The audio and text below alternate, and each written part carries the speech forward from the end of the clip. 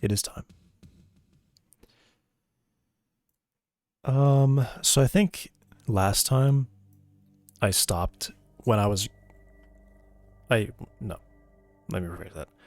I planned to do the color stuff so I could color things and see that in real time. So I'd be able to, for instance, just select, not even that, but kind of everything. It'd be color, height, spin. I could visualize all of it.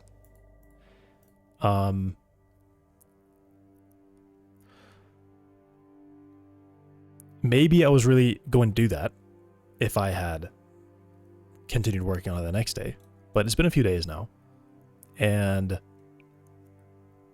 I kind of want to do something else. I've been thinking about it. That's like kind of the only thing that I would really need, and that's, I'm gonna say need. I would need that. It's not really something I had planned for, and I don't think it's a hard requirement for me to continue at this point. So, I think what I'm gonna do is I'm gonna start getting the trees in. I was thinking about the order that I might do this in. Maybe let's start with smaller vegetation. I think I mean, the best way to go, of course, would be to think about any gameplay stuff that I specifically need. Like maybe I have a tree somewhere on the map that is going to be like a marker tree.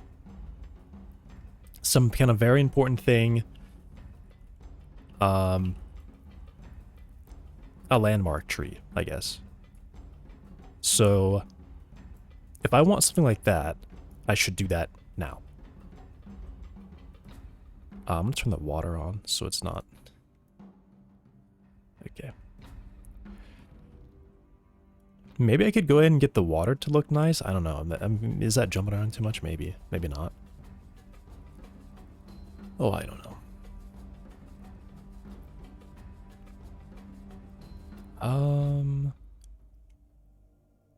What will I do?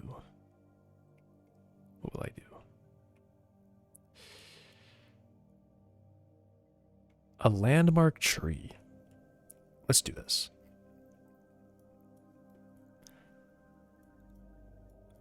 Anywhere on the map that looks... I don't really have anything that's super far from the map. At all. Nothing is very far from anything else. A landmark tree could be maybe something on one of these islands here. I don't think trees get over here, is the thing.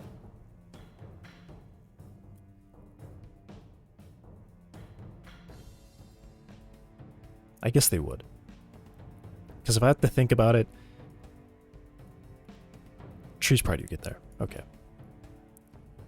What is this? This is a weird shape that I feel like I haven't forgotten about. Right there. How far out do I think you would be going? This area of the map is really underdeveloped right now. Maybe this could be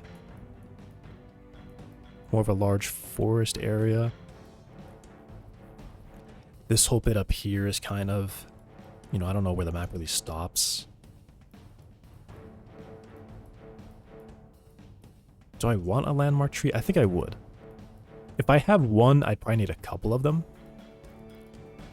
But think about it, it's like, where would that go? Why would you want to know about that? That's the real question. You want to know about it if there was... a weapon?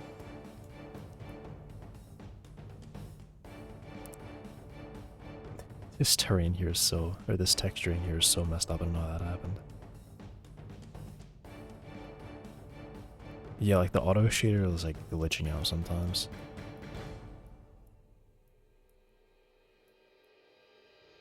Looks really strange.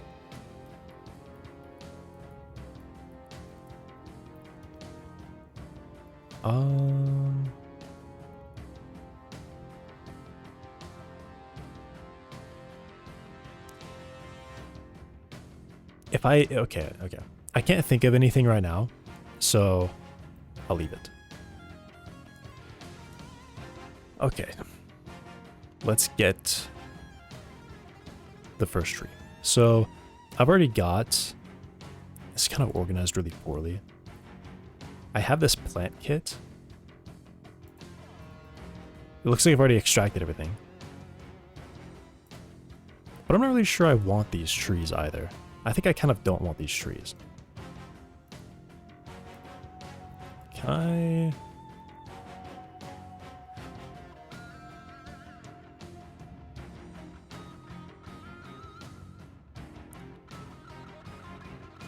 what? I'm gonna say this out really quick. I think I've called it code. Okay, good. I'm glad I saved it. Okay. This is what Godot normally looks like. So we have tree 1-1. That is an awful visual. Oh, it's like sideways. Oh. That's really bad. That's so bad.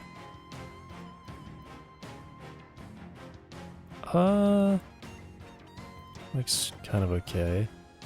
I think these are supposed to be the really small ones. Maybe I should start with a large one. Okay, that shader's totally messed up. Oh, no.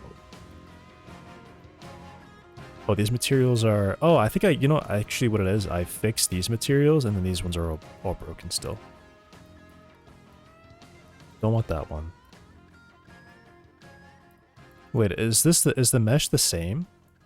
Wait a second, is 2, 3 the same mesh? Is it like the leaf that's different? Because all of the ones have this fork at the bottom. Right? Yep. Okay, so these are all the same mesh. What? What's the point?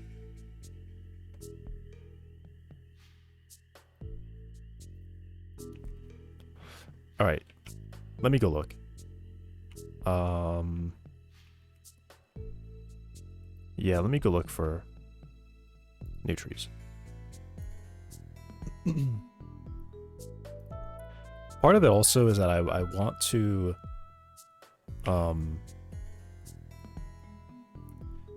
bigprimes.org. Part of it is that I also want to have... I want to go and work on them a little bit.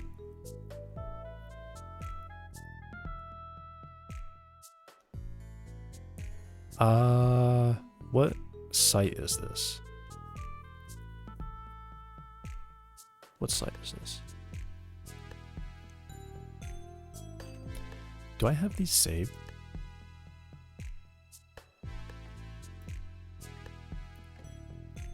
I gotta go to the Google Doc.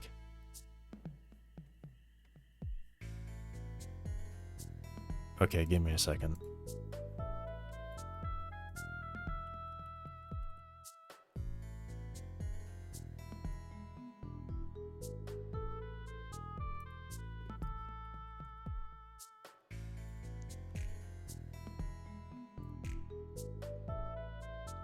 Ah, okay, that wasn't very hidden. Okay.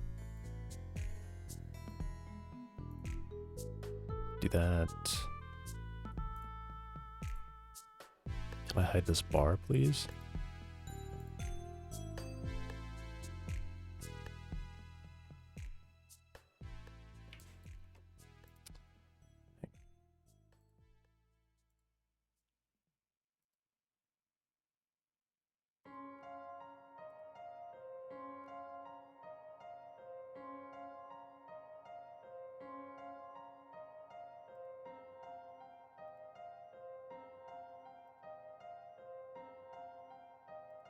I want to hide this like whole menu thing.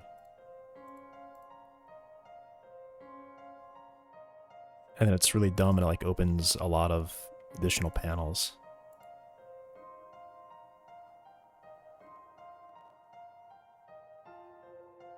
Can I just like see the document, nothing else? Is that possible? I guess not. That's too much to ask for. Okay, I just wanted to see if I had this.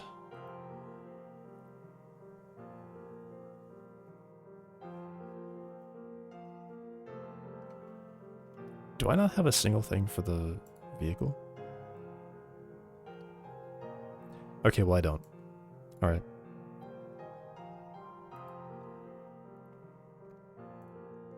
Whatever.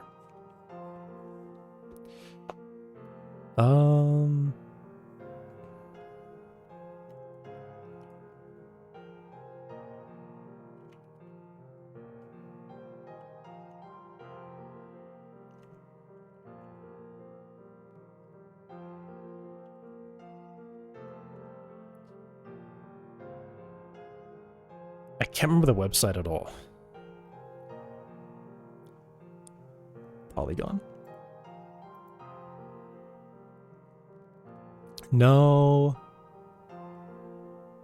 No, not Polygon actually, because these are made for like, yeah, architectural visualization. So they're all going to be plotted. I guess there's not, but they're all going to be really high detail. So it's not something I can actually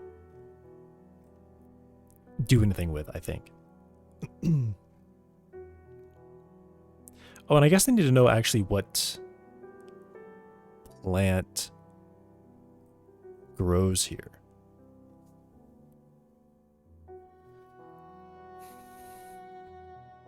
I don't like this because I don't know when Google is just going to decide to like just throw up my exact address. So local tree, like I don't know how to search this. Local tree varieties.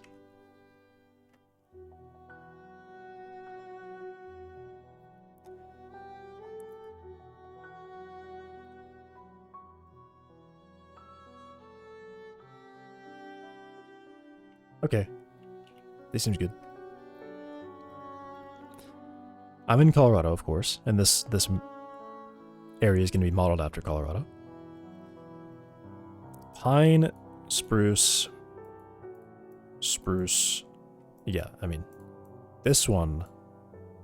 I mean, it more depends on like the altitude, because this is a mountain area, right? Meant to be. I mean, these aren't really mountains. They're maybe like 100 meters high, but they're supposed to be mountains. Oh, this is a lot.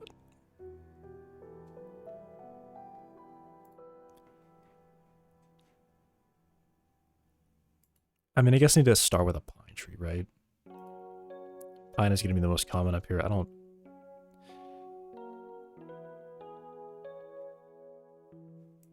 Elevation. Nutrient-poor soils and open park-like stands? Stands? What's a stand?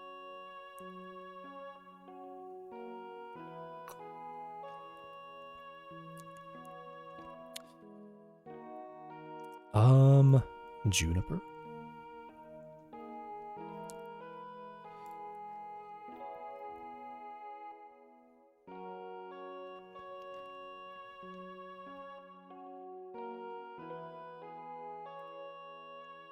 Subalpine. I don't think it's that high.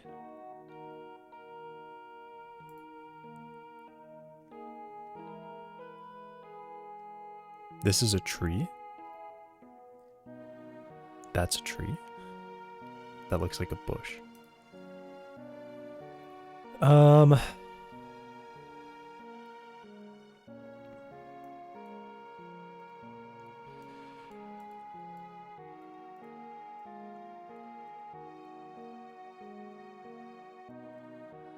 Sandy soils. Pure stand. Like, what's a stand? I wish I understood what this meant.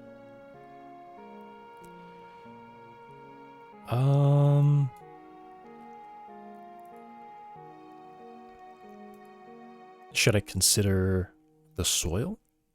One of them mentioned that they would be found near other types of trees, which I think I would like at least 3, maybe 4 different kinds of trees.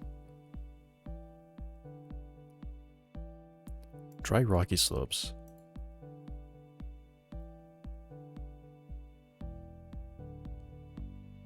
Pure stands or limber pine. Maybe I understand what this means. I think I understand what this means. Essentially, it's like the tree dominates its area, is what it sounds like to me. A pure stand.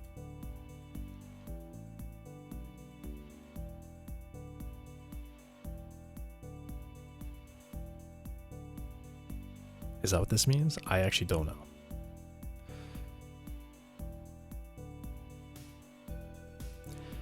Oh, right, so this is the thing. If I want to have, right, exactly. If I want to have color, I need to be correct about the tree. So I need to pick, I'll start with a pine. A pine is gonna have like no coloring. Of course I'll have to like hopefully find this type of tree if anyone's modeled it, or if not, then I could do it.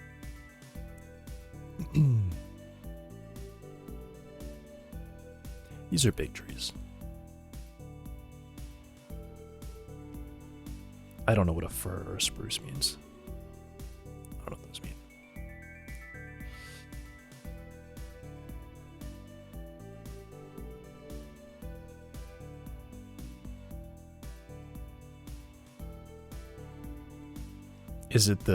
Is it this? Is that what the difference is?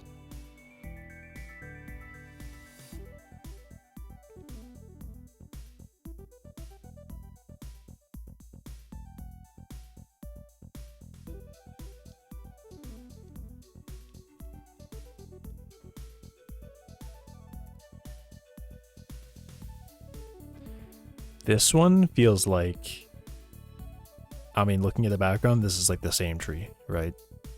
It looks like it to me.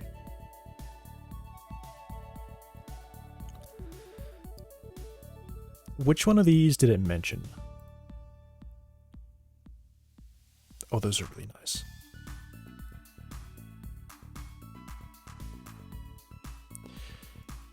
Catkins? Maybe that's what differentiate these. The leaves and the, I mean, well. That.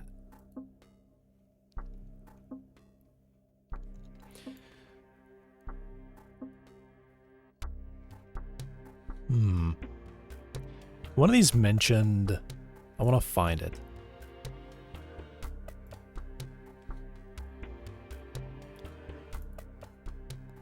One of these mentioned like literally 4 other trees that it would be with.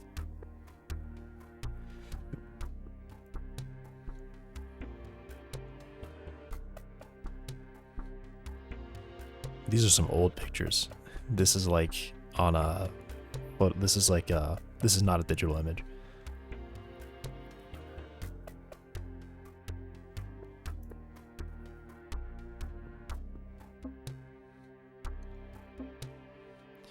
Where was it? Plains Cottonwood. The only, this is the only tree in view. Which one of these said it? Here. Yep. Nutrient poor soils, open park like stands. Douglas fir, Rocky Mountain, juniper, and spruce. What spruce? So these two are, which one? I already lost it.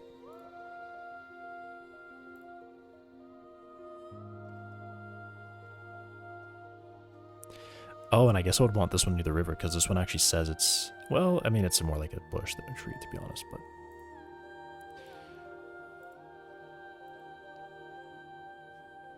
Oh, here it is. Ponderosa.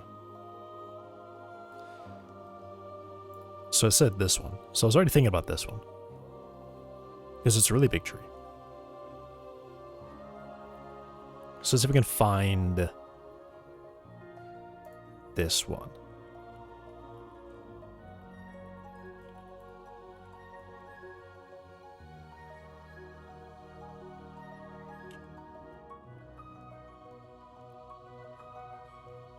Sketchfab, CU Trader, Sketchfab.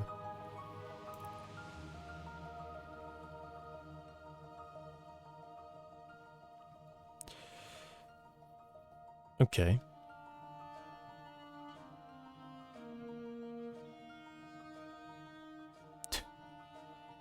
Just in the middle of all these trees is this, like, random table.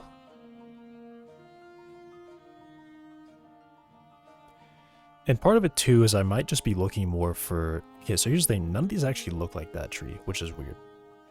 Maybe... just the top of it is what they've modeled, but these, I mean, these all do kind of look the same. Well, I'd say these all look the same.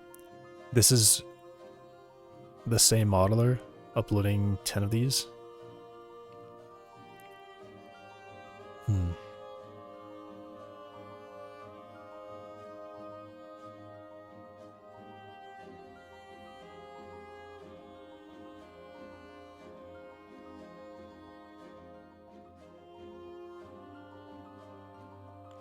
What is this?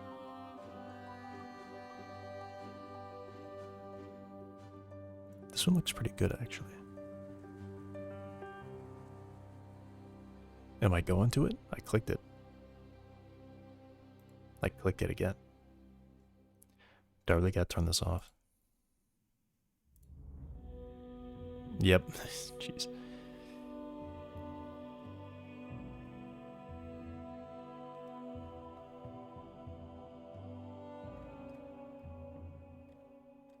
These guys have a dark mode at all? Like...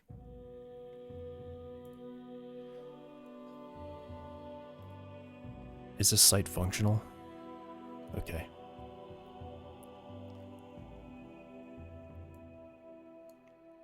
Okay, this viewing thing is so bad. I need to like move it around. Because it's blurring it. Why is it blurring it? Can you stop blurring it? Okay, well that's unfortunate. It looks really bad because it's blurring it like crazy for some reason. Yeah, why does it do that? It's like really solid, and then it like blurs it. Oh, is this okay, cool, there's no transparency here? I'm actually not sure.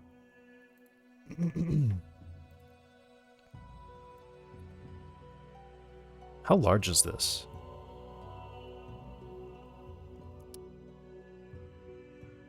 That's way too high. Wow. That's too high. Too many requests. What are you talking about? That's way too high. Are these smaller? One? I feel like that's just so much I can't use it. How is it so many vertices? It's just... it sticks with a bunch of... oh my god.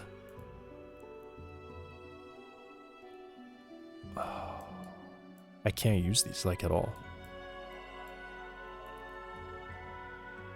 Not even slightly. I want, like, 1,000 or, like, less than 1,000.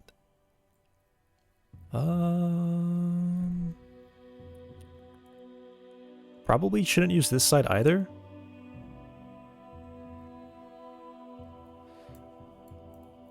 Let me try this.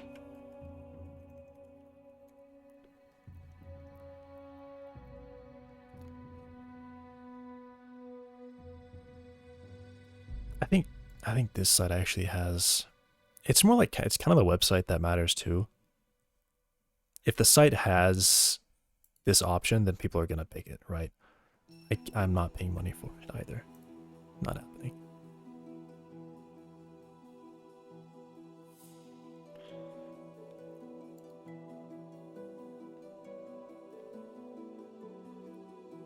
Low poly. Are we in the thousands or less? Oh. It's so low poly, it's not even a model anymore. Also, that's not what I'm looking for.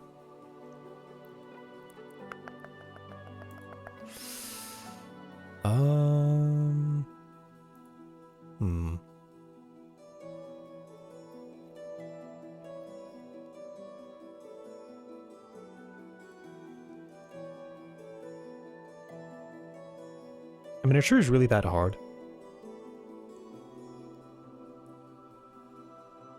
It's just some branches, right? The hard part's gonna be putting the vegetation on it, or like the actual leaves. That's gonna be the hard part.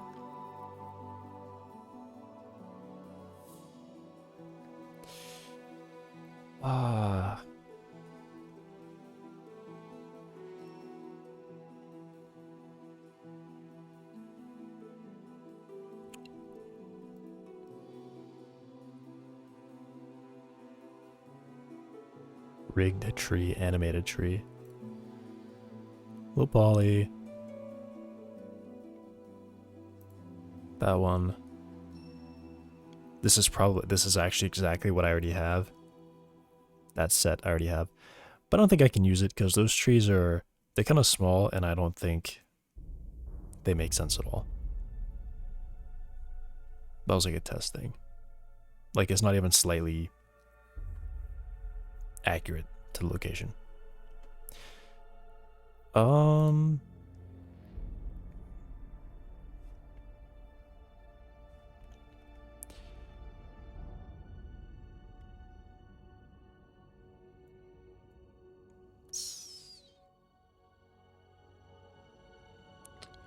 This is all of them together.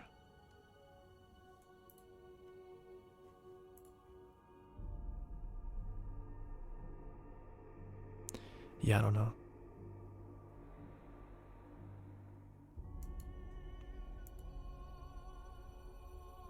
Also, these aren't wild trees.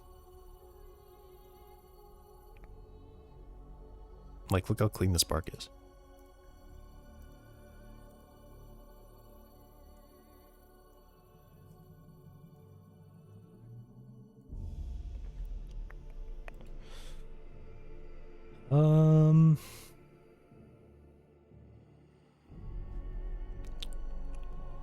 I'm thinking, should I just really try to go and model it myself? Because I was planning on going into some of these and like modifying them a little bit, but this is already like way outside of my limit for vertices, or I guess faces, really.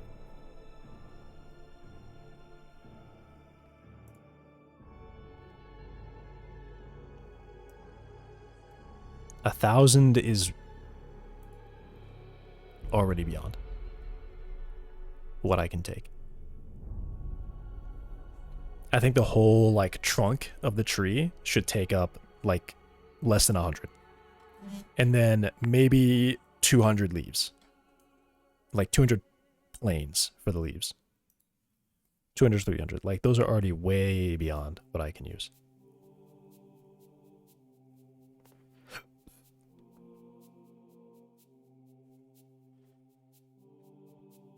And there's also the art style. Like I really wish this wasn't a thing. I really wish it wasn't a thing. Oh, you want low poly? Okay, now you have to deal with the block art style. By the way, low poly is still gonna run you really hard, apparently, on faces.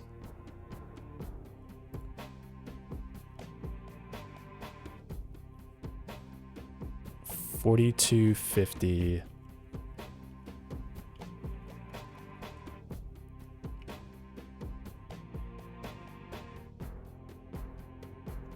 I know it's right there. I know it's right there. I know it's right there. Okay. I mean, I guess that's 200 faces on average per tree. I mean, that's just, I don't want that. I don't want that. And I'm sure that's probably mostly consumed by this tree. These couple trees here that are really, really high detail for some reason. Or these twisty ones. Okay. I don't want to do that, though. I really, really don't want to do that. I really don't want to go model... I mean, 4 types of trees. 3 models would be 12 models. I don't want to do that. I really don't want to do that. I want to start placing them now. Maybe I'll look longer. Maybe I'll look a little bit longer. Spend a bit more time looking. Oh my god, stop.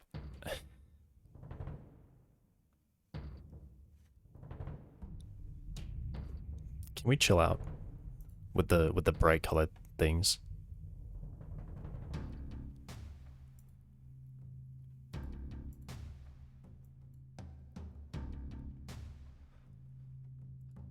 Right.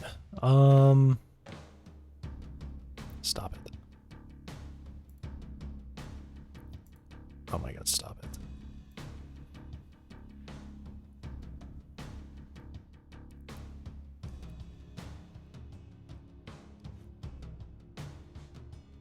Okay, there's a lot of pines.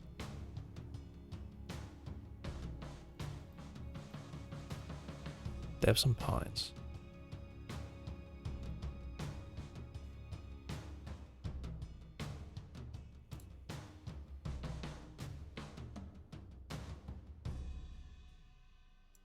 What in the hell?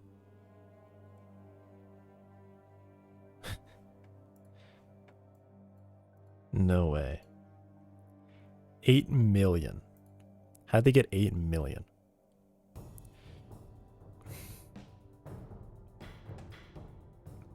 How do you come up with 8 million? This has got to be photo scanned. Like this, no, you can't manually mod. 17 million? Did it just go up? Is this the same page? It just went up. What? No, I was looking at fir tree. Okay. Oh my gosh.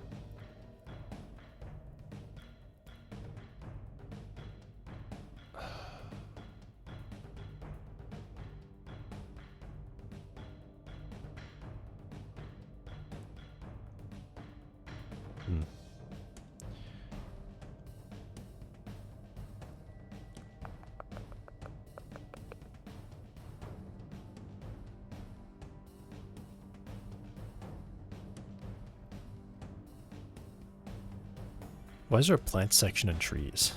What?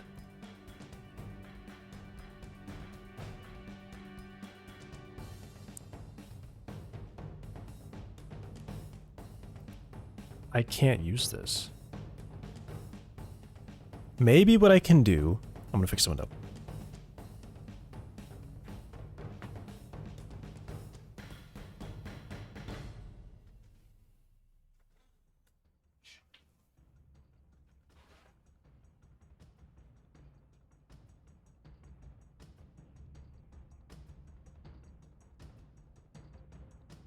Okay, give me a second. Maybe what I can do is I can...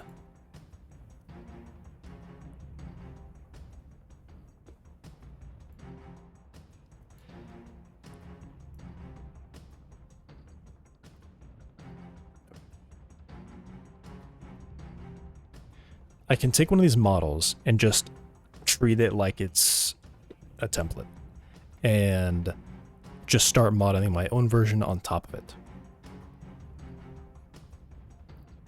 I guess if I was going to do that, then I should shoot for... I close the whole tab. If I'm going to do that...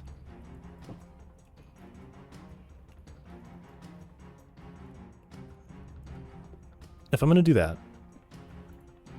then I should start with one that I think is a good representation of that's not real. That's what... What's wrong with this viewer, by the way? It literally, for some reason, blurs it really hard right at the end. Why does it do that?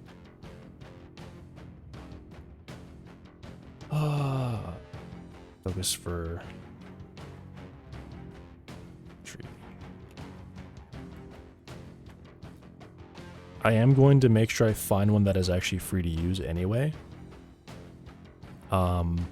Because what I don't want to do is to essentially copy one and then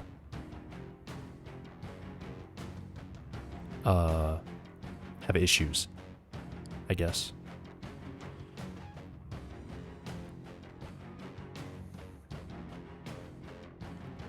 Thing is, these are some dense, like this. I have to go really dense to make this tree work. Because look, like, I mean, if this is the guy, the whole width of the tree is like the wingspan of a person. These have to be really dense. Also,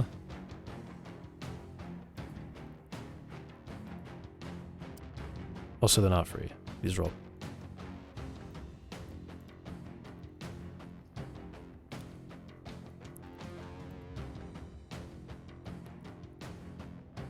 Like this. This one right here looks pretty good. But also, I don't know, like... This one's branches are turned up, and these one's branches are turned down. Why? I mean, that's a pretty dramatic difference.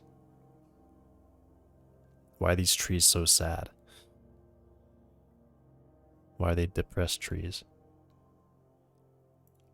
This one seems right, but then, you know, it's really clean down here for some reason. Like, you're seeing all these trees, you know, the wild trees. Okay, that one's a little bit crazy, but their old branches stay there. They stay there.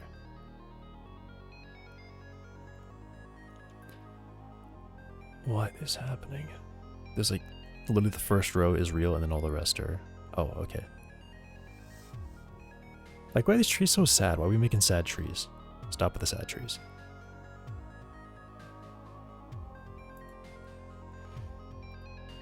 Okay, maybe what I do is I just go all the way.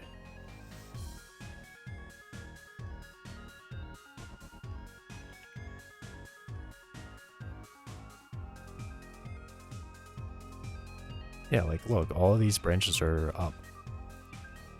Every single one of these. Why are they making... That is a really big tree.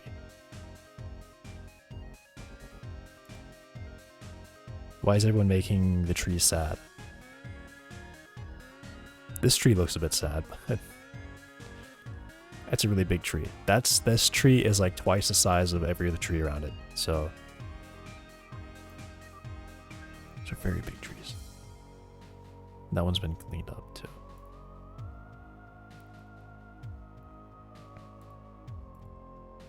I'm confused. These all look so different from each other.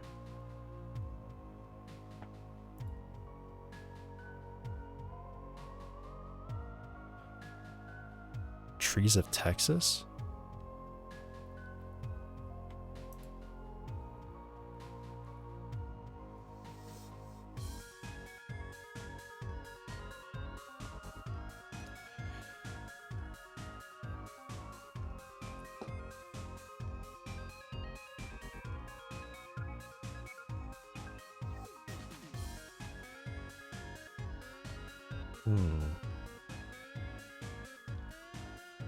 Bark is very thick and deeply furrowed.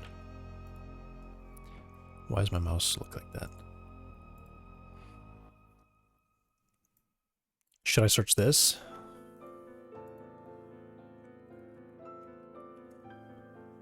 Maybe we'll get higher quality images. Looks like it.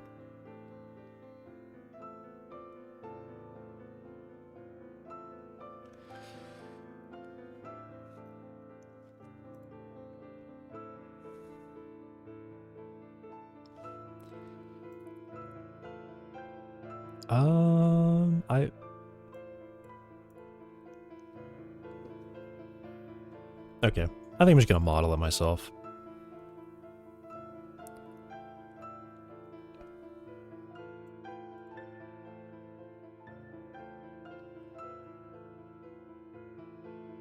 I do want to ask how large the trunk is, but I guess that's kind of like not a question because they get larger as they grow taller.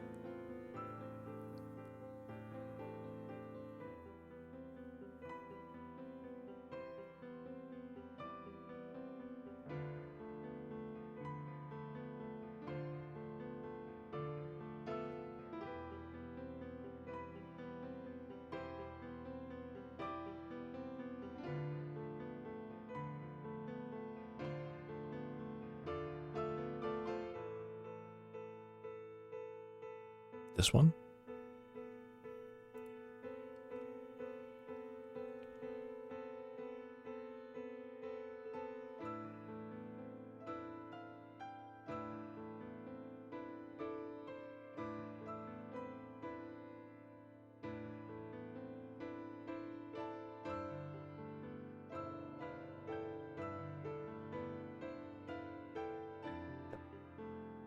It's okay. It's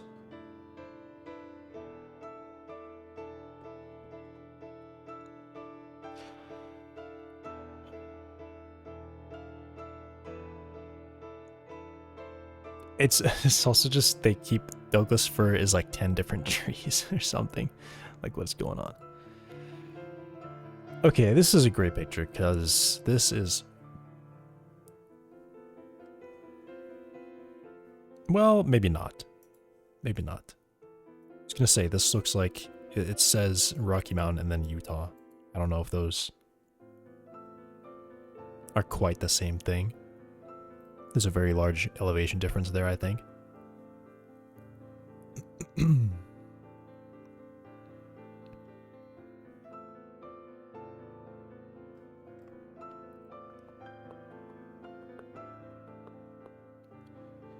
$35 to $45.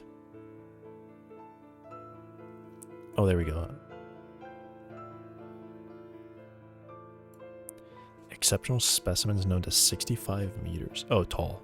2 meters and I thought this was going to be diameter. I'm like, wow.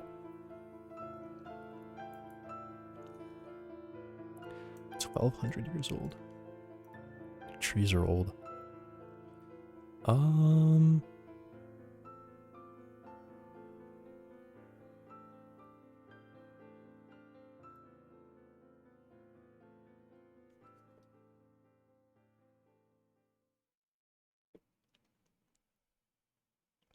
I've got a question. How does it get thinner as it goes up? I guess I would start with, well, yeah, this is a great question. How does it get thinner as it goes up? Because I like to know ratios.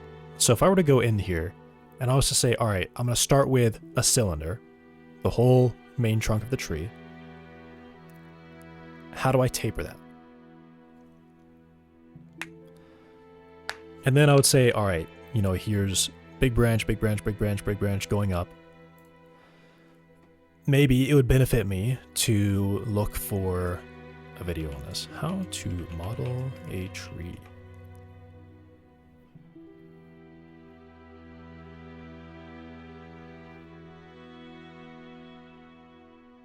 What is this? I want a 3D model. A low poly tree in 1 minute. I'm gonna pass on that one. This is unfortunate. These are all not what I'm looking for. I don't want a stylized tree. I want a tree.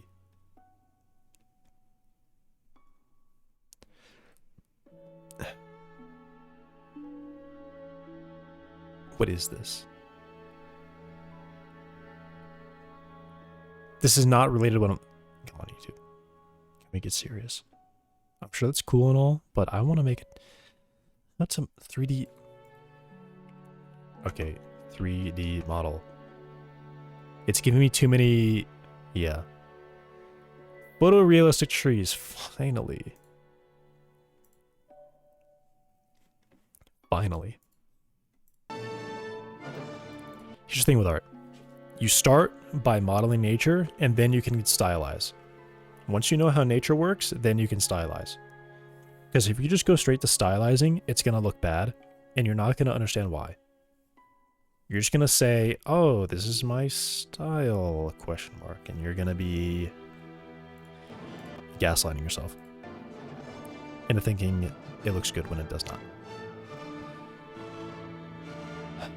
So I asked myself how I could convince people to give me money, and I came up with the forest generator. So I needed some realistic trees. Most 3D trees suck. at least for close-ups. That Do is I have because this? most 3D artists have never seen one up close. So here's how to make some realistic trees. So the first thing I tried was the sapling tree curve add-on in Blender. This one comes with some good tree shapes and presets, but the problem is that the branches are not connected to the trunk. The branches are just What now? tree. First thing I tried was the sapling one up close. So Whoops. here's how to make some realistic trees. So the first thing I tried was the sapling tree. Oh, look at that Douglas fir. Isn't that funny? Douglas fir right there. Curve Does he? Is that add-on the in second one that he Blender. clicks? This one comes with some good tree shapes and Yeah. $5 on CG Trader. That's crazy. Has someone really just used this add-on and then like textured it presets. and then? But the problem is that the branches are not Yes, connected to the 100%. trunk. The branches are just I don't care about that. I literally don't care stuck about in that. there. So I tried to convert it into a mesh and tried to use a weld modifier to I connect literally the don't care branches about to the trunk, which is a horrible process. And the biggest problem is that it messes up your UVs. UV unwrapping trees will turn your life into a nightmare, so don't do that. But I have found this add-on called M-Tree,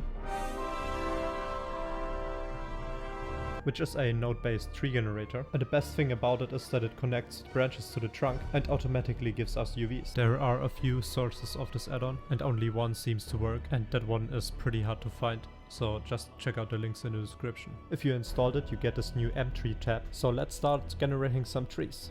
First of all, you're going to need a mesh node, and then you can add a trunk node and connect it. So the controllers of the trunk node are pretty self-explanatory. So let's move on and add some branches. Pretty Just add a self-explanatory, she branch says. node Shape and up attraction. and connect it to the tree trunk. This node also has easy to understand controllers. Branches. And the cool thing about this system is that Here's you the can thing, if put I the branch can't node on get... Okay. top of each other or use I feel like I can just like throw in splines and two figure it out. branches separately from each other and change the settings of the or just what is it? It's a modifier that just like splits the faces into more faces. I can't remember what it's called. But I can just do that on a cylinder and then like click and drag a cube out and there's a branch. second one to generate roots. So if you experiment with the different parameters of the tree generator, you can pretty much create I any don't tree think shape. the roots are visible. Yeah. I mean, sometimes I guess. Not really. I don't care about roots. you want. So I'm gonna pass on the roots. on the trunk node, you can also click on add leaves. This automatically generates a geometry node setup, which scatters branches on your tree. And you already have controllers for them in the modifier tab. You can also Are replace those the meshes? twigs with your own. So okay, great, you may say, but how do we That is get a those huge thing. realistic bark in the close-ups? And the answer is with displacement and geometry node stuff. But first we're gonna need a PBR tree material. You can go to Ambient CG to find some free ones. Download the material, well done. If you enable the Node Wrangler tool, Does he explain the leaves?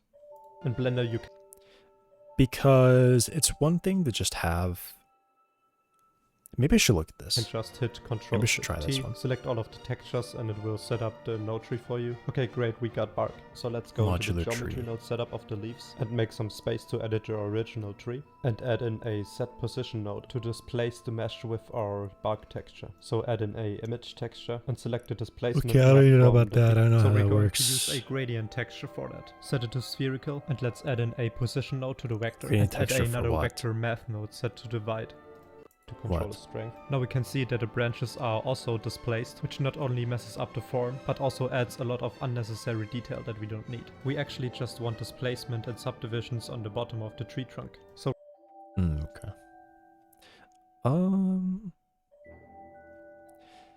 So this is just M-Tree? This whole video?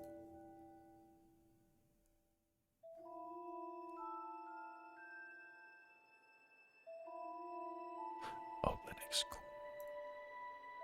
I was gonna say, I might have problems.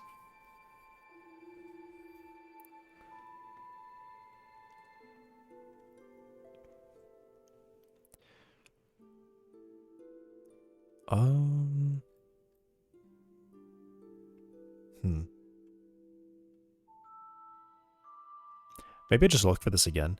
How old is this video?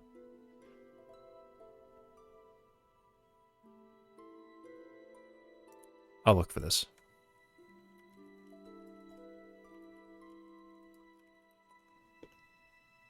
This could at least save me some time.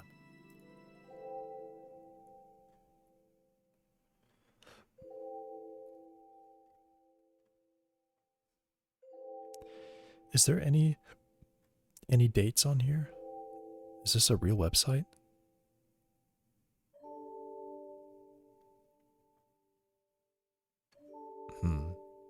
This is even older.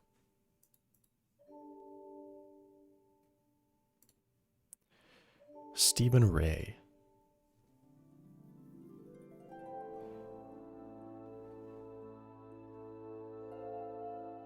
What version of Blender do I have?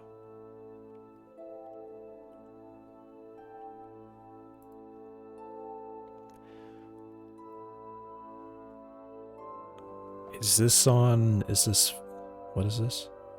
Apparently I have an update. I guess I'm going to update that and see if maybe, hopefully, the stream doesn't die while doing this. No dropped frames so far. Cool. I guess my task can be updated.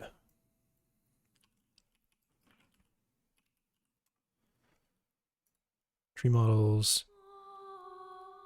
What version do I have? Can I know? Maybe if I click the info button. Show details.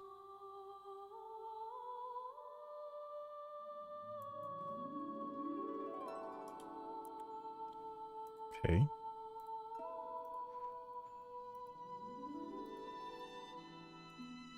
Alright, I'm gonna close... I don't think I did anything here. Sure, whatever, save it. I'm gonna open up Blender.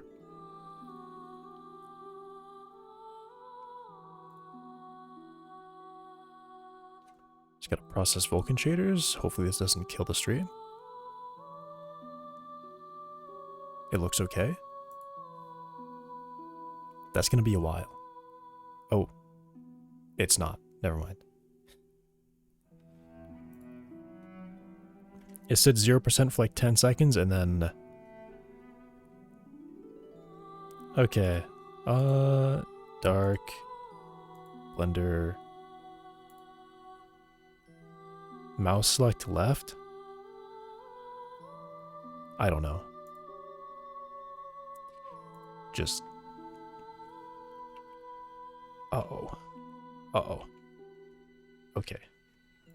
I might remember.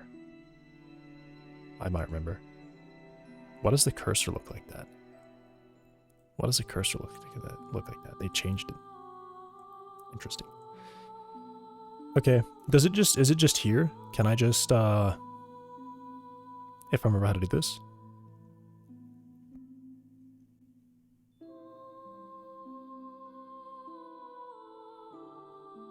Is it preferences? Add-ons. Search add-ons. 3.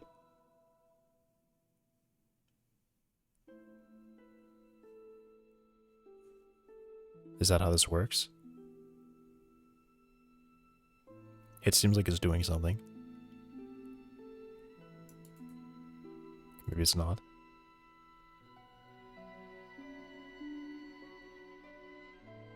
Online extensions, but I want, okay.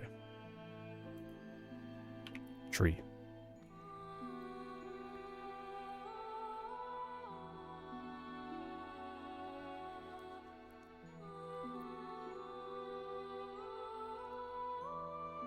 Is like, what's going on here? What is... It seems broken.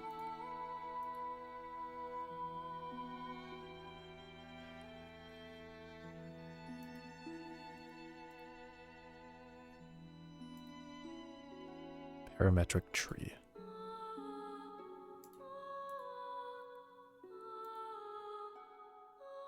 What?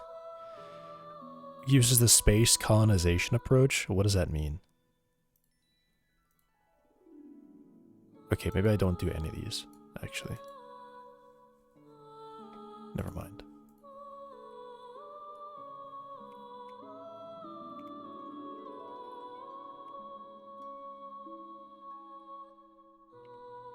Okay.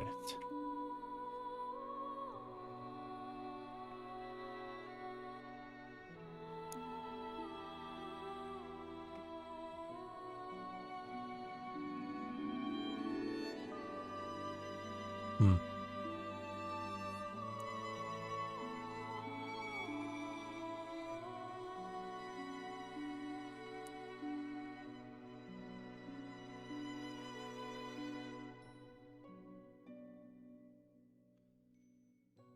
Tough. Well, the good thing about this GitHub one is that it actually just showed you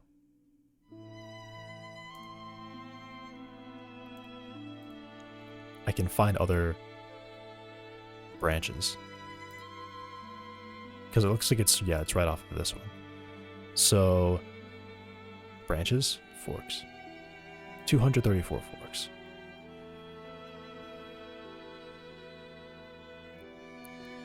This actually has a lot of stars already.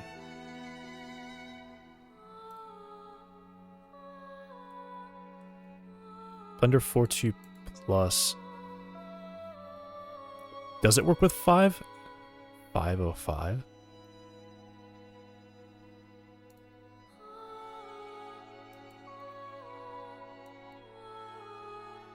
It's literally 2 months ago.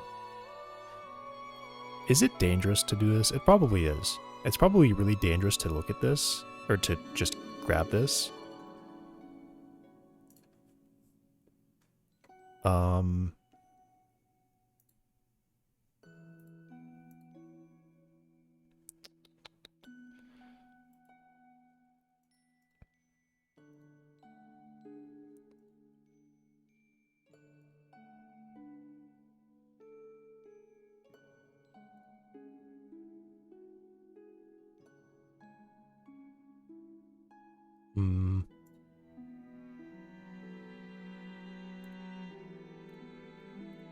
Let me jump back.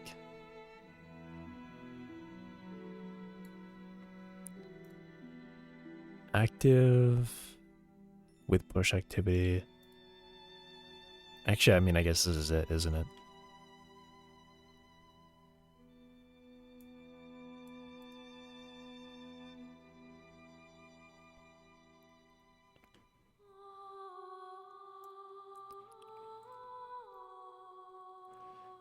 Is there possibly... Has the readme been modified?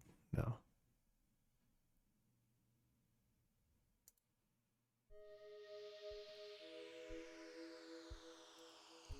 M-tree rework?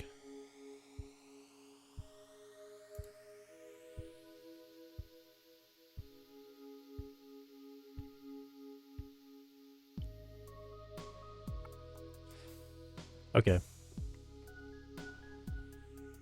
Yeah, I'm probably going in this without any of that, so...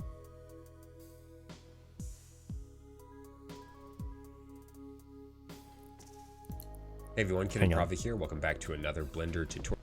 Okay, what? Alright, you can't just draw a line and then... In this video, we're going to create trees in Blender using the power of geometry nodes. You're literally going to be able to just draw a curve and have a tree just... You see, that's the cool thing, because that's literally what I said. I literally said earlier, I should just be able to like draw some splines, and then I can have a tree from that. Right where the curve is. It's super cool. That is exactly what I It's a little bit lengthy of a tutorial, but if you stick with me to the end, I promise you're going to end up with a really cool tree generator. Okay. If you want to skip all of the work completely, then you can head over to my Patreon and just download the file where it has all of the different settings preset, ready to go for you, and you can just use it. I'll make another way available to download, link in the description. You can check that out. For now, let's jump into Blender and make some trees. Inside of Blender, I'm going to select everything by pressing A and then just X to delete. And then we'll press Shift A and add a curve, and we'll use a Bezier curve. Grab all these points and delete. But with that curve selected, even though there's nothing there, let's go to geometry nodes and create a new geometry nodes network. I do use the spreadsheet, but not that much, so I'm going to give us some room here. And now the group input is that Bezier curve. So if we just draw right here, we could go to front view and we can draw a line. And if you want to set this to a real world scale, now would be a good time to do it. So, you know, maybe you set it to metric, or I'll use imperial. And then you could kind of use a measuring stick here. So maybe I want a foot tall tree. Just give a guide of what that would be. You know, it might be helpful if you're doing like if you're going to be using this tree in a real world. Does Blender, setting. okay, I see what he's doing. Does Blender use Y up or Z up? I literally have it open. I don't know what I'm asking. Z up. Why is he drawing it flat on the ground? Why does he do that? He could draw like this. Yeah, so, okay. That's probably why some of the trees from the pack that I already got was they were all flat on the ground for some reason. That's probably why, because they drew like this. Just to have an actual scale reference. That's not super important. What is important? Or it's because Godot is crazy and it treats... Oh no, it's the same thing. Wait, no, Godot and Blender use the same coordinate space. Except I think Z is inverted, though. I think Blender uses Z positive as forward, and Godot is Z negative as forward. And then you have a geometry nodes network added to that curve. All right. So now what we can do is immediately start to grow branches off of this curve. There's a lot of ways you can add points to a curve in Blender and in geometry nodes, but a curve actually already has points mapped to it, and we can control those points with a resample curve node. So if I just drop that in, you can see I can adjust resample. Kind of that's resolution of this spline just by dialing that up. And then we that can will just help take with that reducing straight the into face count for an sure. instance on points node and drop that in. Instance and our on curve points. disappears, and that's fine. But for now, let's add in a curve line node and plug that into our instances. And now these are our branches. And then let's see, let's just rotate these by 90 degrees just so we get, you know, they actually look like branches. All right, I'm gonna start following along with this. Well, I mean, should I? Okay, let me crank it up. I can follow along with this pretty quick. Let's playback speed. I'm gonna go to 1.5 because this looks like exactly what I'm gonna use already. I like the nodes. I like being able to control every single part of it. I want to see how it gets randomness in here. Line to direction and then just drag the length out. Now, because ideally what would happen is I would get some randomness in here where these points are not equally spaced. He's probably about to say this exactly. Now, these shouldn't be equally spaced. Get this back in with our original curve. Let's add a join geometry node and then take this resample curve into that join geometry node. So I'm going to grab this and feed it straight into there. All right, we're done. So thanks for watching, everyone. It's been a great tutorial. All right, sure. So this is the beginning of our tree, and you can see the branches will move and adjust procedurally if we adjust the curve. Oh, okay. That's big. Okay. I didn't consider that. That's already big. You are able to just drag that. I totally forgot about that.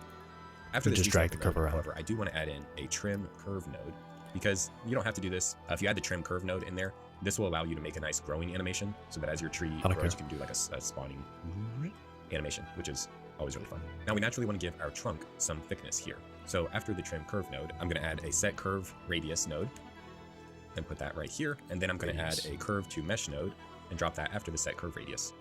And now we need a profile curve to actually set the radius of our trunk. So we can do that with a curve circle node and drop that in right here and feed that into the profile of our curve. Okay. Okay. And now the radius we can adjust right here. All right, there's our trunk. It's a beautiful thing. But obviously, you'll notice a problem. We want the tapering. We can rotate this a little bit so that it looks more like a base. We want the tapering of the trunk to be wider at the base, smaller at the top. Well, good news. We have the length information for our curve just automatically if we drop in a spline parameter node. If we Control Shift and click on the factor of the node, you see nothing. But if you Control Shift and click again on the curve, then you see this white to black value, which essentially is 1 to 0 value and then faded.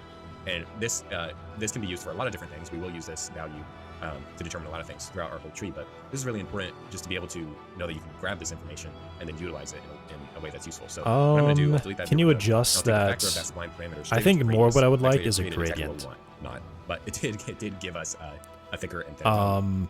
Essentially map a gradient image onto this, so I could very specifically control like, okay, I actually want halfway up to be when it starts getting thinner, and then. So we just need to reverse this, and we can do that with a math node and set that to subtract, and we'll subtract 1. And so now it's just inverted. And we can actually create sort of a shape here with a float curve node and drop that in right there. And so now with this node, we can sort of map out a shape that looks a little more interesting. So you can get some nice flare there at the bottom. You want kind of a more interesting root system. And then of course you can kind of make an interesting shape all up through here if you want the trunk to have a little more character. Totally up to you. And then of course adjusting how much taper we get there at the top. So pretty cool that you have the control to just sort of draw, and then of course you can increase the resolution of the trunk just by increasing the count here. But it's important to note that that also increases the number of branches here. I actually want there to be 2 different factors here for the branches and 1 for the resampling of the curve. So I'm going to separate the 2 so that we can control them independently from one another, because there might be a case where you want a really low resolution trunk, but you want to have a lot of branches. So I'm actually going to lift the trim curve node just by pressing Alt and clicking, or Option on a Mac, and drop it right in front here, so we can still do the trim curve animation. But then on this resample node, I'm going to Control-Shift-D and duplicate so that we maintain the connection to that trim curve node, so that it's connected to the same thing. I also still don't care about trim curve points. So now I can independently adjust how many branches we have here, and also adjust the resolution of my trunk. This is just a small little tidbit there. You don't have to do it, and there's so many different ways to build a tree in Blender. I'm really trying to go for, the biggest bang for our buck with the fewest amount of nodes, and I will try to explain each node as we go. It'd be really cool if he throws in the shuffle. But all right, that's kind of our basic trunk setup. The math constant E. Fairly simple. We can control the shape. I'm going to have E. Control the curve, and then we can control the amount of branches that are spawned off of that curve. All right, so now we just need to iterate on the branches. And we want a system that will allow us to control how many branches are grown from the top of the trunk, as well as how many branches. Let me check this. What is this math constant? Actually, wait. I think this is actually what I'm looking for, because this is... Does this relate to E? Okay, why did they not give it to me? There it is. Okay, so it's actually not related to E.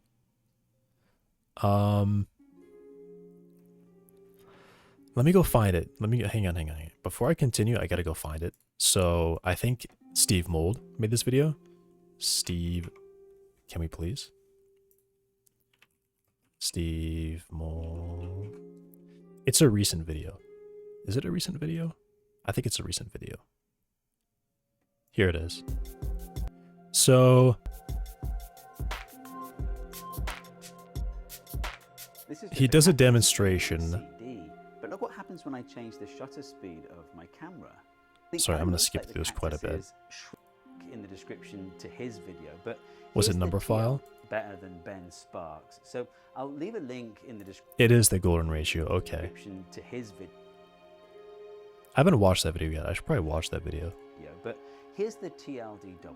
Right. So imagine you're a plant and you're making seeds. Essentially, this is it. This is really important. This is really important to pay attention to. So imagine you're a plant and you're making seeds. You've got some kind of molecular machinery that builds the seed, which then pops out. And then that molecular machinery turns through some angle and then pops out another seed. Right? Turn, seed, turn, seed, turn, seed. But you get a seed. Actually like throwing rice you get a around seed. This house. The seeds drift out from that central point at some minute velocity. And so you end up with this pattern forming. The question is, what's the best angle to turn through between each new seed coming out? In this, maybe I should just go to that one. I want to tell you about a very famous number that you've heard about before. Oh, this is really long.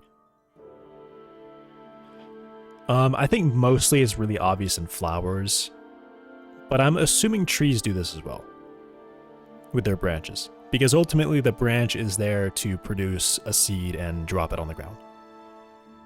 So, but I want to tell you. But I guess maybe trees rely more on animals to transport their seeds. possibly. Why? I mean, because if you look at how like a pine cone looks, is this one word? I don't know. These essentially are like made to stick to fur. Like they are literally kind of made to do that. These will, I'm assuming, a little bit, but these little pieces will break off just as they're being stepped on and whatever. And then those will eventually get stuck onto the fur of an animal who's just like laying down or whatever. And then the animal walks around and eventually the animal's like, hey, what's this on my fur? And then it plucks them off. And then now your seed is like a mile away. So it is what it is, and it's the golden ratio. maybe trees don't A really lot of people have to think do the this, golden ratio but is I this think I'm going to mystical follow thing. it. It is, but not for the reasons they think. But Because it's going to give you, it should give me a really I natural want to do looking that through result a mechanism. through procedural generation, as opposed to just saying, give me random angle, right? Because every time I ask for random angle, it's sometimes it can stack and it could be weird looking, and I have to click, you know, I'd be like, okay, give me a new seed, new random seed. Okay, maybe that one looks good, but these two branches are way too close together. All right, generate me a new one. If I use a specific angle and go super procedural without any randomness, then I should get equal spacing.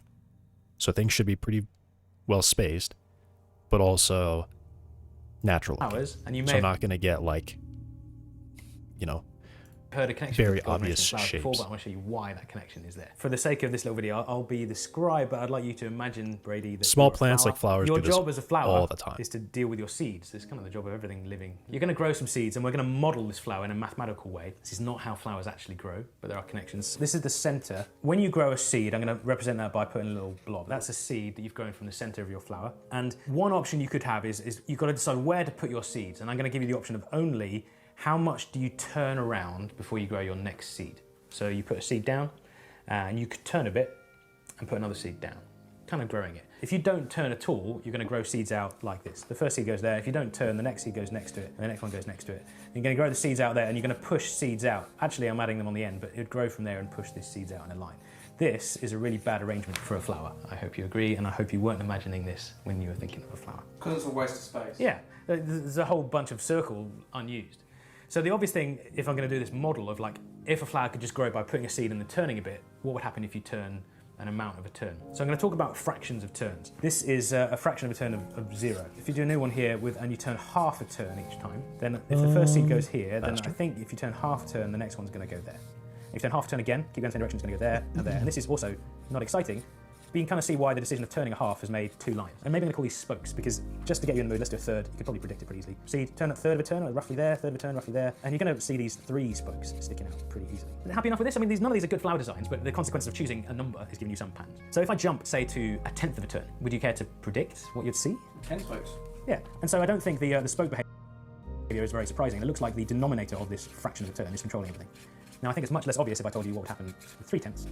So with 3/10, if you start here, you turn 3/10 of a turn, you'd skip a couple of the branches, and then another 3/10, you'd skip a couple, you go down here, 3/10, you'd skip a couple and go here. And if you keep going around, you'll end up not repeating yourself for a bit until all 10 are done. You also get 10 spokes. So there's this really nice thing in mathematics called a conjecture. We pretty much have one here. It looks like it's the denominator of the fraction that's controlling the number of spokes. So here's a quick computer model of what we've been talking about. We can check that with other tests. 4 out of 11, you may want to predict what happens. 11 spokes. You're correct, there are 11 spokes. If you type in some other numbers, there are some surprises. If I do 11 out of 23, you do get 23 spokes, but there's some interesting behavior happening in the middle. And that's actually, looks like there's kind of 2 spokes, but they're kind of twisted, and that's because this number is quite close to 1/2. And it looks like what numbers you're close to also affect what happens. One surprise that you should watch out for, I mean, if I do 7/10, you know about tenths, you get 10 of them. But then occasionally you catch yourself out, you do 4/10, and you think, 10 spokes, but there aren't. Is 2/5. And flowers can cancel fractions. Or they can't actually, and what's happening is that 4/10 is better described by 2/5. So you've seen lots of bad flowers. This is pretty, but it's not what flowers do. What's interesting is if you change this number very, very slowly, and you realize that a tiny change gives you very different behavior. So this number is changing ridiculously slowly, but even a small jump is giving us spirally shapes, and very quickly they stop looking like spokes. What are you changing? Just the top number? The number is sound. the fraction of a turn before I grow each seed. So this number that's here is 0.401 of a turn when I grow each seed, and that's already enough to stop it going in lines, and it's starting to bunch together. And this is already looking a better, a prettier thing for a flower. It's also nicely hypnotic if you need to hypnotize people. You start seeing things kind of turning one way, but also maybe turning the other way, and you see spokes arriving and disappearing, and this is already a better flower. You're using more of the space. I'm using it much more efficiently. Now, I'm not saying flowers are thinking about this, but somehow they do this efficiently, and we've got now an obvious question is there a fraction of a turn that is an efficient one? What's really lovely about this is you can see rational numbers arriving. You can see that I'm not at a third, but already the number 3 is dominating everything. It's like hunting for big game. You can hear these animals coming in the undergrowth. You can see it. This third is about to arrive. We're at 0.329 now, and as soon as we hit exactly a third, we're going to get those 3 spokes. And it's really nice to see it arrive and then disappear. So it's about to get there. As soon as we hit 0.3 3, 3, 3, exactly as long as it carries on forever, you will see our 3 spokes. And then it's gone, and we're into other numbers. If you put a number in for a fraction of a turn, and it is a fraction, i.e. has a denominator, it's going to give you spokes. And so maybe we're into familiar territory from many other discussions about numbers. Maybe you could suggest a number, Brady, that you could type in that wouldn't give me spokes. Which is an irrational number. The square root of 2. The square root of 2? What do you think you're going to see? Kind of spiralness. Ooh. It looks less like it's got spokes, but you can kind of count them. And it turns out that this is definitely an irrational number. I'm approximating an irrational number on a computer, but this arrangement looks much better. So it sounds like you've hit upon the idea maybe flowers need to turn an irrational amount of a turn. But there are other irrational numbers. I'm going to type in 1 over pi, because pi is a lot of people's favourite irrational number. This surprised me. Think about what you might see. We know it can't produce spokes because pi is irrational. Now, they're not quite spokes, but they're slightly curved spokes, and there are, in fact, 22 of them, just to save you counting. I don't know if 22 rings a bell to do with pi. I was going to say, I saw this the older rid of generation 2 used to get and taught that pi was pretty much giving exactly spokes the ratio 22 over 7. but they're It's not turned. quite, but it's unreasonably good. And you can see on this diagram that it's unreasonably good because this is irrational, but it's really well approximated by something to do with the number 22. In fact, what I love about this diagram is you can see another approximation for pi buried in the middle. There aren't 22 spokes in the middle, there are 3. 3 is a very well-known approximation for pi. In fact, if I carried this diagram on really big, you'd see lots of rational approximations for pi in the arrangements of seeds in a flower, or a mathematical flower. But what it also tells you is that pi is not very irrational. It looks like root 2 is more irrational. So actually the obvious question, which is turned up in lots of situations and maybe in other videos from me, is there one that's the most irrational? And there is, and I'll show it to you, and then I'll show you why. So here it is. If I jump to the square root of 5 minus 1 over 2, you get this.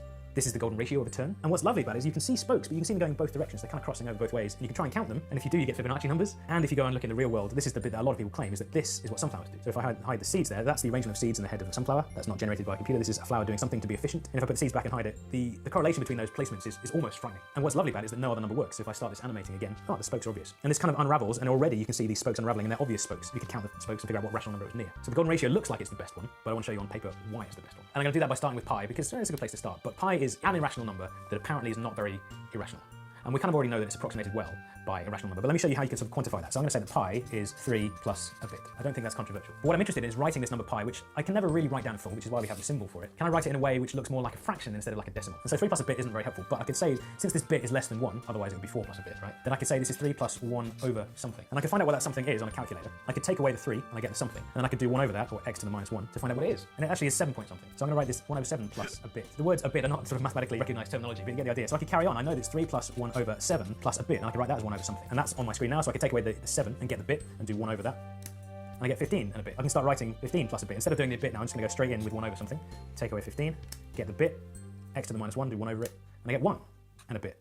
Take away 1, do the bit. It's a very small bit. This one, for a second, I was like following and powers you see that if this number is truly irrational, 2. I could just keep going. And actually this thing like here is 4, 8, continued 16, fraction of pi. And something very then obvious happens with the pi is that you goes get a very small number here and then you get a very large number here. In the trade they call it truncating, but if you chop the continued fraction at a certain point, you'll get an approximation. So 3 and a 7th is 22 over 7. It's a good approximation for pi. If you chop it there, you get an approximation. If you chop it there, if you chop it there. But because this number is massive, and it's 1 over that number, this additional bit is tiny.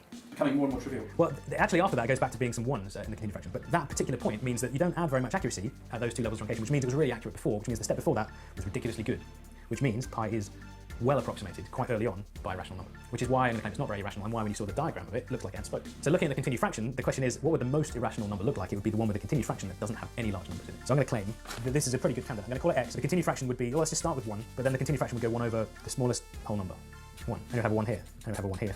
We have a 1 here. And this is something that a lot of people do recognize. It's an odd thing to ask what it is, but whatever it is, it will be badly approximated anytime you truncate it because these numbers are small. Now, just as a little heads up, I'm just going to tell you that root 2 has a continued fraction as well. 1 plus 1 over 2, plus 1 over 2, plus 1 over 2, plus 1 over 2, and it carries on like that. Which is incidentally why root 2 looks pretty good on our diagram, because although these are not the smallest numbers, they're consistent and they stay small. Where I want to get to with this video, you might know the answer, but I want to prove it, is what is this number? I'm going to solve this. This is an infinite thing, but we can solve this surprisingly easy because it carries on. I mean, I'm assuming that's Let me point out something which I think is obvious when someone points it out, which is that this thing is the same as the whole thing. It is x, which means I can sort of grab that thing and call it x, and I can rewrite this equation as x equals 1 plus 1 over x. And that looks much less scary. In fact, it's a quadratic equation, which I'm going to solve. I'm sure people watching this video would have their favorite way of solving quadratics. I'm going to do maybe not quite the quadratic formula. I've seen a friend of mine called Matt Parker try this with a quadratic formula. There's a better way. I'm multiplying by x. Oh, is this to get x squared equals x plus 1. I'm going to rearrange it onto one side over x squared minus x minus 1 equals 0. At this point, a lot of people reach for the quadratic formula, that minus b plus or minus the square root. I'm going to complete the square, which is where the formula comes from. So I'm going to realize that if I write x minus a half squared, that would square to give me the x squared. It would also give me the minus x I need. Try it if you don't believe it. But it will create a quarter which I don't want from the half squared, and I've still got minus 1 here. I'm just going to carry on putting this stuff on the other side. I get x minus a half squared equals, combining these, I'm going to get 5 over 4. And now I can square root it. This is the whole point of completing the square. X minus a half equals plus or minus the square root of 5 for the square root of 5 over 2, because that's the square root of 4. I'm going to do one more step, and this needs a box because x equals, put this half on the other side. That's the same thing, and this is equal to phi, which is the golden ratio. And it is the most irrational number because of the way it builds as a continued fraction, which is why it looks so nice when you stack it around a sunflower. and why it carves a path through an infinite orchard. 1 Anyone ever talked to you minus the about square root that? of 5? That's furthest away from all the other points. And that's why 5 is a cool number. It's not because the Greeks designed the path line to look like it, because that was not true. There's a plus or minus there. I feel like you Yeah. haven't done the job. Yeah. haven't done What's the the job. other? Still sitting What's on the other points. number? Let me show you on a calculator if you tap this in. Obviously, this is going to give us an approximation. But if I do 1 plus the square root of 5... Is the minus just and really divide by bad? 2, I'll get a familiar number, which is 1.6180339, and so on. Now, that is a familiar number with the golden ratio, but if I did 1 minus it, 1 minus the square root of 5, which is the other option I had, and divided by 2, I get negative 0.6180339. And actually Well, get the same I mean, that's decimal just expansion, like it just happens to be negative. And this is all because of the property of the golden ratio, that if you take away 1 from it, you get 1 over itself. And that's actually built into this equation. And if you make it negative, you can get reciprocals of itself. So either of those numbers lay a claim to be the golden ratio. And when I did it on the sunflower earlier, I actually used 0.6180339 because that gave me a fraction between 0 and 1. But they're kind of all golden ratio or directly evolved from it. Okay.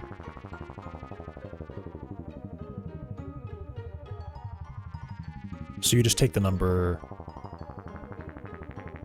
less than 1, and that's the same number. He just shot past it. He's showing all of them. Okay.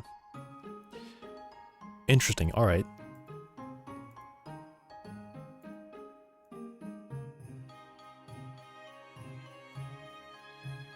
Where is it? I want to see like the number.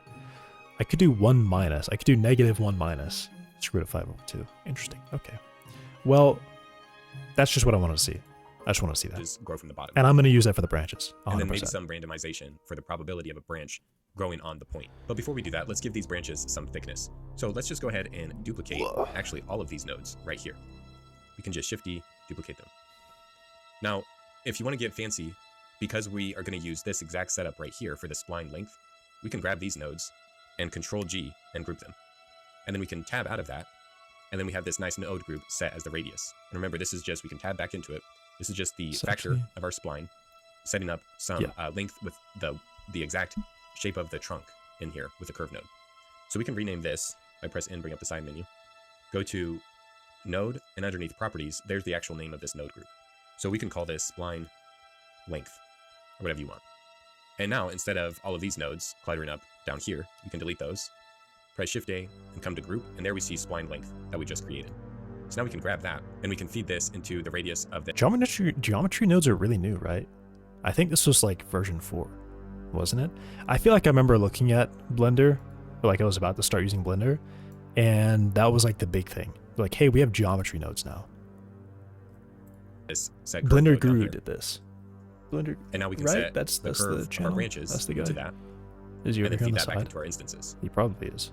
And now all of that just kind of works, and we have thickness the same with the same radius applied as our trunk. And we can take that down with this radius on the actual curved circle so that it's smaller than the actual trunk. We can also use this value right here as the scale for the branches themselves. So if we take this into the scale of our branches, then you can see they do what is very natural for trees, which is the branches are larger at the bottom and they get smaller the closer they get to the top. Now, depending on the design of tree you want, this might not be desirable. So if you want the ability to control this, what we can do is drop in a map range node. And if you set this to minimum value to 1, then you can slide these values around, and then you can kind of taper off that effect a little bit more. I like to have just a little bit of subtlety where the branches are a little bit bigger, but maybe not as extreme as this. So play with the map range value until you get kind of a tapering that feels good for your particular tree. And again, this is something that you'll be able to adjust kind of based on whatever tree. I'm going to need smaller, Now, I mentioned like we want to create the a system dead to branches pick at the what bottom. branches are actually grown along the tree. So let me grab all of this work so far and move it down. So we can get the index of this tree by using a spline parameter node. Maybe I can start just and grabbing the index right here. already, I Let's think. feed this into a compare node, and we'll set this to less than. And now we can take the result into the selection.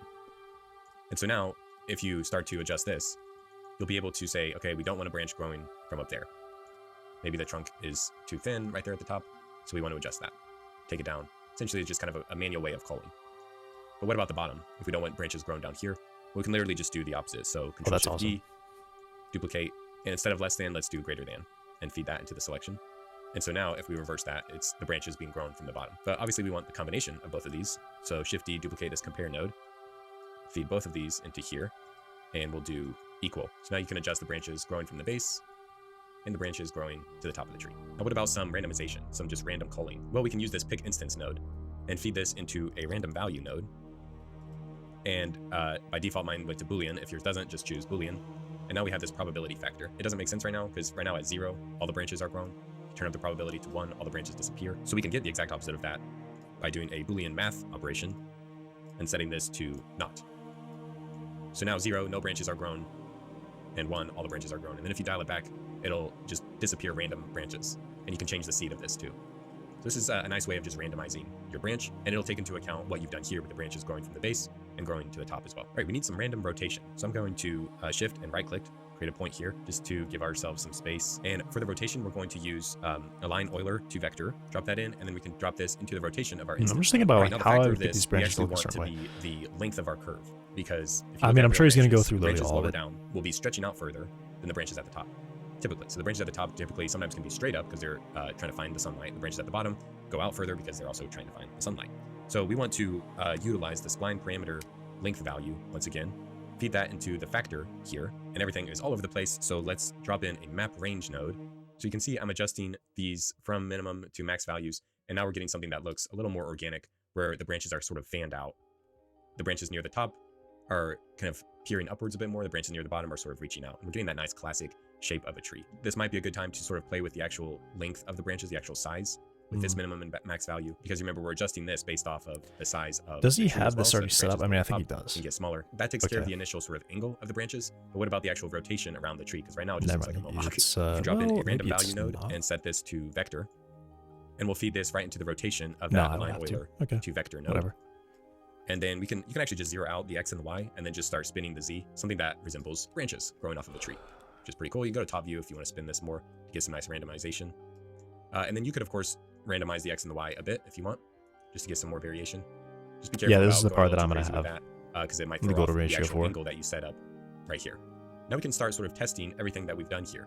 If we want to increase the total number of branches, we can resample this curve that they're grown off of, and you can see that adjusts now where the branches are along the curve. So now we can adjust how close they get to the top of our curve with this value here, and we can adjust the probability. We can of course adjust the rotation and the alignment with these values here. You can also test what this looks like if you were to draw multiple trees. And if we've done everything correctly, it should just keep repeating the process of spawning different branches on that curve. And now you can see how we're getting that cool customization where you can draw any shape and it'll start to make a tree. So one really obvious problem is these branches are far too rigid. We need to add some bending here. So we can do that right at this curve line before we do any of the actual converting it. All right, I'm going to start following along with it. I don't think there's going to be some, usually with tutorials, you should watch the whole thing through because they kind of like to go back on themselves a little bit. It seems like he's just building the whole thing pretty consistently. No, I should, because what's going to happen with me is if I just follow along, I'm going to start thinking, oh, let me add this. Okay, let me do this. Oh, what if I did this? And then this is going to be things that he covers later. And the way we can do this is with a So, rotate vector. I'll finish node. watching the whole thing So I'm going to first. drop in a first set position node, set the position of it, and then I'm going to do a vector rotate node, which will require a vector. And I'll feed this into the offset. I'll feed this into the position of our set position node. The vector we can grab from a position node and feed that into the vector of our vector rotate. And now we just need an index of this curve for the vector rotate to rotate based off of a point on this curve. So we can get that with just an index node and feed that into the angle. In order to be able to control this, let's add a multiply node and choose an axis. We'll choose Y. And now if we adjust this value, you can see it's not doing anything. And that's because this curve is essentially just a straight line. I don't know if you can see that, but there's no points in the middle.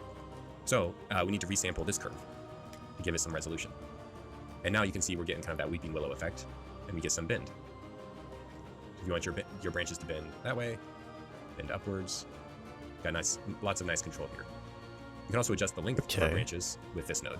So now it's really starting to look more like an actual tree, which is pretty neat. We'll get into adding more distortion to the branches and the trunk as we go, but I don't want this node setup to get any more confusing before we start generating more branches on top of these branches. So what I'm going to do is frame up these nodes that make up our trunk. So I'll grab all these nodes, Shift P, just organize these by naming them, and I'll give them some color. And I'm going to grab these nodes right here, Shift P, and I'll name this branch level 1. So hopefully this doesn't get very confusing. This is just all of our trunk setup right here, and then this is branch level 1. And of course, if you want to download this file to reverse engineer it, link is in the description. All right, so like I mentioned, we're going to add some noise and distortion to these branches, but I wanted to start building out the next couple levels of branches before we get to that part. So the good news is we can actually duplicate and reuse all of this work. The bulk of the hard stuff is all done. So I can grab all of this right here, and I'll grab that instance node as well, and I'll Shift D and duplicate it. I'll name this branch level 2, give it a color, Now we got to think about this for a second, because what we're instancing is actually going to come right on top of this curve right here, particularly after the bending. Here's so the thing. If we view the supposition Here's the thing node, about these you can see we're branches. bending that. I would like to kind of draw them myself. I would prefer it if it would say, like, say I have 2 branch types. I have a large branch and then I have a small branch. The small branches appear at the top, the large branches appear at the bottom. And it'll just take a thing that I've already made and put that in there. And I guess randomly select from some options that I've produced already. So maybe I would make 5 large branches and then 5 small branches, and it would just seed those around. Starting with the large branches being large at the bottom and then getting smaller until they about reach the largest small branch. And then I would swap over to, or I guess not swap, but have like a small blend section where you're using really small large branch, small scale large branches, and then large scale small branches, and then it would flip. Curve. And then we're adding the radius, and then we're instancing that on the trunk, which is what's happening there. And then we're joining all those instances with the trunk itself. So what we need to do on this level is create another level of instances right on this curve right here, so that we can add radius to it and join it right in here before it is instanced on this level. So if that's as clear as mud, then I'll show you what I mean. We have all the setup here for an instance node. We just need an input for points. Well, we want to grab this curve right here from our previous level. So let me grab all of these nodes and just drag this out. I can take the output from this set position node and feed it right into this instance on points node down here. And if it helps to organize all of these a bit more to the side, you can do that as well. So now we're instancing points on this curve right here. And what are we instancing? A brand new line that also has the same bending, the same angle and map range, and the same radius set. So if we view this, you can see we're getting another level of branches being instanced on that curve. And we'll probably want to adjust all of these settings in here so that it doesn't just mimic the same angle and everything. I'm For thinking starters, you might adjust the length of these branches. 20 minutes, my brain. But really, gets- all we have to do now is I'm take thinking. the output of this instance and join it after this level. Let me pause this. This is a good start.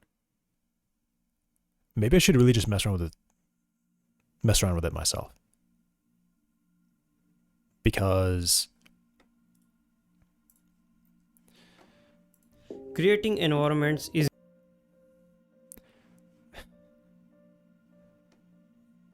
God of War, that is the God of War axe, actually.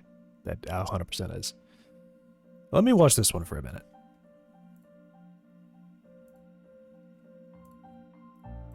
really hard. Especially Sure. when everyone are using paid assets, you are stuck with free options which are not always great. And when it comes to trees, you have to pay a really huge price. So in this video, I will show you my workflow for creating realistic trees in Blender. And at the end of this video, we are okay. going to do several tests to see if it's I mean, okay, these trees do look good. I will say these trees do look good. But he's already using finding them or a not. plugin So, that let's get I started. immediately recognized. But before we start, I want you to take a look at the comparison between the paid tree I don't know. Okay, these look really good. I mean, this is obviously the paid tree and this is the free tree, but this looks really good. and the free one. And tell me in the comments, can you guess the difference in the first glance? Yes. Now let's dive in. It's pretty much all in this part at the bottom. This part really sells it being a tree. I think it's something because you don't see trees on their own, but this part really sells it. It doesn't have any dead branches, which is kind of sad, but this one is super clean. Like, this is a pruned tree. This is what you see when they're like, this is what they put in like yards, right? Like, new house, really expensive. They do, I don't remember the term for it, but they come in, they dig out a hole, and they plop this tree in the ground. Like, this is the tree. Because it's really clean at the bottom. Now let's It doesn't dive look in. like a wild tree at all. Okay, so let's go to edit, preferences. Is it kind of and funny let's to, search for say sapling that generator. wild tree? Now I know that you can Sapling, create world yeah. worst looking trees with this, but you can also create good looking trees as well. Like you said, You bad looking trees, and he shows a really sad tree. can also create good looking trees as well. Maybe I should do that. Yeah. So let's go The to issue is add, getting that and part at it's the not a bottom. mesh, it's a curve object, so let's add in the sapling tree generator. Now you can see a tree, but do not click anywhere, just click the setting drop down. Now in here you will see a bunch of settings such as branch growth and animation. And here you can see the bevel resolution, the curve resolution, and these non-important settings and a random seed value. And here you will find several tree presets such as maple, willow, and fir. You can change the random seed value to get random trees, so I like this one, so let's move on with this. Branch radius, as the name suggests, it's only the branch radius. Oh with wow, some this is different settings. really... But the Maybe I should just do this then. Maybe I should just do this. Alright. I'm actually sold on that one. Because I can start using it right away without having to set up a whole bunch of stuff. And then have to figure out why, like, my generator is not quite so good. Oh, that's right. It was already listed. Yeah. Okay. Is all I have to do? I just click install, that's it. Is it doing anything? Okay, cool. Do I need to... I have to turn it on? It's already on? Okay. Whoa, that was weird. Alright. What is it, just A? A, I'm definitely hitting A. I'm not sure why.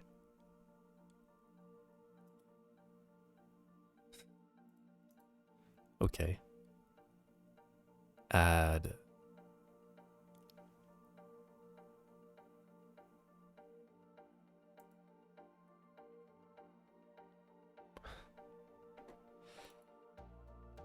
Oh my god, I don't know how to use Blender. So let's go to add, and it's not a mesh, it's a curve object. So Okay, I just couldn't find it. Also, what, like, Shift A? Ah, okay. Okay. So, do I start with a preset? I'd probably start with a preset, right? Start with this one. I should definitely have a scale figure. Let me just close this new one and then do, what is it, code? Heck yeah. Okay.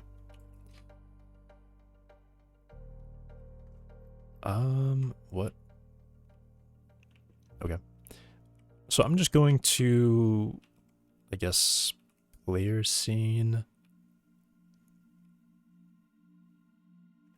No, I want, nope. This one. Capsule shape 1.67. That's the, I think it's the size of, this has got to be, why are there so many capsule meshes here? What is all this? What is all, what? What are those? Oh, those have to be the, these must be the colliders for the ragdoll. Okay. This is the one that I really want, so I guess let me find this one. Would it be like this? Okay. D0 FM8. I meant 7. No, 8.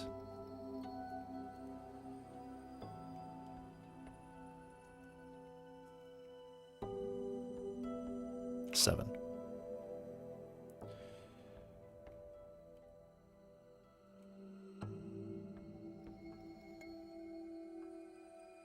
What is going on? Why is D0 FM7 used so many times?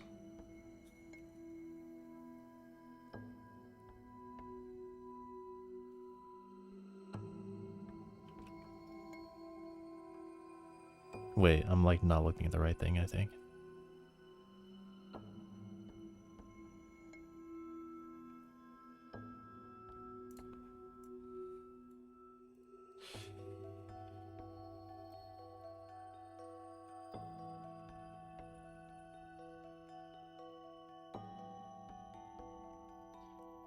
As I thought, 1.67. Okay. So let's go with that. Can I use...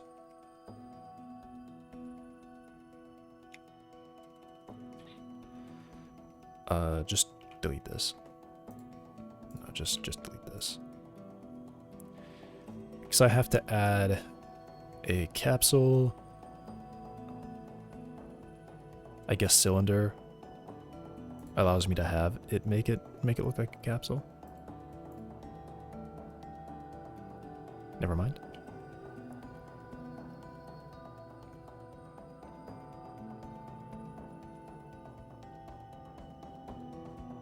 Is it really not?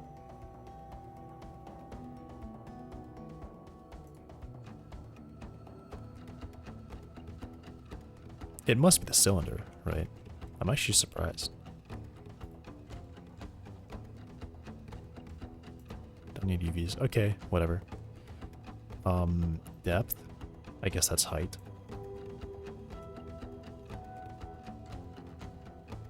And then I guess the radius should probably also match this, so 0.34.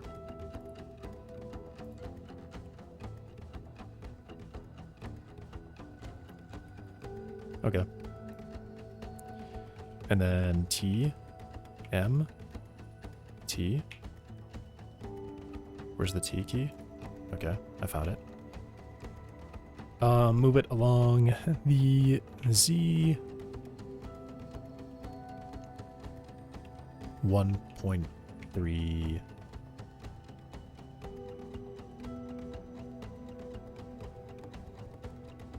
No, 0.8. 3.5. Okay. And then move along the Y.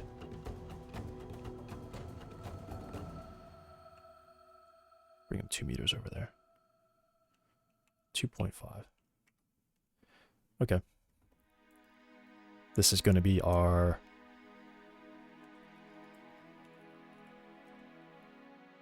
Honestly, maybe I should just put the guy in here. Maybe I should just put him in here. I'm just going to put him in here. First of all, I think I save. So I'm going to go and save this.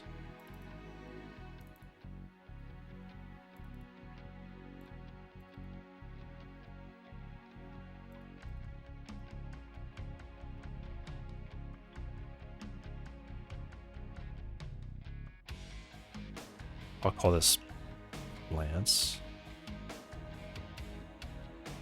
And then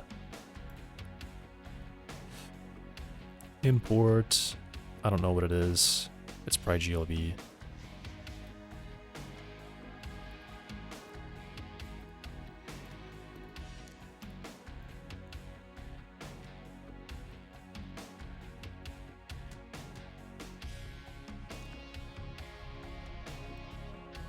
Okay, apparently I don't remember what this is. FBX. Which it should be...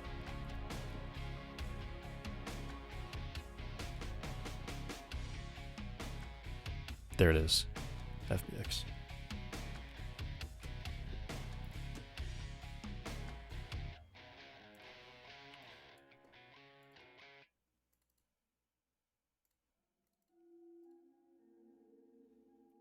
Where am I keeping this? I feel like I should have this somewhere.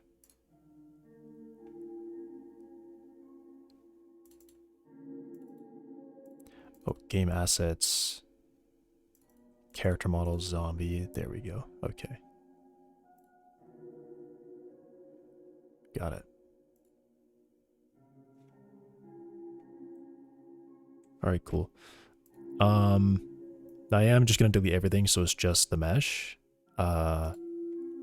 So this, and this go away. Okay, maybe I don't know how this works.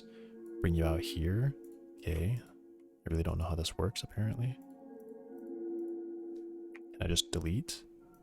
Okay, there we go. Modifiers. Get rid of that.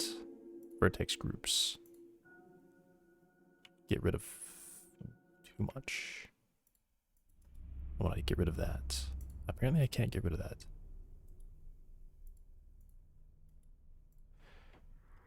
Is it down here? There we go. I don't want any of these. This is just data that does not need to be here. Okay. Now the mesh, I don't know why the scale is crazy.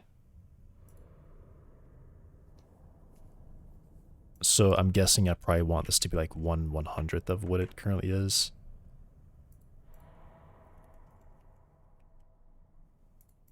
It's probably about right. Seems like it.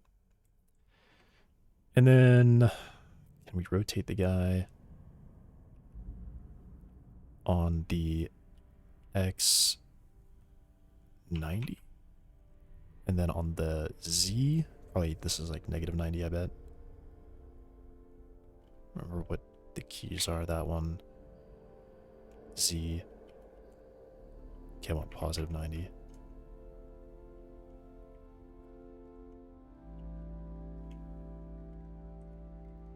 I'm gonna make that up.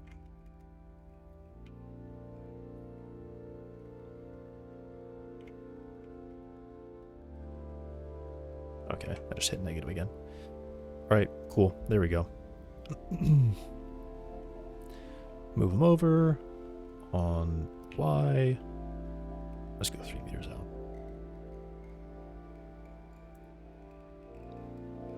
And I will delete that. This guy's got materials on him. Let's get rid of those. Uh-oh.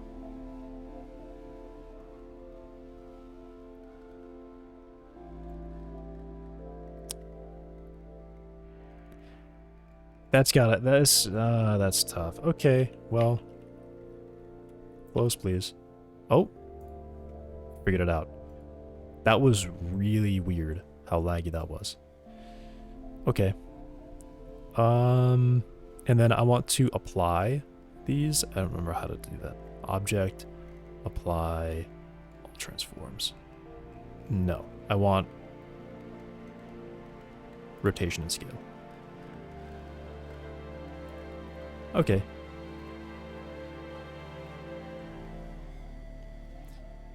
Right, cool. So now I've got, how do I do this? Dang it. Nope. Oh no. What does it select? View, object, set. Nope. There's something to get this cursor to go to the middle. Because I want this to be in the middle. Because if I start adding it, it's going to put it where the cursor is. So I don't remember. It's one of these. Set origin. Nope.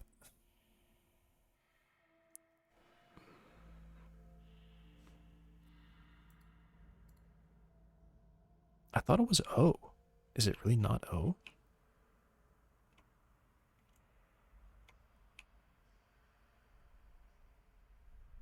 It's definitely O.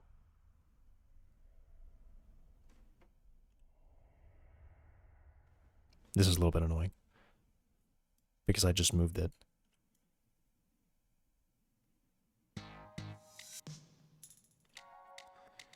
Is it...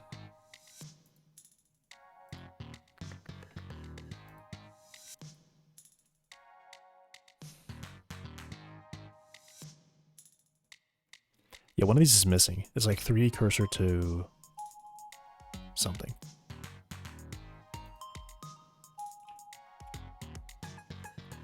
Yeah, this is what I don't get. Because this definitely is supposed to be this O, but it's not showing it to me, I think.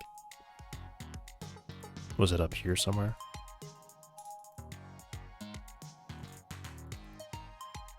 Is it here?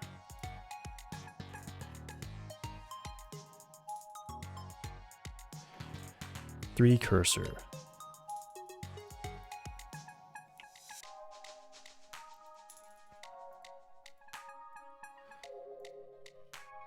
Okay. All right. Now I can start. So they have Douglas for as an option. But this tree is definitely too big. 100% too big. So how do I pan up? This is what I want to know. How do I pan up? Is it shift?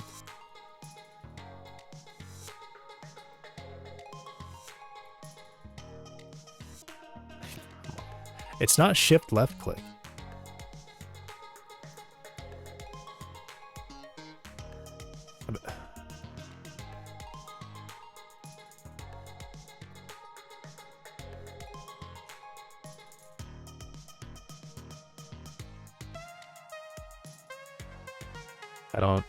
I'm really confused.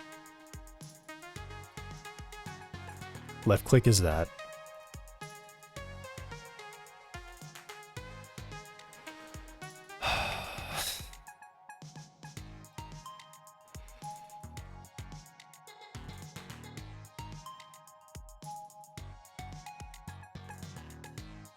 This is really tough. One day I'm gonna like remember. I'm gonna remember this. One day I'll remember this.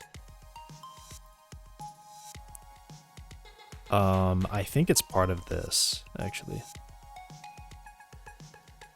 Is it this?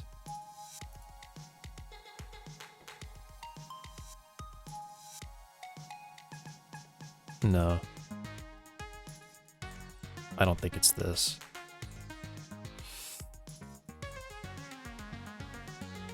Does he just start with like how to move around the scene? Because that's So this is Blender. Navigation. Like, I can't believe I don't know how to do that one. Big section, this big gray area here. This is your 3D viewport, and it's where you'll spend probably 98% of your time because it's the 3D world. He's got you're making a character, you're building an environment. It all happens right here. Sure. So the first thing you need to learn is how to move around in this space. Yes, please. I literally just want to know how to by pan. Middle mouse pushing. So your scroll wheel, if you just push it in until it clicks, that's your middle mouse Because button. apparently I can't. Apparently I don't know how to do that. If you don't have a middle mouse button, a lot of people don't. They're on like a laptop with a trackpad or something. You guys will struggle. I cannot It's imagine definitely trying a easier if you 3D have model the on a mouse. laptop with the But in a trackpad. pinch, top That right sounds corner, you just mouse over sounds the circle, ridiculous. and then just click and drag on that. That'll do the same thing. Or the third alternative way to do it, edit, preferences, and then underneath input, emulate 3-button mouse. And then if you hold down Alt and then left click drag, that will do the same thing. I don't want that. By the way, whilst I am here, a value that you will want to change, if you're on a 4K monitor, you will probably have noticed that like Blender looks like this, but like everything is really super tiny and you have to squint to see it. So underneath interface, I change my resolution scale to at least a 1.5, usually like 1.8. Oh, hey, Dylan. But for tutorials, I go even higher. What are you watching? Dude, I just need to know how to do this. Like, this is all I need. I just need to be here and not do that. I have not been holding my shift button the whole time, apparently. Okay, well, I figured it out. I've tried the shift middle click so many times and it just wasn't working. It didn't work that time. Why does it not work sometimes? What is happening?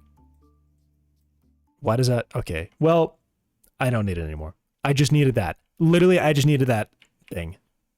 Okay. Get out of here. We're done with you. I figured it out. Okay.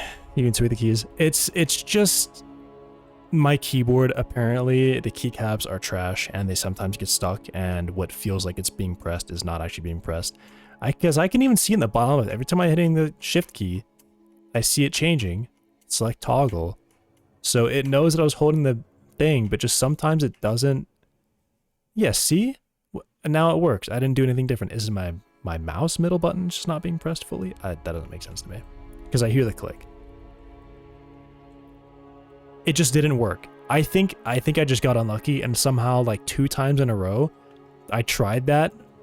I tried holding shift and middle clicking, and the shift key pressed, and the middle mouse clicked, and it actually just didn't trigger for some reason. Even the icon shows up. See if I can get it to happen again. Because I just was doing it a bunch, and it... Yeah, see? There it is. It just suddenly decided, oh, we're pressed. Okay, well. I'm upset now. That was dumb. Scale 35. So this is way too tall, I think. This is absurdly tall. I don't think trees this tall. I don't think this tree gets that tall. Here's the thing. 35 meters doesn't seem right. This is really 35 meters because this guy's 2. So I'd be able to stack 15 of them up.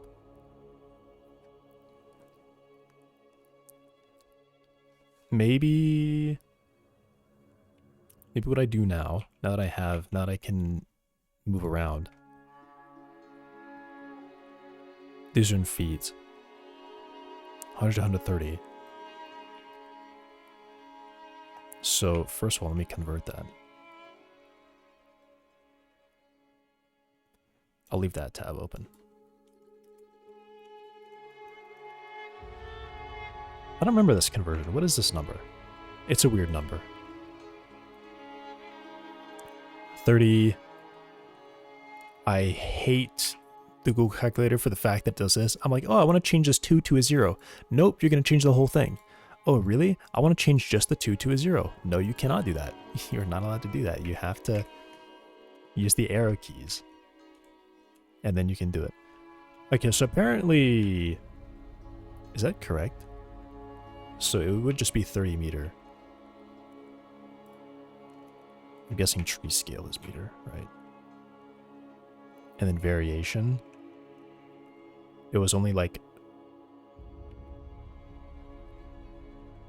It's only like a 5 meter variation.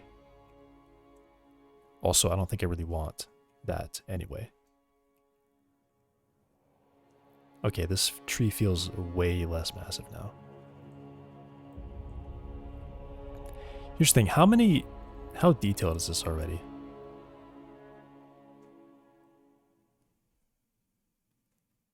Can I see that before I click off this? No. There was a thing to show this. It was like...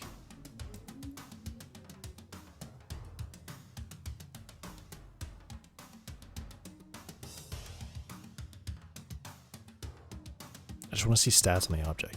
What is that?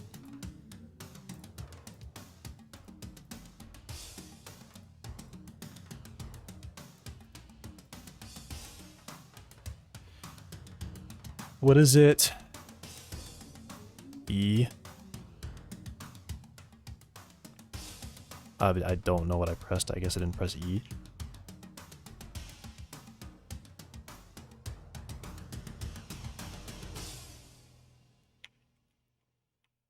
I'm definitely hitting E right now. What's happening? Oh, there we go.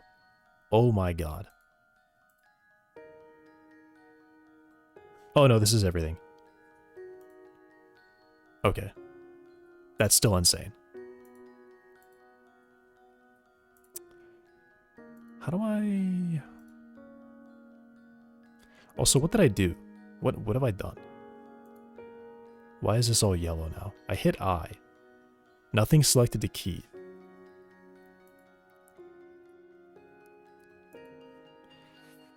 I don't know what I did. I don't know why this is yellow. I don't like that it's yellow. Is this really... Okay, there's like a huge density at the top, so I guess I could go in... Oh, I guess the one good thing about this is that I can... How do I focus this? F.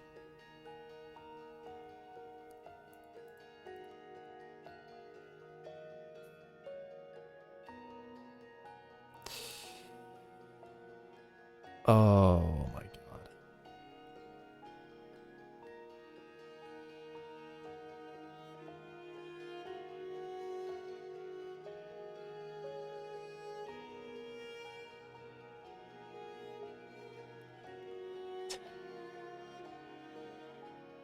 I'm so confused. I feel like these options should be listed in this menu. Why are they not?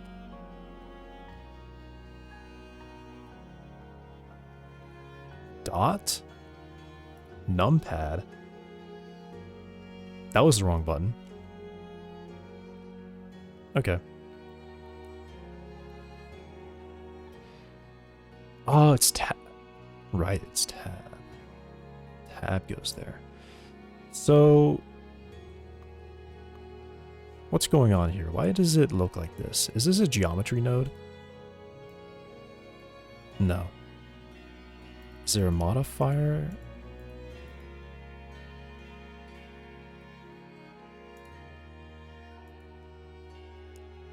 How is it? Oh, I just deleted it. Okay. Well, don't click. It's not Control Z, is it? Control Z is like one step. I want Control Shift Z, Control Alt Z.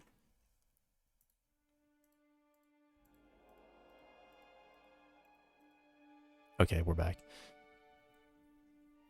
I think it's something to do with... How do I do this?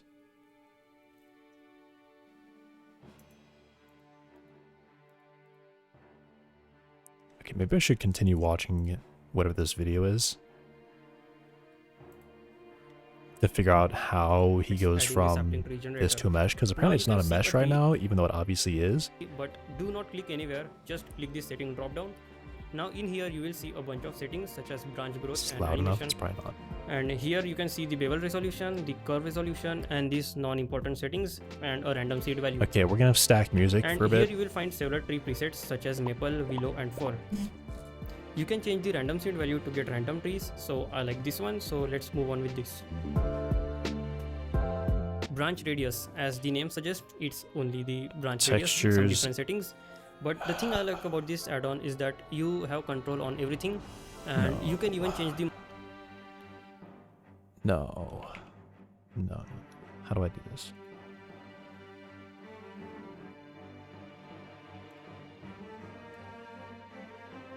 Just close that. Thank you.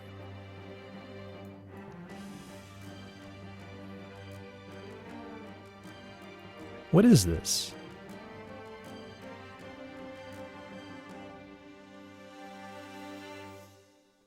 Do I need a modifier? Like geometry? Generate? Solidify?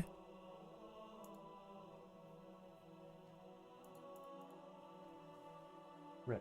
Hey. Stop it.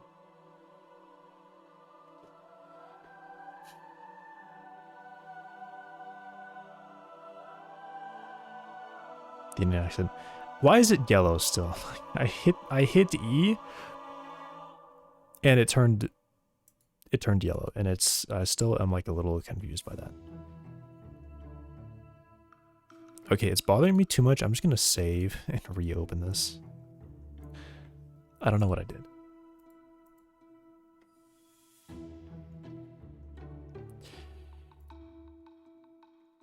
How do I make this? Okay, hang on. Red. Out. Hey. Out. Out. Go on. Go on. Good boy. It's still yellow. What did I do to this tree, man? Okay. Just delete it.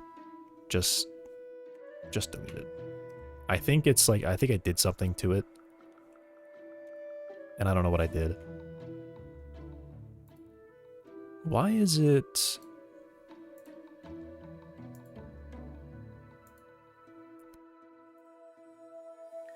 I don't know.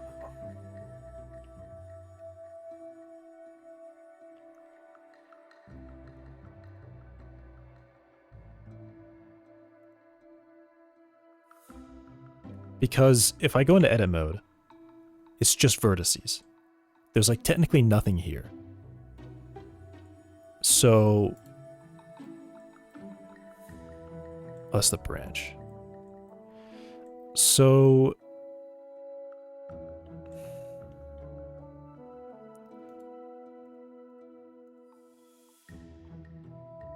How do I make it not a curve anymore? Curve.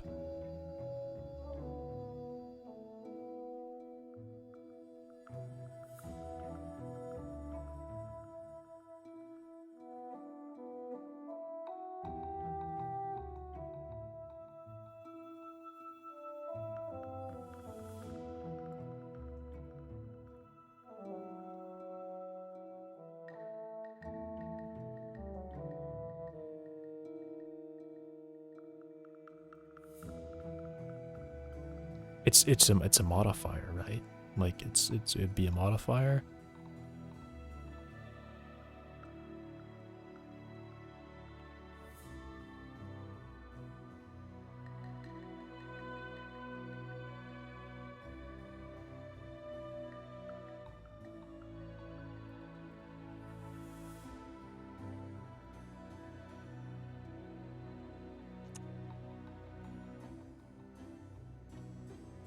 Is it just me, or is it like sometimes some of the most important things are really difficult to find?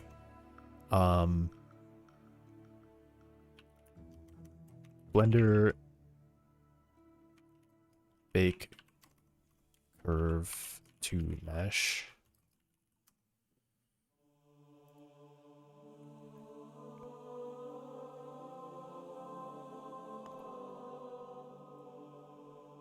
Object convert mesh.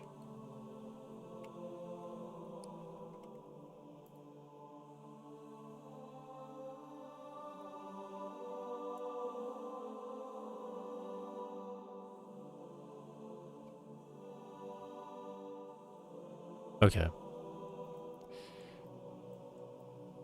Okay. Oh, right.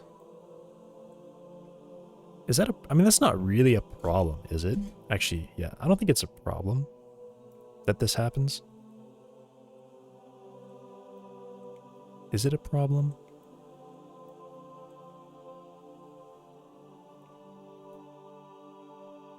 Can I just... Are we...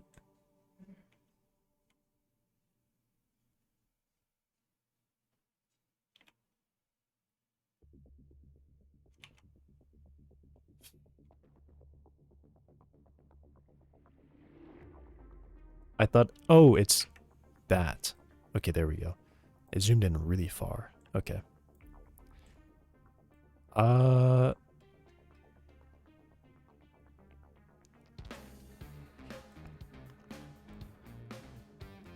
Yeah, like there's just a lot of extra stuff happening here that I don't need.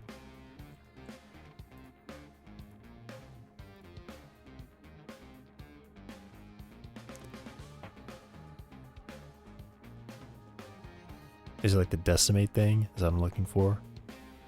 Well, that... I don't know if that really works here. Can I see this without that? Did I just apply it to a single point? I probably did.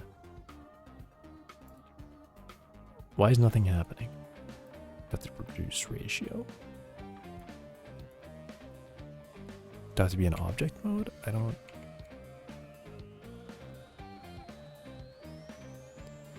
Unsubdivide? I want to... Okay, so you see how like the center of this trunk is like so many faces, and this could probably be, or I guess rings. This could probably be like 3 or 4 rings the whole way up. I want it... I just don't understand why I'm not seeing it. That's the really confusing part to me. How is nothing changing?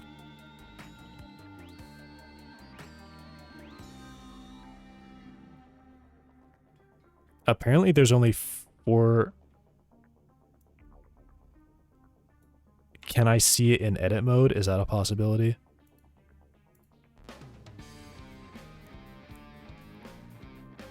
Yeah, but I don't want to do it manually.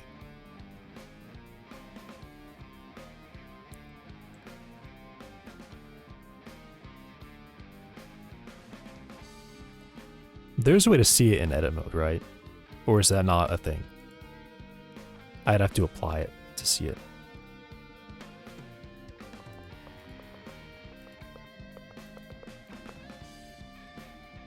How do I apply it?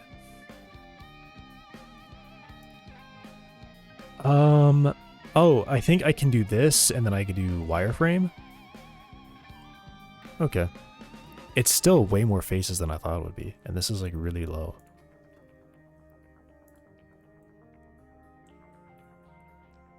Oh, this is probably what I want. That's still 1,000 faces, which sounds crazy to me.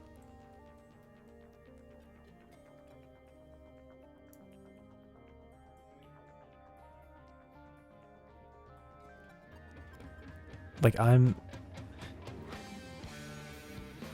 like really surprised that it's this much. I mean the trunk, you know,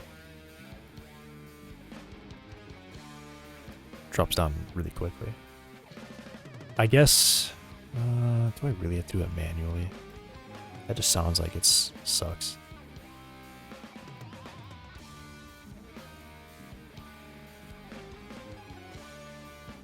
don't remember how to do this. Is it Alt? Oh, cool. F3 dissolve edges. Oh, I don't want to type it. Just right click, I think. Okay, it's not. Should I be in edge? Probably should be in edges then, shouldn't I?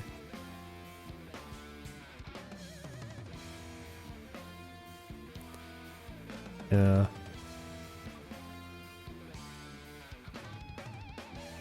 I mean, let's start with these, I think.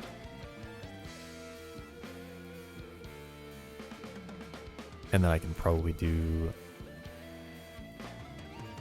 all the way up here. Because it looks like it's just the same the whole way up.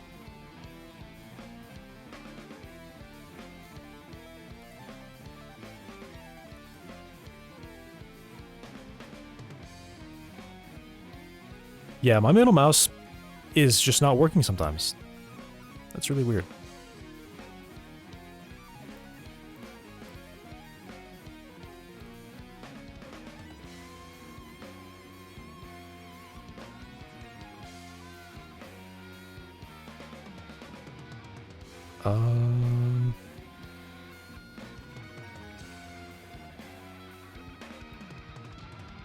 Like, this is what I do. I don't want to do this, though. I want to do this, like, 12 times.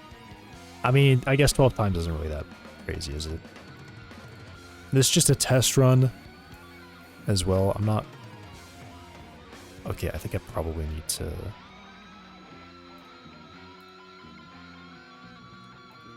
bring that one back. Okay, and then this See, this is the weird part. This part up here is like way too much.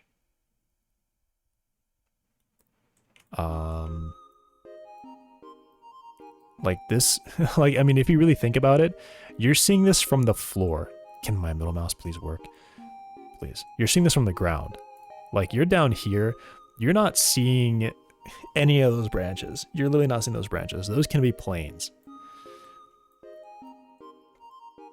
What is going on with the middle mouse? I don't understand it. Like, it's physically clicking. I hear it clicking, and I don't understand why it's doing this. What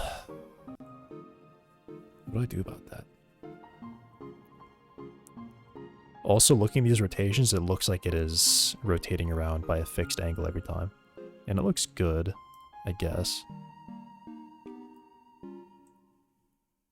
mean, it's kind of hard to really see the shape of this. Hold Alt to rotate. It's the middle mouse, that's the thing. Or do you mean like Alt and right click, or Alt and left click?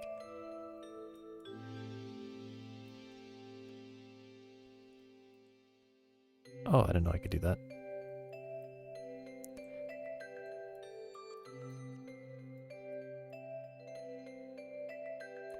I don't know, it's maybe I can turn on emulate middle mouse. Maybe that would actually be good. I don't know why. I've not had that issue before. And suddenly now, it sucks.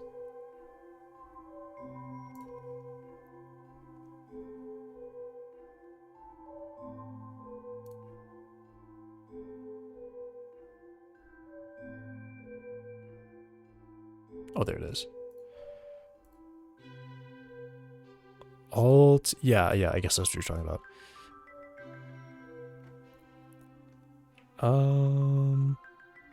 So what is this? Alt what? Oh, that's nice.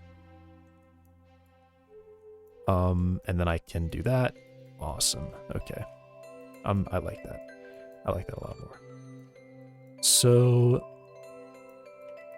you have to remember how to like actually use it. So what do I do up here at the top? Maybe I mess around with this and just see if I can remove that. Because the real issue that I have now is the number of branches here is insane.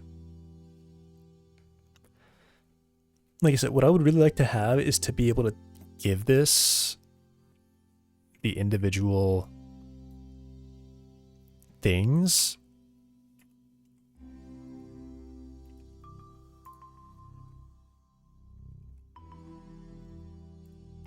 It'd be nice if I could tell it that. Like this. Pruning.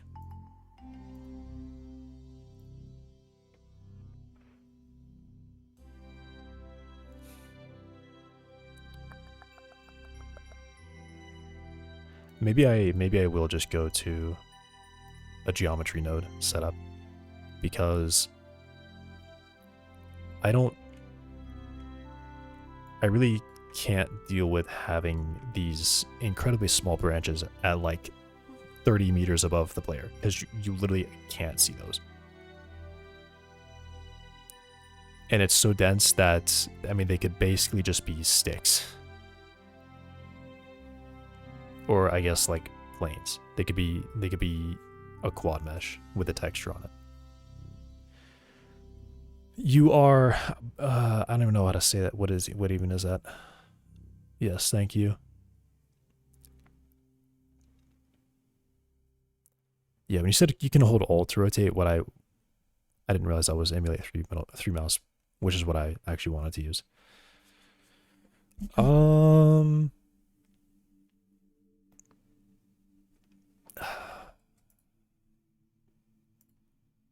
What is this? Inverse conical, spherical, hemispherical, cylindrical, tapered cylindrical. Like, what's changing? Custom shape. And I have 4 values. Branch length. Base, middle position, top. What does middle and middle position mean?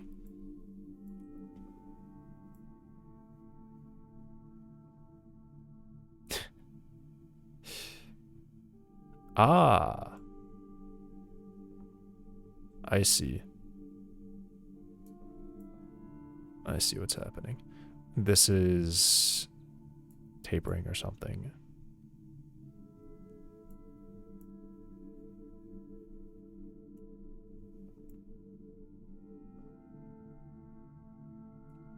Interesting. I don't know. This is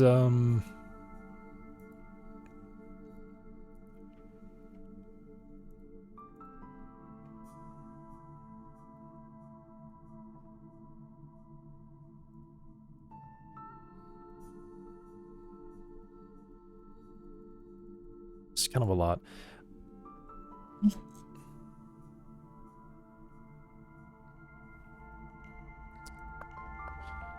Maybe I should just look at this. Okay, here's the thing. Like, these two, which is really funny. I just saw the second one. I think I would like this tree. And this one. And these are both in there. As like a preset. I'm not so sure about this one. This one's a bit strange. Doesn't really look like...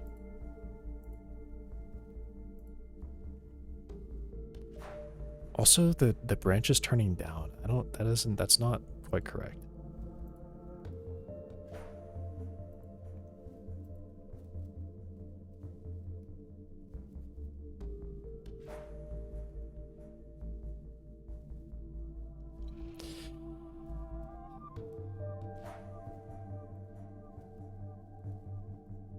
Is this like changing it? What's... Are these values changing? They are changing. Okay.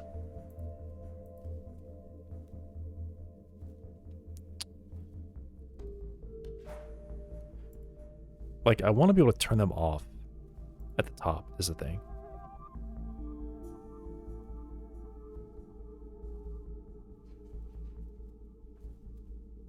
Oh, is this it?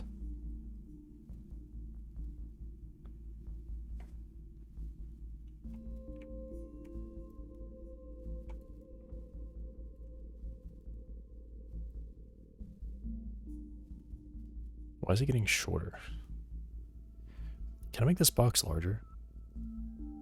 Position lower, power high.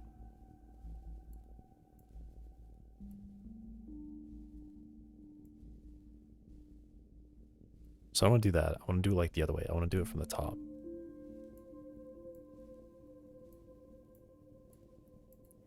Can I invert this?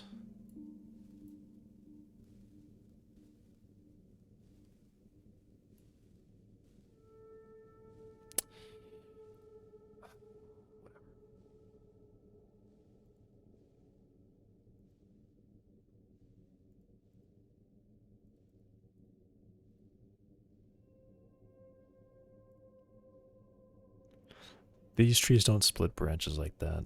What? I don't know. Which one of these just gives me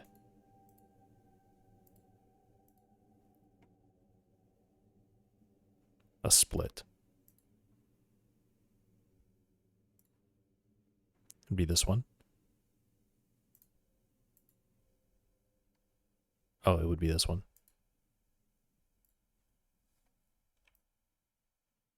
Which is odd because they... Uh-oh. Okay, so don't do that and scroll. Don't hold Alt and scroll, because that just... Yeah, see, here's the one part that sucks about this. Because now that it's, like, it's locked in. Like, why is there no way to... Why does it not... Why can't I just keep it? Like that, I kind of can't... I kind of can't deal with that, actually. Is there a way that I can make it so that that menu will stay open and I can continuously modify it? Like I could duplicate something and then change its height, like manually. So this is what I want to do for these. I would essentially like to have... I mean, I'm just asking for the geometry node setup, which is here. This. Like this is, I think I would prefer this because everything is here and I can edit it. Maybe then I should just look it up. Oh, it just got bright. 1 second, I'm gonna adjust the window.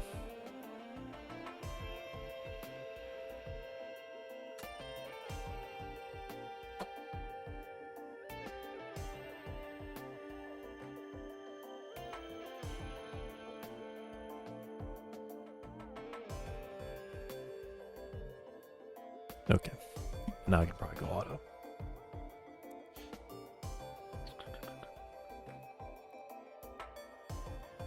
Okay. Like I'd like to leave that menu open. So Blender, what is it? Sapling tree gen.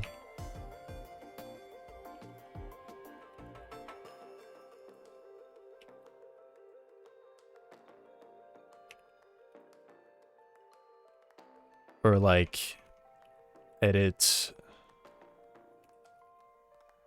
I don't even know how to describe what I want.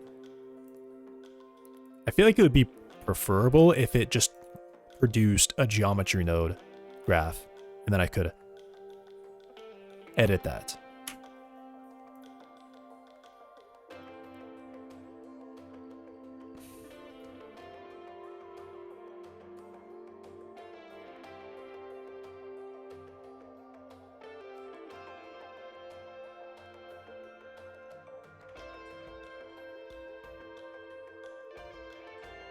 Says open it back up with F6.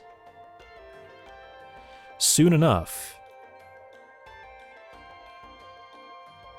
Like it would be nice if it was just... How do I open one of these? It would be great if it was just one of this. If it was just here.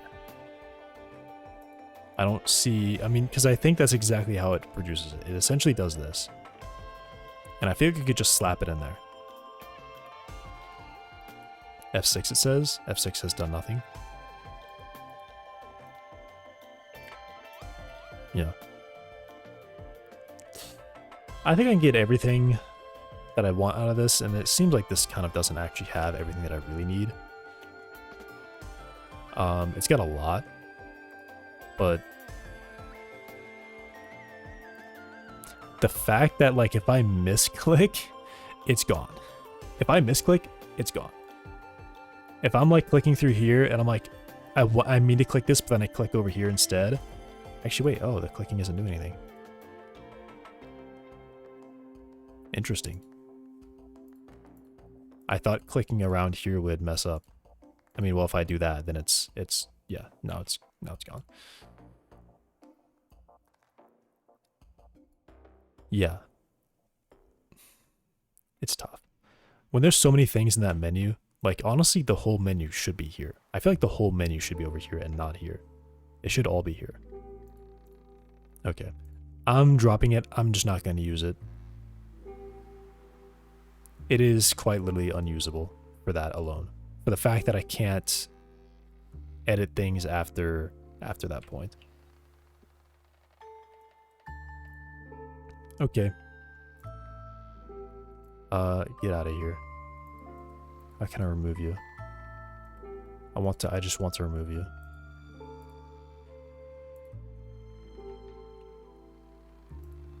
I want to remove. There we go. Tough. It would be nice to use, but it's also not possible to use that. I am just going to use a geometry node.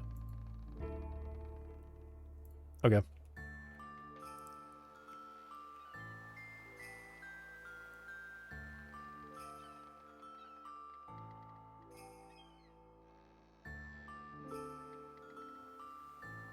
I'm going to continue watching this. Radius applied. And the reason is we're going to want to adjust the radius of the and next level once of I branches finish it, I'm going to go independently through it again. from this I'm going to radius. So that's why you implement join it after this node and not before. So let me delete my viewer node. And I'll add a join geometry node right in here. We can move it up here.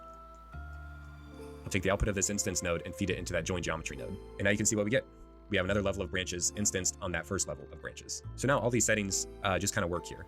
You can adjust the alignment of this level of branches. And of course, you can adjust it independently of that first alignment. But more importantly, you can adjust how close they are to the base or the tip of the branch. more or less the thing If you that want I'm them just getting looking closer for to the here trunk is of the some of tree, these like and you key want them getting nodes further that he away, has. Do that as well. You can increase the probability and then of course adjust the length of this Like how level do of you branch. You can also very throw importantly one adjust the curve radius. onto another curve? How do Notice what you you... can't do is adjust how many of this level of branches there are. And it Because if seems you like I adjust could this draw it sample too. curve, all that does Because it takes in is a increase the curve. resolution. Okay, maybe I'm talking over and I should pause it. I could probably make it so I can physically draw my branches that I want it to have. Like I said, I think it would be best if I have the ability to just draw the branches instead of like trying to tweak some settings until I get it to look right. I would like to just draw the branch. And if I need more variety, I can just draw another branch and have that seed in there. I think, back to Blender Guru here, I think it's probably best to go look at his tutorial about these, because I remember watching this when the feature was new, and I think he did a really good job at going over pretty much everything you could do. I just have to go find it. Okay.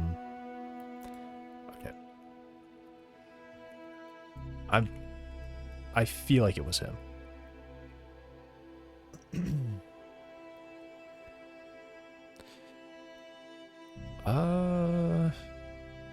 Don't learn geometry nodes, it's funny. I'm gonna do it.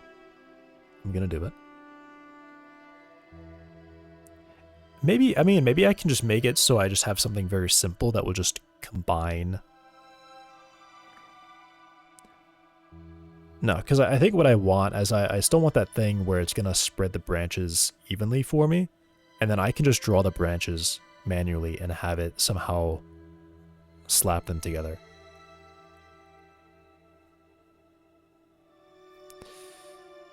I think it's probably that one.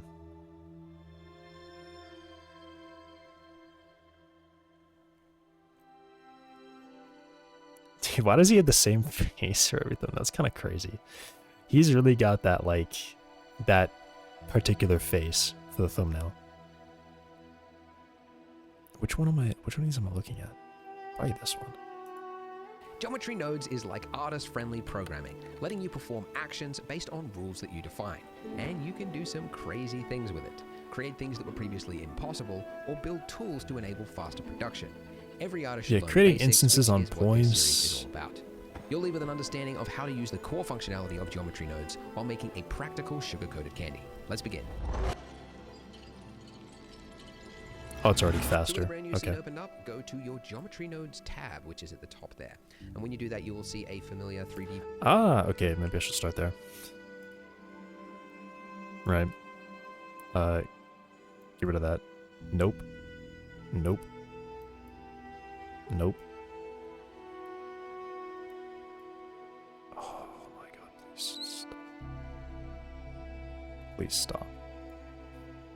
Why is it so difficult to get that to close? It just kept, I don't know, maybe I was just moving the mouse in the wrong way. Okay, whatever. Viewport on your top right, and then on the left you've got this scary looking thing you've never seen before. It's called the spreadsheet.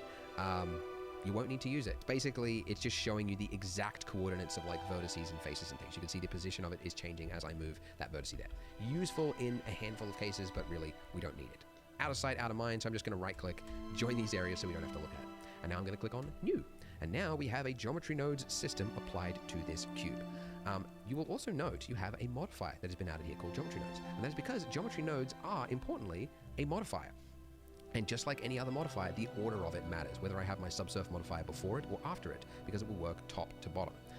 And also, you could actually add another Geometry Node system right underneath it. You could have two, so it does this one first, and then it does this one after. Someone needs to Generally, Kirkify him. What does So that mean? This system here is the easiest way to think of Geometry Nodes is really like it Or just like is put Kurt- post-processing for put his face on meshes. him. Yeah, So okay. we've got our input over here, which is our mesh, this cube here, and then it's working. I'm left sure to it's been right, done. and then it's feeding us an output over here. So whatever I put between those 2 points, it will do as a post-processing step. And let me demonstrate that. You don't have to follow this. This is just for demonstration. I'm going to add in a transform here, and I could move the cube, I could rotate the cube, and I could scale the cube. Now that looks like I have changed the object, looks like I've changed the mesh, but actually I haven't. If you go into edit mode, you can see that the cube is still there. That hasn't changed, that hasn't moved, because that part, the mesh part, is what is over here.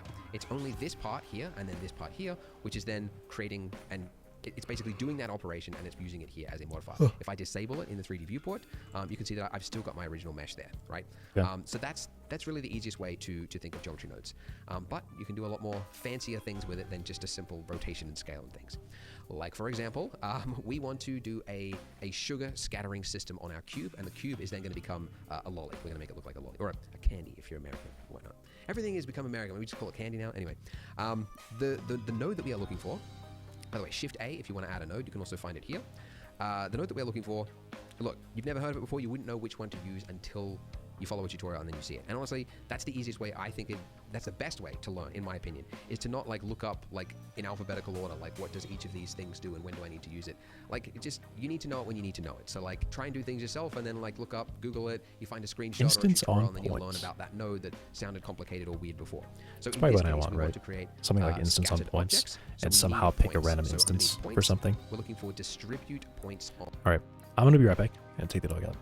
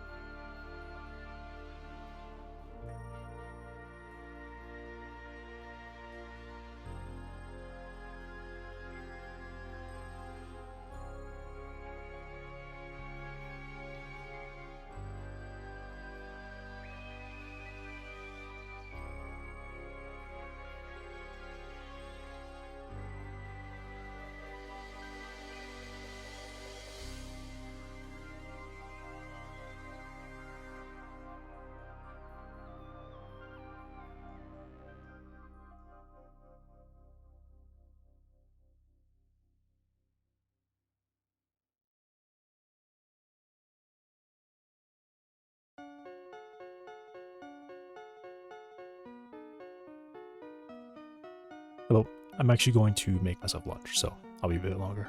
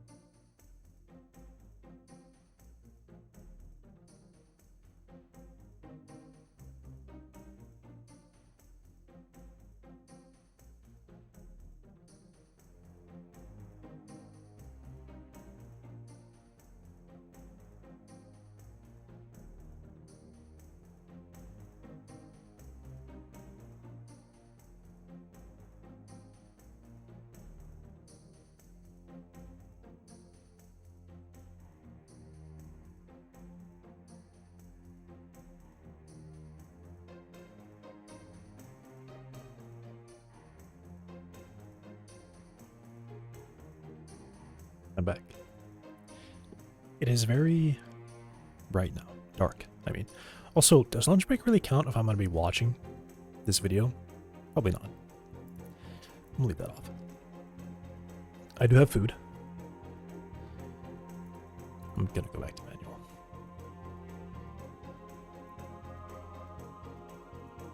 It's just not bright enough. I really wish I could set like an offset or something.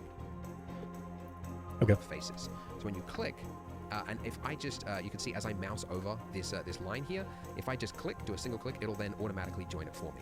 Now joining nodes is, if you're familiar with shaders, it's roughly the same thing, but you generally want to have the same color go into the same color. So green to green, purple to purple, etc. There are exceptions to that, and we'll talk about that later, but that's just a general rule. So what this has done is it has taken our mesh data of a cube and it said, okay, instead of the mesh, you want to see points. And it has now scattered points on that. And you can see if I increase the density there, it looks like the shape of my cube. Okay, cool. I can do really cool things with these points. I could do animations. I could make them fall. I could do everything. But this is just, you know, the most basic form of it. Now, we actually want to have not just the points by themselves, because if I was to render, actually I would get nothing. Because points don't actually render. They're just for the 3D viewport until you reference them and tell them what to render them as. As well as these points, I want to see the cube. So I want to use the cube data twice, and I can do that with another node that you'll need all the time, which is join geometry, Shift A join geometry. By the way, if you can't ever remember which menu it is under, if you just go up to search and then just type in join or whatever it is you're looking for, you can find it that way as well. So if I drop this in here after my points on faces,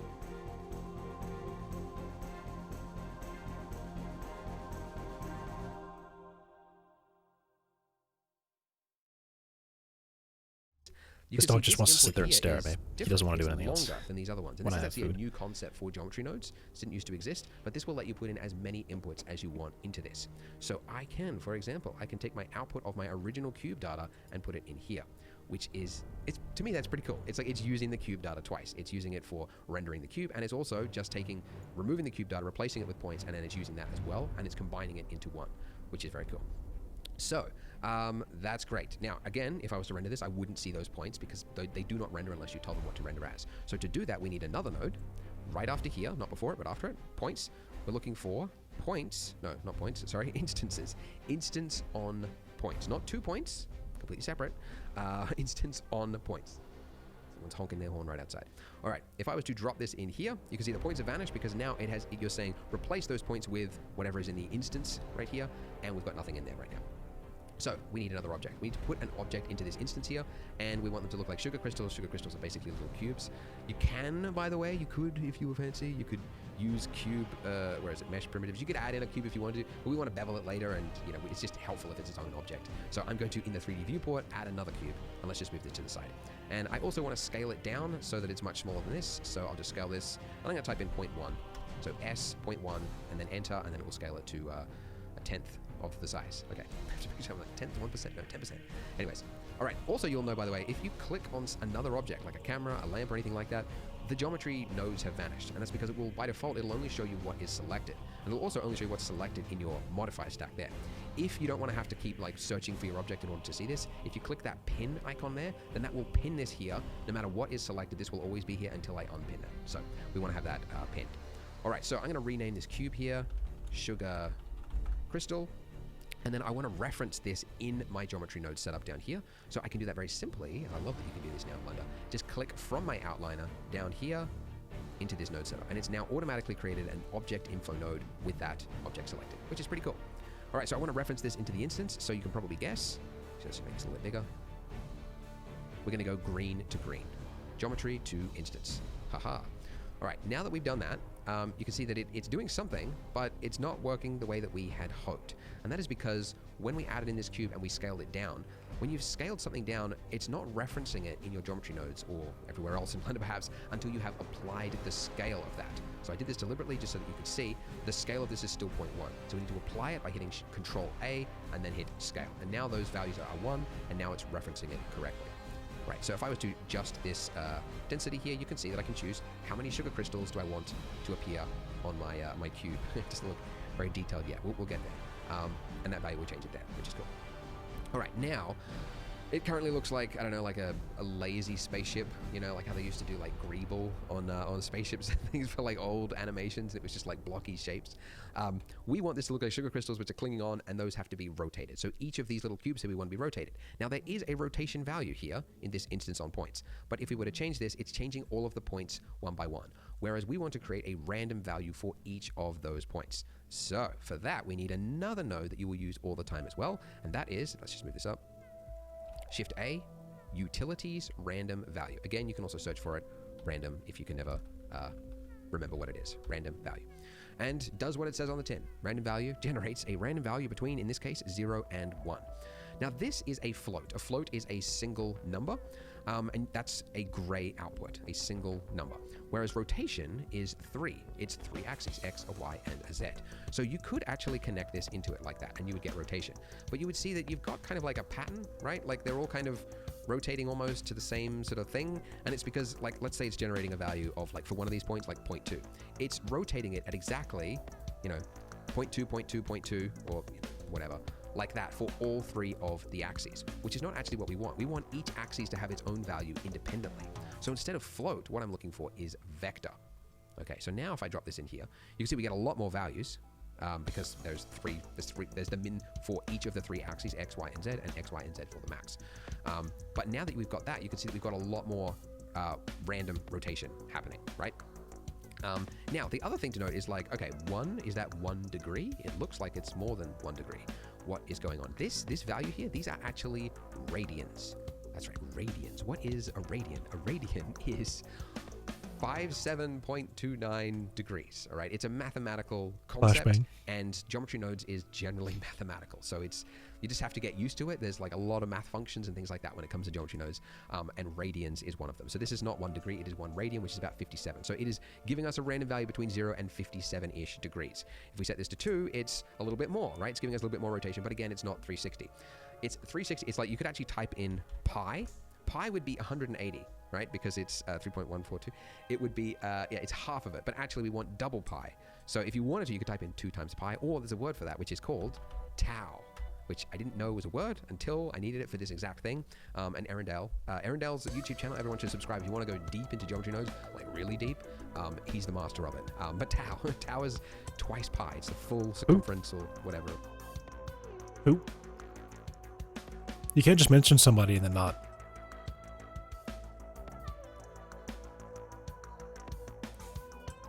Who? Because now I'm interested. He's the master. Arundel's YouTube channel, I didn't know was a word until I needed it for this exact thing. And Arundel's YouTube... Arundel?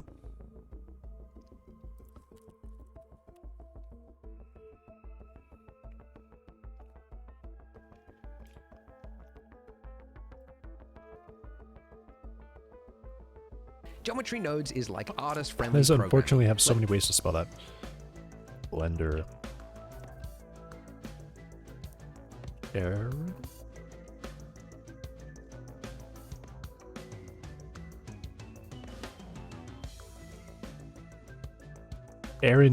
Yeah, there's so many ways you can spell Aaron. This guy. In this session, I just want to... Awesome.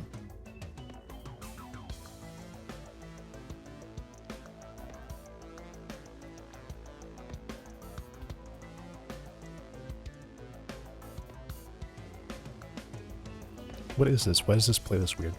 Geometry Nodes playlist. And then it's just a bunch of other random things.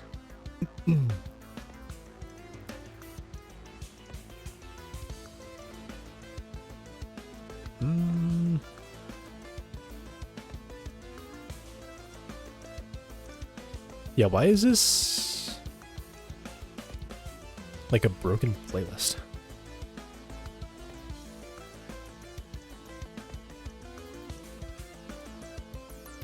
Uh-oh. Pine trees. With geometry nodes.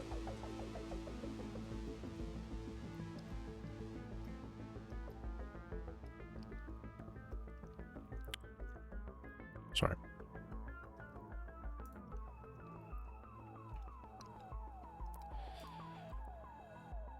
What? Okay. I did it with the cactuses or the cacti in the flower shop, but they were like really simple process. So we're gonna see if we can actually work it out with trees, which are like a few levels deep, aren't they? The thing is, it's kind of exponential as well. Like if you make a bunch of points, let's say you're making 10 trees, then that's fine, right? You can make 10 tree trunks, but then if each tree trunk has 100 branches, and if each branch has like 100 little branches, then every step that we've done, your forest is going to feel like it's getting like way heavier for every one tree you add, because it's going to be computing all of that data live. But yeah, every time we do anything, we're going to have to realize it as well. Alright, so we've got just a grid with distribute points on faces. So this is what I'm talking about, like starting it in kind of from an artist point of view, like the uncomfortable place, because it's like, I haven't even made the tree yet, but I still need to know where all the trees are going. And then on here, you can just go and instance your thing, which might be quadratic bezier, and then maybe we randomize the center position. So if we start at 0, and we'll just go up to like 3 meters, we can randomize the scale.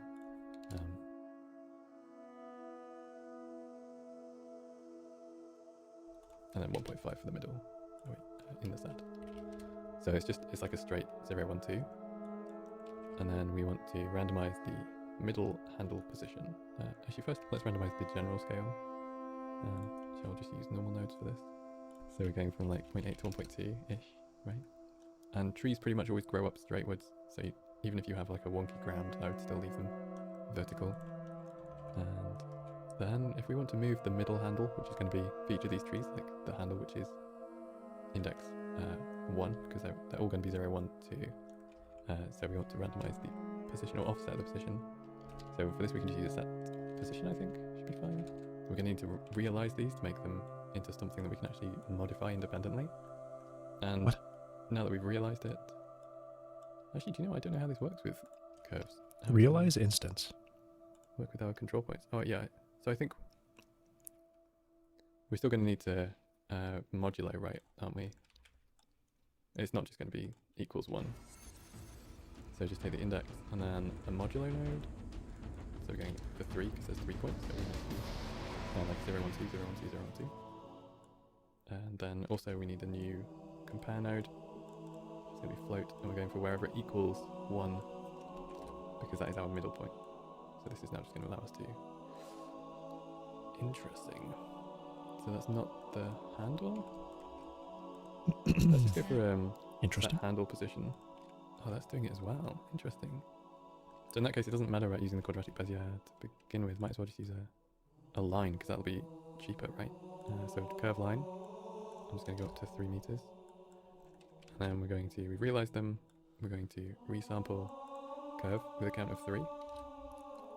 So now each one goes to 3 points. And now we're going to randomize the middle position by adding a random vector. So we can just use a set position like before. And then I wish I understood what he's actually doing here. I know what he's so now we can just use again another random literally value doing, node. Set this to vector. but why? Don't want to move it in the Z. Why is he randomizing this, the Vector middle minus point? 0.5 to 0.5 in the X and Y. That's my offset. Okay. Now we've got some random directions. Now we can make them smooth by turning them into Bezier curves. So set spline type from poly to Bezier. And then we also need to set the handle Oh, he's type making them from bend. That's what he's free, doing. which is Okay. now, or actually aligned, which is where Of the course. handles follow like the curve, so you get sharp corners. So if I add a Bezier curve, if I have these, yeah, so you have 2 control points. This is why Beziers need resampling if you want to instance more things on them, because they technically only have 2 points, but each point has handles. So when it's saying like a left and a right handle, that's what it's talking about, left and right. So what we're actually doing is we're offsetting the handle positions, but not the original points. And that is how we're going to get the smoothness. So we've got our Bezier. It now has auto, which is going to give us this nice smooth. So you can see that now we have smooth curves. That's not what he's doing, for each one of by the way. trees. You could also randomize. He's offsetting the second point in a 3-point curve. Just where it's like He's not actually breaking changing the handles 0, and then like the base on the density points. still, but the top's going to be randomized. Like maybe that's a little bit nicer. And then I want to set the radius and then do like a curve to mesh. Curve to mesh. But I also need to do the radius first. And then this is with a float curve and a curve parameter node. Or is it now the spline parameter? The spline parameter to the float curve into the radius and Spline parameter. So circle, I guess pine trees probably have like a maximum radius of like 0.15 maybe, or 0.2. But when we do this, you might see that we actually don't have many points. Like we only still have 3 points because it's that, like what we were talking about before with the Beziers. They don't actually have multiple points to to hold data like radius data. So we want to also just resample these curves to have more points, so that we can do something a little bit more specific with these. You could even randomize this as well, right? So you can basically randomize all data. So if you set this to a float, maybe add a math node set to multiply, and then you can just have this like randomize a little bit. And then each point is just going to feel like a little bit more gnarled as trees. Alright, so now what we want to do is actually distribute points on these.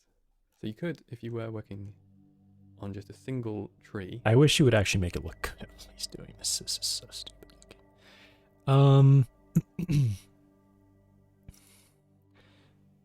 I mean, I think I can probably figure it out, to be honest. Essentially, I mean, I know really how it should work.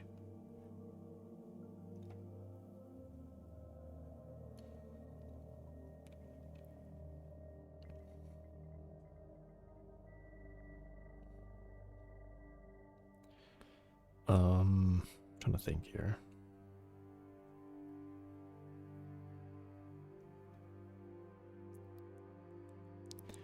Parameters. So the red things are parameters? Let's go back to this. Channel, everyone should subscribe. If you want to go deep into geometry nodes, like really deep, he's the master of it. But tau is twice pi. It's the full circumference or whatever of the circle. I should pay attention to math, shouldn't I? Anyway.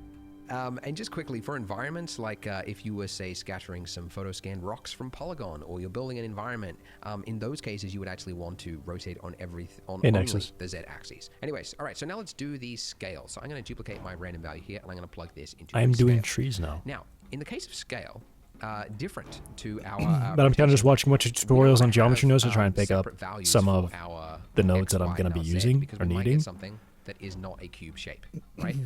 This looks like they're the same value, but remember, it's generating a value like in between those, right? So you'll get some that are like rectangular prisms and things. So because I need to be able cube, to just like essentially off the cube. So for that, we copy a tree and make a very small change to it. Scale, and now they all stay as cubes, but just different values in there. Fortunately, existing plugins just generate the whole tree in one go, and then if I want to duplicate that, I have to like memorize every single parameter. But it would still be rendering. So I'm just gonna make and type it in every bit time, more, and I can't make a mistake. Exactly what it's doing there. It's so like a cube that's like invisible. Can't use that. So yeah, I just make it a little bit more than 0, and then it comes through. And there you go. And you can see now that we've got that, we've got the sizing that looks pretty good. If we cranked up our density there, you can just sort of see what we're getting at with this tutorial. So we've learned about the basics of geometry nodes. Go ahead, join me in the next part.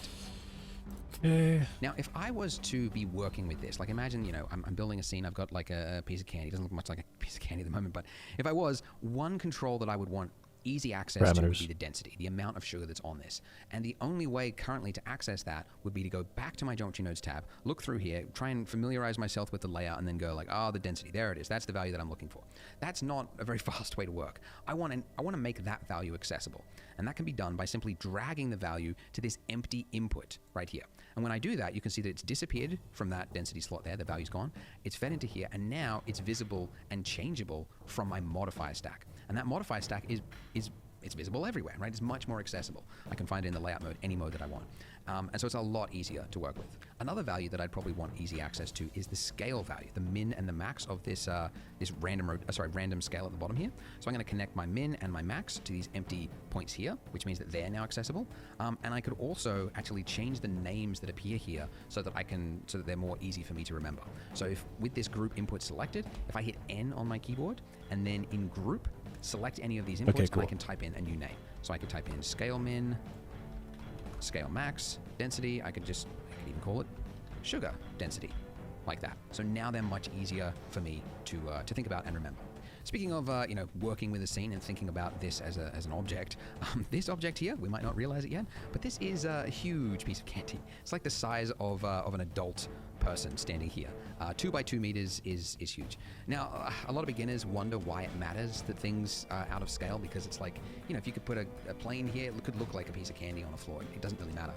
but it will when you're using a camera, because the depth of field will be wrong because it's at a different scale. And also if you're using objects from an asset library like Polygon or anywhere else, you're dropping stuff in there, it's just all going to be out of whack, and it's just, you never want to do that. So let's rescale this to something that makes sense. So from 2 meters, let's get it down to 2 centimeters, which is a 100th of the size. So S.01 enter. And you can see that it's now down to 2 centimeters in size. And I'm going to do the same with my sugar crystal, S.01.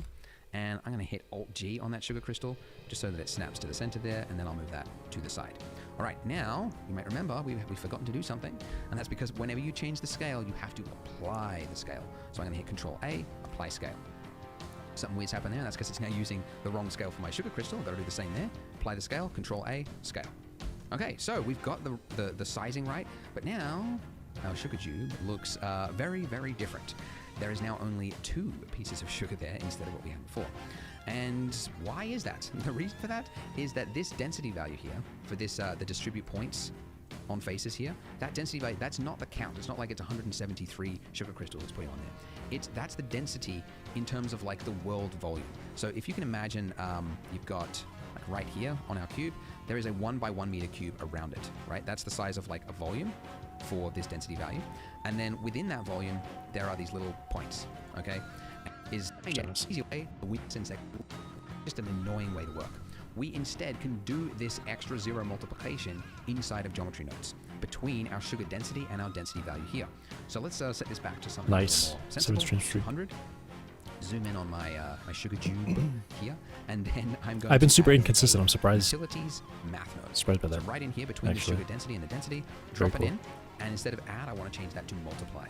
Then this value here, remember those zeros that I added? I'm going to type in 1. I understand Where this. it's I don't it's need- easy when I drop. Time consuming to remember. Like That what was do a these values lot do to again? just multiply a number together. Frame. Post that, and now it's in the correct cut a little bit, and then. Oh, wait, what is this? Okay, I'm not doing that. Oh, hang on. This is... Something you might have noticed looking at the cube. I don't know if I'm going to need this. It's so wrong to Most say dedicated cube. follower. I'm saying it's like a I don't know, like a derogatory term for Jew. That's what it sounds like, the Jew. Yelia would have you beat right now. So with He my got the 30. Cube, you He got might a 30. notice that there is sugar crystals overlapping, right? Like intersecting like crazy, like right here. And the reason for that is that just random distribution, it's just by chance, some of those points are going to appear where other points already are. So if we change it from random to Poisson disk, we'll have more control. Now when you do that, it will disconnect this density because you've now got something called density max instead of density. So just connect it to density max and we'll get it exactly the way it was before, right? Random, Poisson disk is the same now. But importantly, we get distance min. So what distance min will do is that for each point, it will then put a radius around it. And then if it finds points within that radius, it will delete them, right? So you'll only get that 1 point. So I mean, I guess value good to know here, about, if I but I set don't this think I to need it. 0.00, because we're working on a very small scale, 0.001. Okay. Okay, nothing's really happened. Let's go 2. Haha. You can see we've now lost one of those sugar crystals. There is still quite a lot of overlap, and actually there's not really a way to get rid of the intersection completely because the points, it doesn't take into account the scale, which is a random value that we've put in there. It just sees each point as equal. So Okay. Let's jump back to this one. I want to see if he covers how he's going to make it so that when the branches are growing down, that they still grow up. Of that iteration. You can adjust the bend here on this level, but you can't adjust the total amount. You can adjust the probability, but not the total amount. I mean, I'm sure he And will. that's because I don't think there's we actually need any to way that resample he's not this going to do curve that. in order to get another value for how many points we instance on that curve. So let me just drop in a resample curve node right here, and now we can increase the total density of that level of branches. We can go really crazy here. And you turn the probability down and remove them from the inside of the tree so that they're growing more toward the outside. And now if we go all the way back up here to our trunk, if we look at our trim curve animation, it is now broken. So it looks like I got that mixed up. We need to actually have this after our 2 resample curve nodes. Because remember, this one's going into our trunk, this one's going into our branches. So I had it right the first time. We need a trim curve node for each of these. But obviously we don't want to adjust the factor of both of those. So we can use a combined XYZ node here and feed that into the end value of each of those. And now What? This is our factor. There we Okay, go. no way he just did that. Yeah, yeah, that's really funny.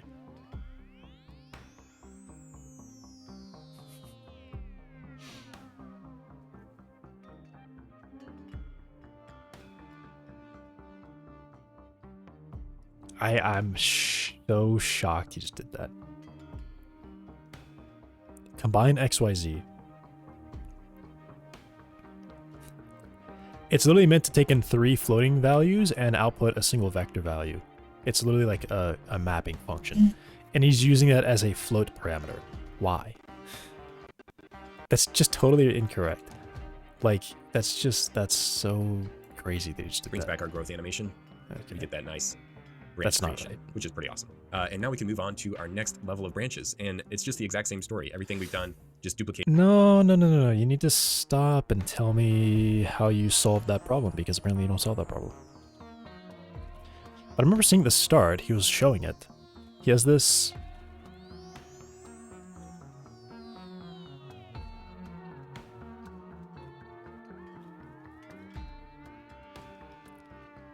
Maybe I missed that.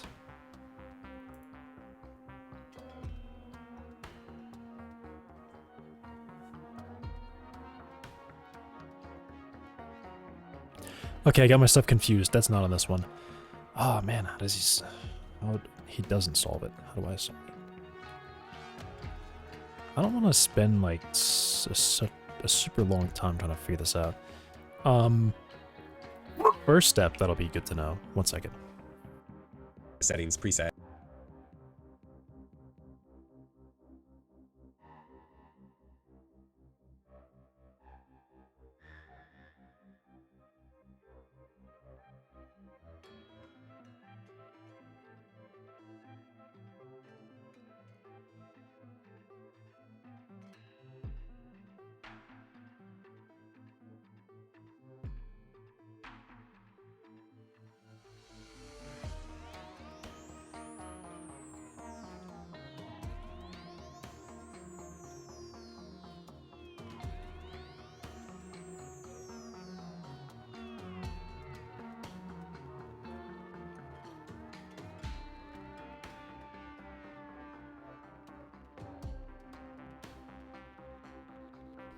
Okay, I'm just trying to think about this. Like, why did I hide it? Hide it? Okay. Maybe...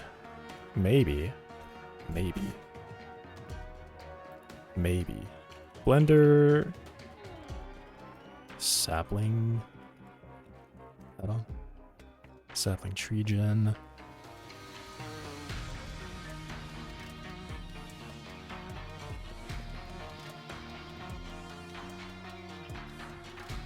website.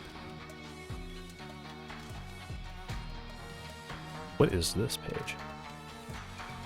What is this? Projects.blender.org. They just have GitHub.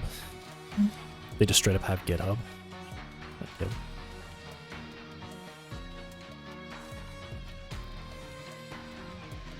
Because I think on here they solved that. Yeah. You can have, well, okay. Branch. Maybe I should grab this.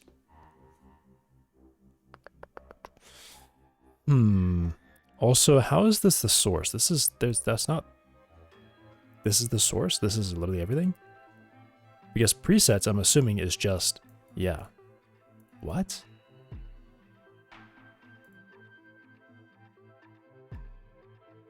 This is the whole thing?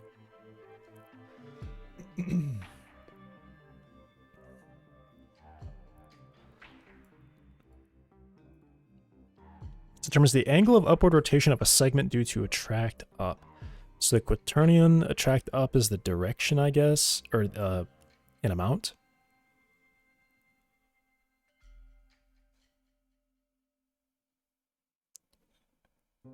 Returns curve up angle. Curve up angle, attract up, that's a float, I'm assuming.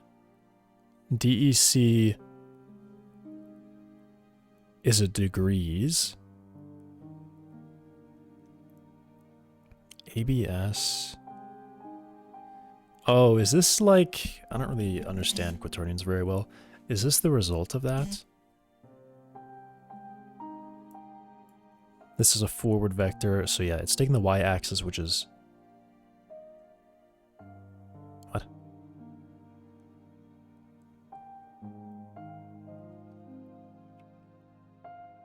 It's taking this? direction. Interesting. Takes the y-axis, it rotates it by this, and then normalizes it. So we basically have a vector pointing in this direction. Curve up angle. So this is radians declination. Declination to what? I guess this is declination from up. I mean, yeah, literally. So declination determines the angle of upward rotation of a segment. How do they... Oh, declination is right here. Z-axis, which is up. Wait. What? Oh, Blender is Z up. Did I?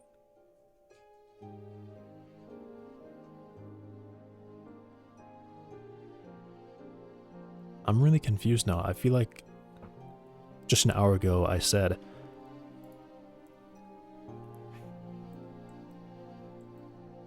that Blender uses Y up.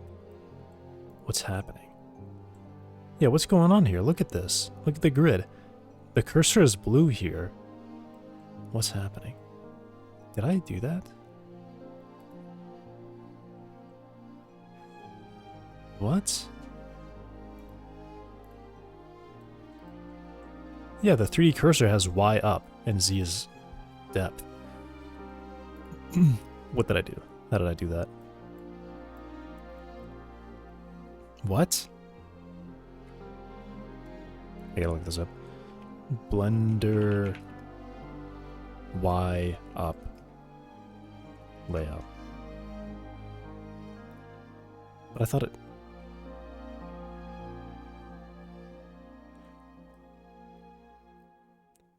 Why does the 3D cursor show...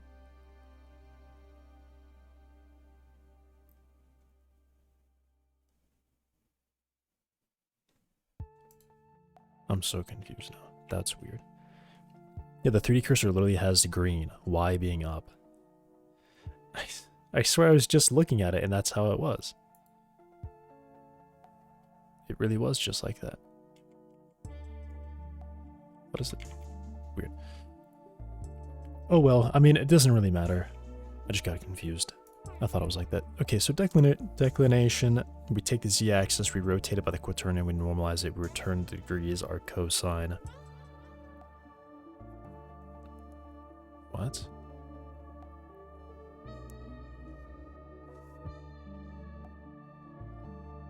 Okay, whatever. Curve res. Resolution? If the negative I don't know what that is.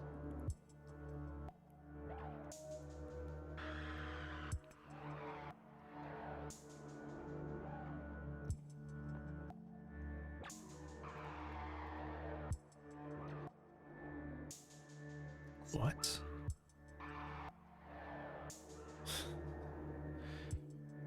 What does that mean? -3 start? I don't know. Some weird code.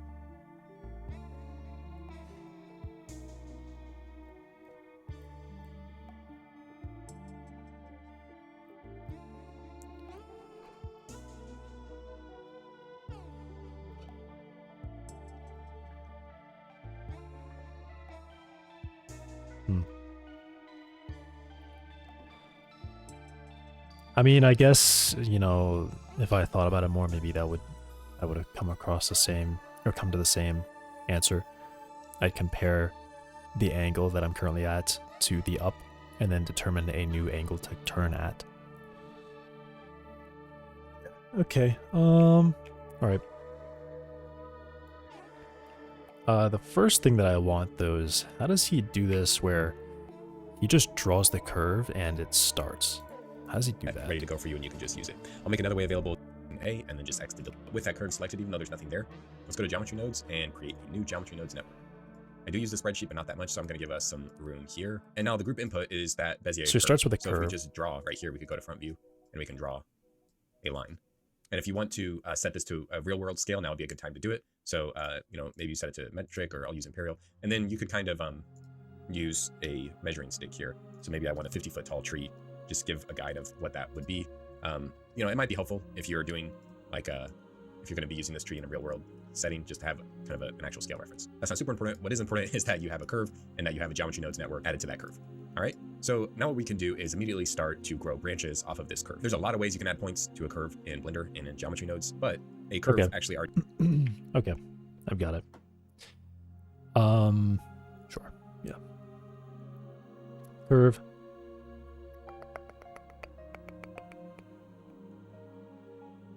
Sure.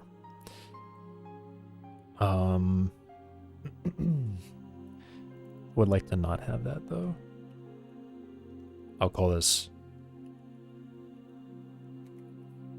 that. And then tab. I'm not pressing the right one. Delete that. And then I guess I want to do a new one of these. And then front. Like this. Sure, whatever. Is there a way I can add a point in the middle?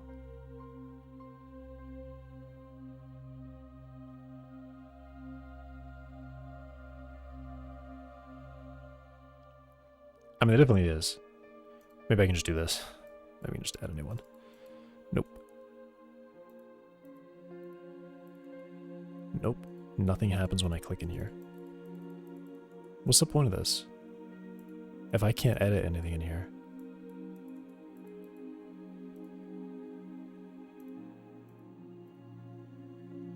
What? I can't modify anything? Why? Then why?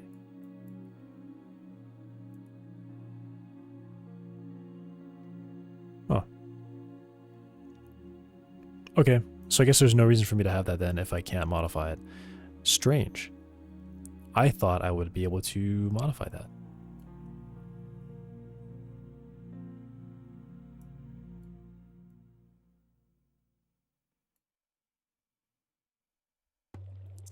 Construct and edit splines. Can I bet a key will do this.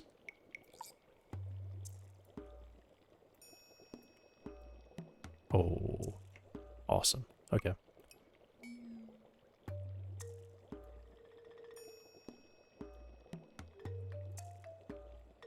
Okay. Cool. I just wanted to see that. What do I need to hold? Do I need to hold shift? Control?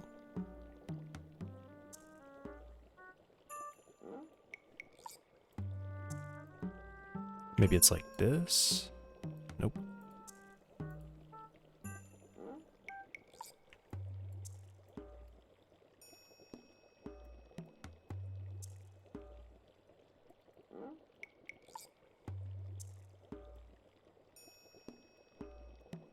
Weird. Okay, that's a weird way to do it. But alright. Anyway, it's just a straight line. So I guess the first thing I probably want to do is, how does he add... How does he make it a mesh? He has points. Map adjust. How does he make it a mesh? And woohoo. All right, there's our trunk. Curve to mesh. I mean, I could probably figure it out, right? Operations, curve... Yeah, that wasn't even very hard to find it. Okay, cool. And then I guess I need... a radius?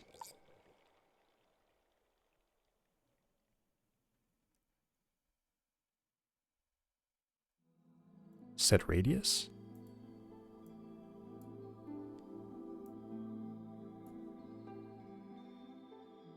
Oh. No?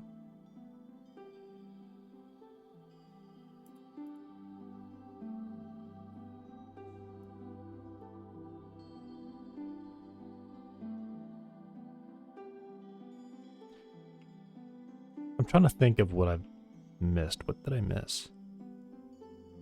Oh, profile, I do need that.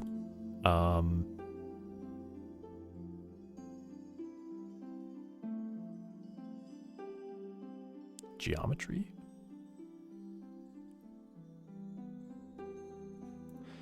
Can I do this?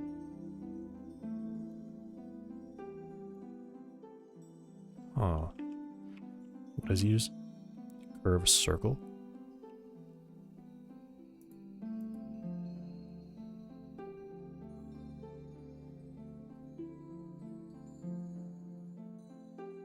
Okay, sure.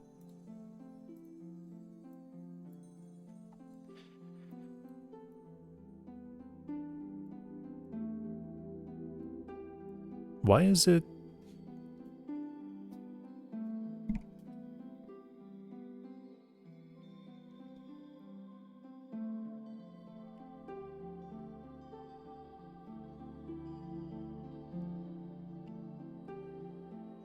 Points? Interesting. So there's no reason to have this one.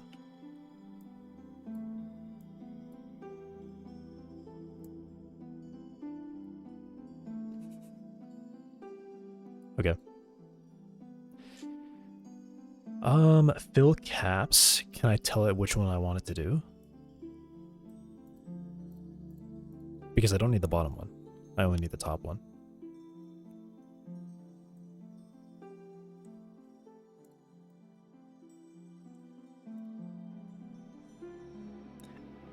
There's gotta be a way I can just do the top one, right?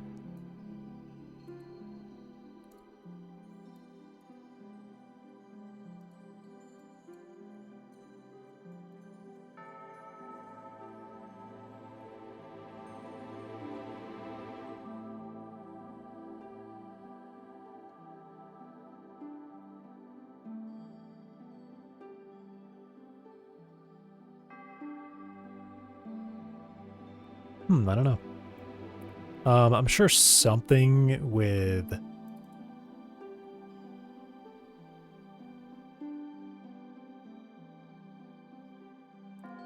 Like maybe I could do like a list or something. Does this work? Maybe I do 0 and then 1? I don't know. That would have been funny if it worked, but I guess not. 1, and then does any of these values having a 1 cause it to generate? What happens if I have 0.5? What does it think about 0.5? Oh, I bet what it is that at a vector that's anything besides all zeros evaluates to true. Okay, that makes sense. I'm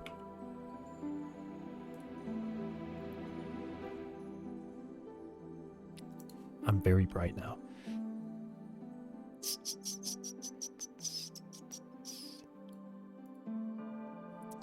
I'm gonna look that up because I would really like that to be in that way. And I'll keep this open. Maybe I want to reference it or something. Blender, cap, curve, only top.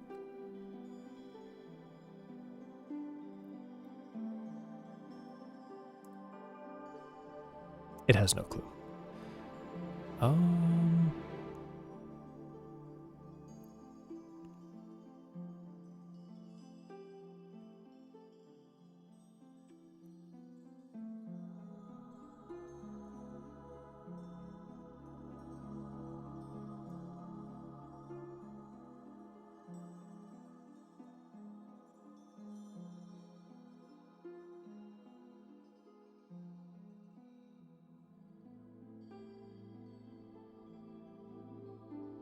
Array.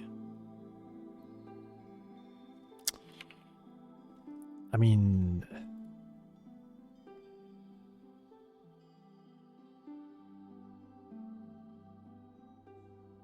why is there no array?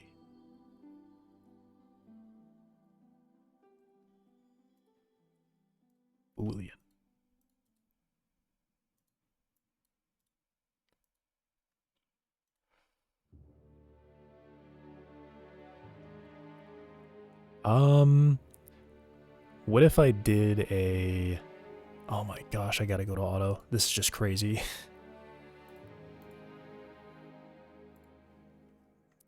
It just got like literally 10 times brighter in like a second. Crazy. What is it? It's something input.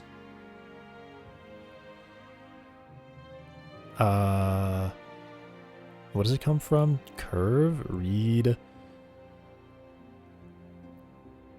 curve.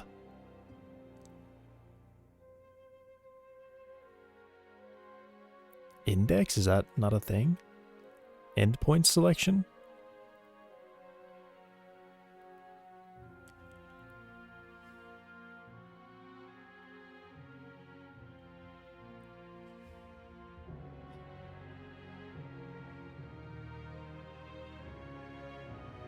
Read, it would be right here, is it not?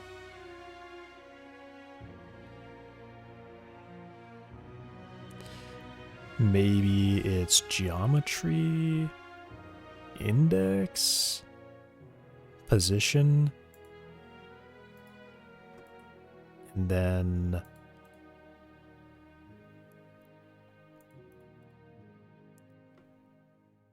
math, utility, math, compare. A integer is, this is equal to, oh, it's not equal to 0.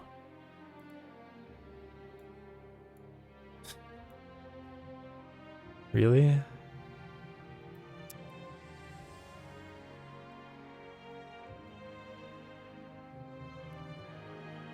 The thing is, that's like another, that's, I mean, that's not insignificant. That's not insignificant. The fact that I want to cap the bottom, but not the top, is not insignificant.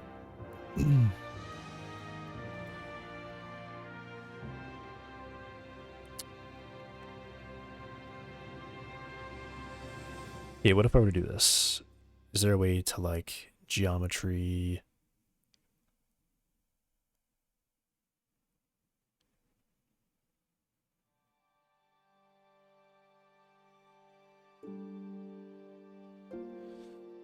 What does fill curve do? On the inside of input curves.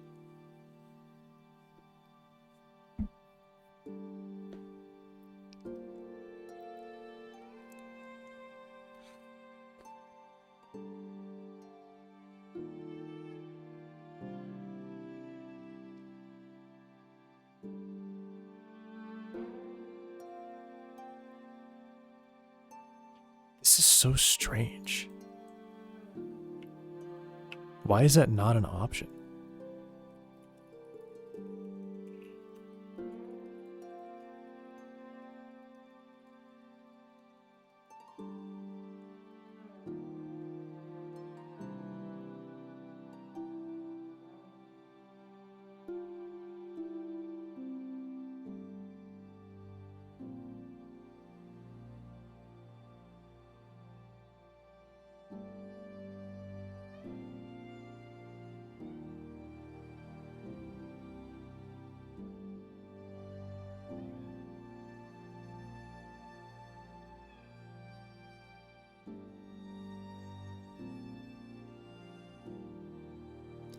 Instance on points.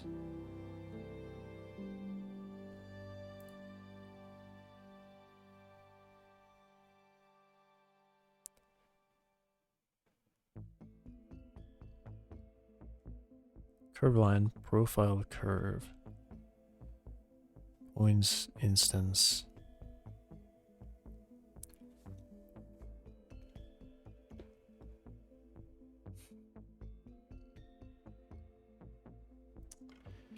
I feel like that's just such a miss.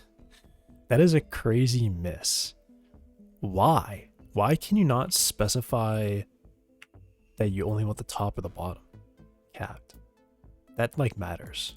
That's kind of crazy that you can't specify that. Okay, well they say to copy the entire thing, which is does not make sense to me at all. I can't do that. Okay.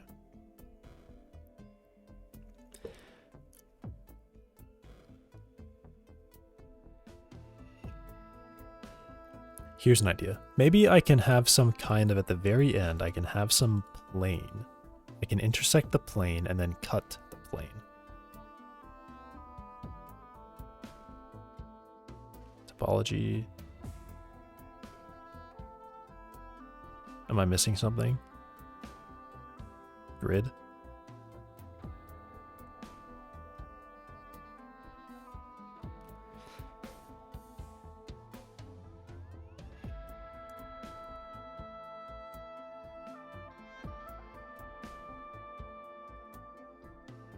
Okay, I'm just gonna stick with my idea here.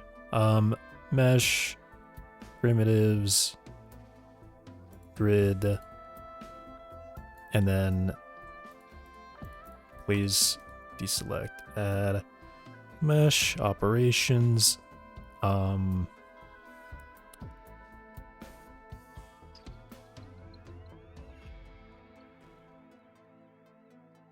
Geometry operations.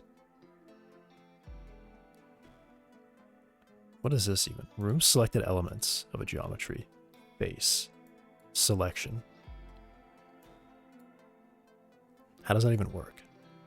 Only faces.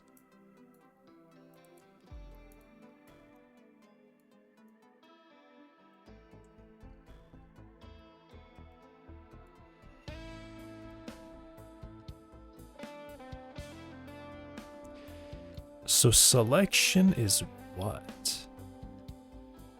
Parts of geometry to be excluded. How do I know?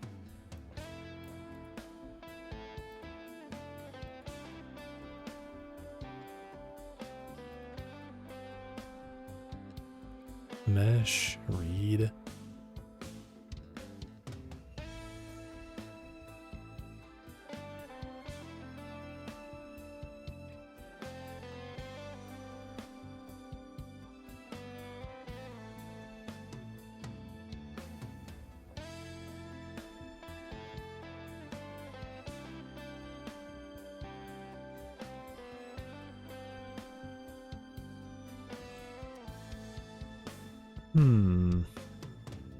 This is a color? Like, what is this? It says Boolean.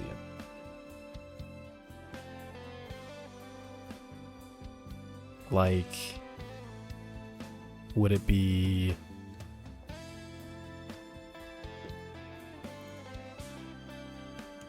Alright, let me just do this.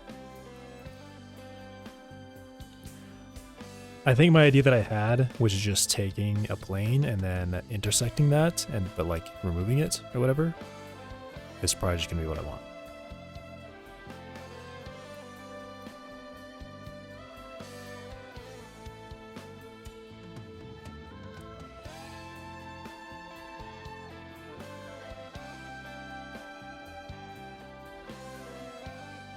It's not what I want. I want to do like a mesh operation.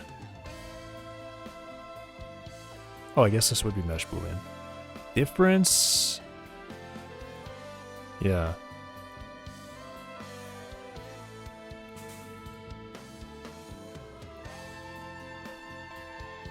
Okay, that doesn't do it.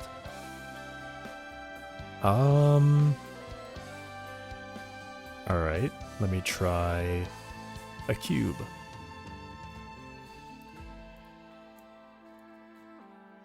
Oh.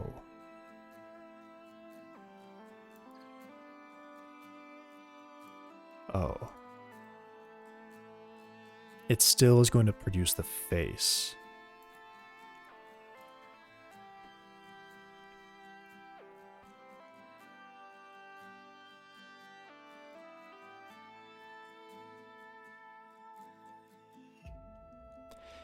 Is that really the best I can do? It's just...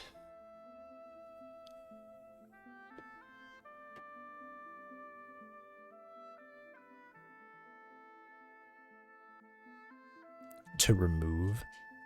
Like, that's the only thing I can do? Probably. Where did I find that? Delete geometry?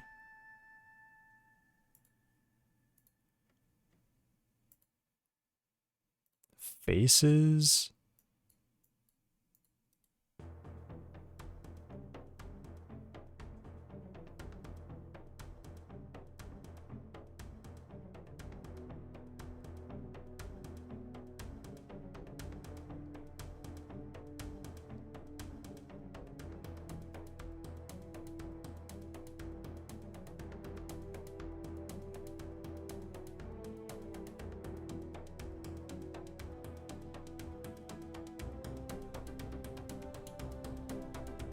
Maybe I can do this. Maybe I can just say 0.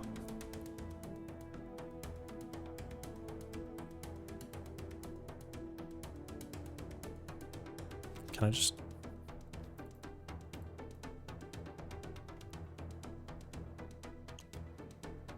have a constant? Or, like...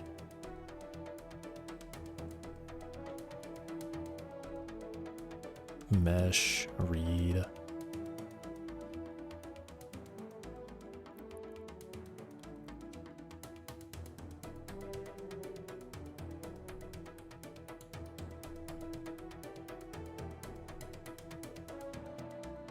No, I do want mesh.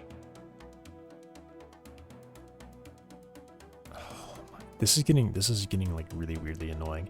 How like strangely laggy it is. Sometimes it just doesn't load it.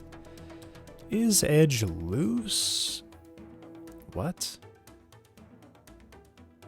Can I get like a face index?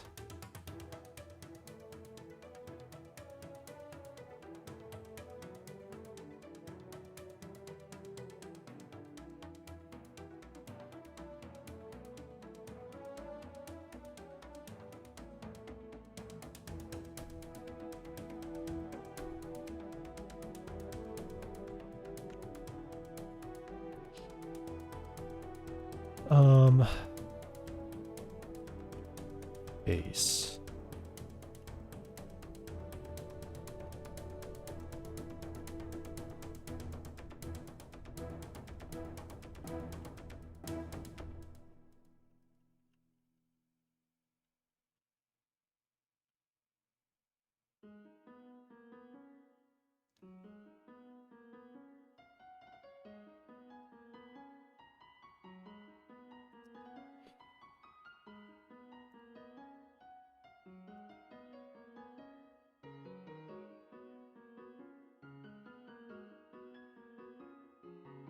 Is there a mesh boolean? Maybe mesh. Did I use mesh boolean?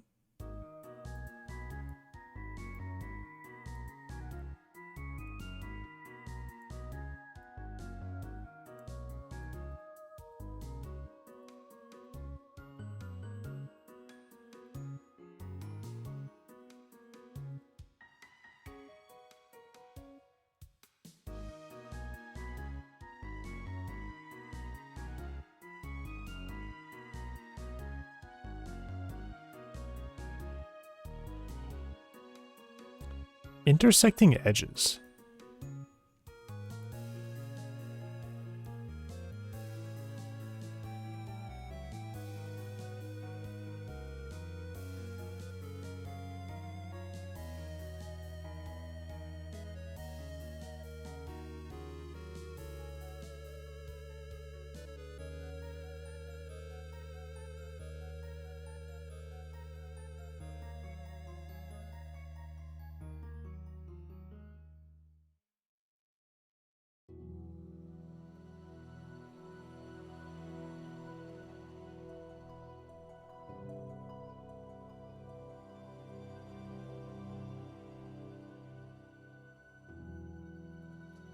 Intersecting edges? What does this mean?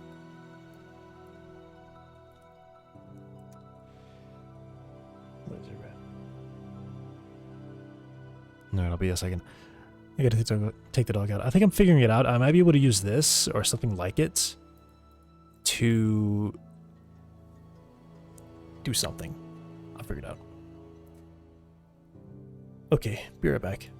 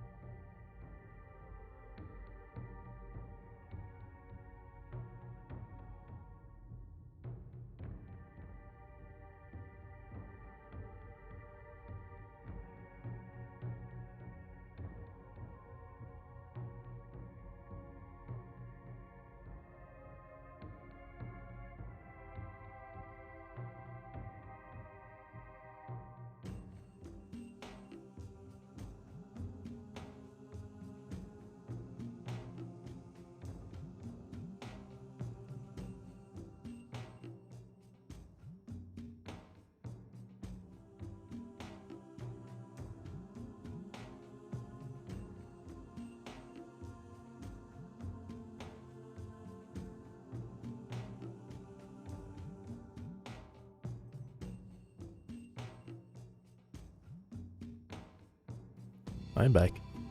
I figured it out. What I need to do is I probably need to look up documentation for this. So let me find Blender. Blender geometry node. It might have even been just like something there. I don't know. So it looks like it's some kind of... I should know what it is. It says selection. So let me just find the node that I'm currently working on. This is a delete geometry. Geometry operation delete geometry node. So what is this input? A Boolean field that is true for parts of the geometry to be deleted. Unfortunate. Okay, so Boolean field.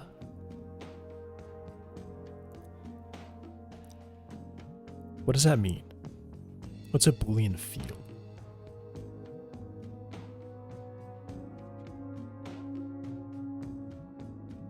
Geometry nodes, fields? transform an arbitrary number of inputs into a single output. A field's result can be calculated many times with different input data.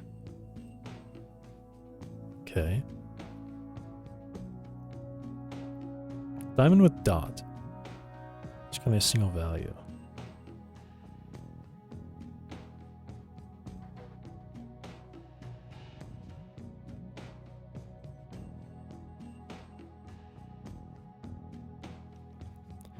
To extract a single value from a field, while it doesn't make sense conceptually to simply change a field into a single value. Sample index node or attribute statistic node. Function nodes. Geometry proximity node. Whoops.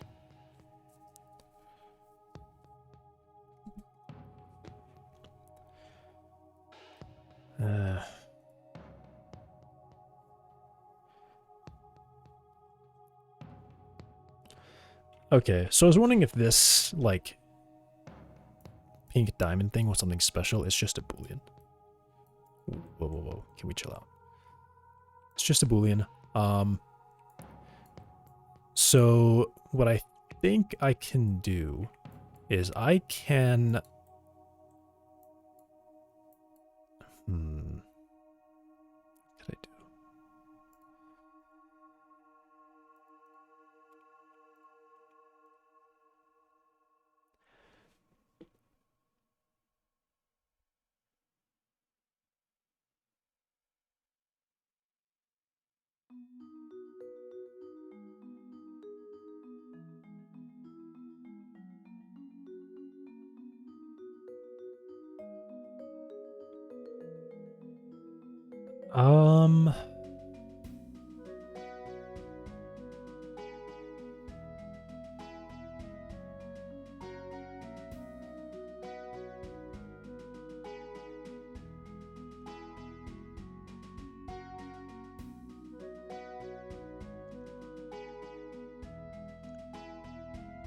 What produces fields?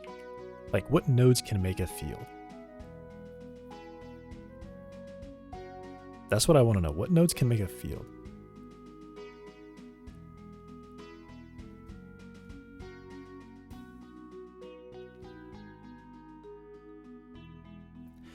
What is this, like, index thing?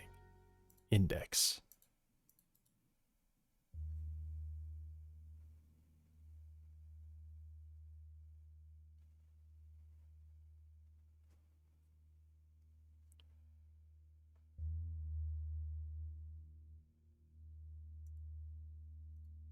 Like, what?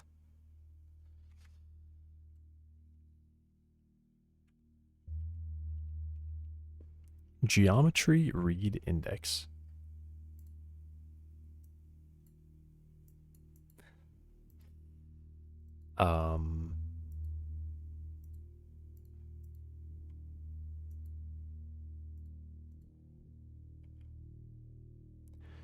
Okay. What about...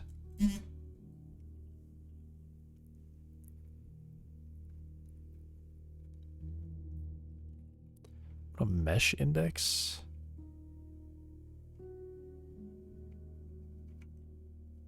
So it's only that. What about... What if I pass a mesh into this? What if I pass a mesh into that?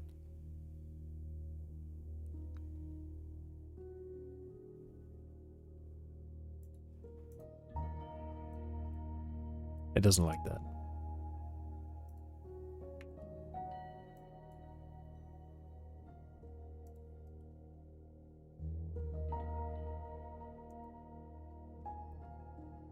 Like, this is the thing. What outputs booleans? It doesn't have to output a boolean. Like, if I something that outputs a number.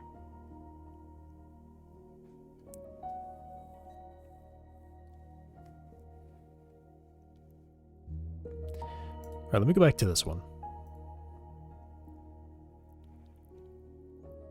Because they kind of need something They need something, right? I'm looking for mesh.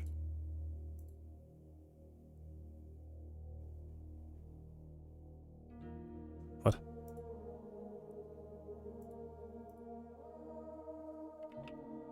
Delete geometry.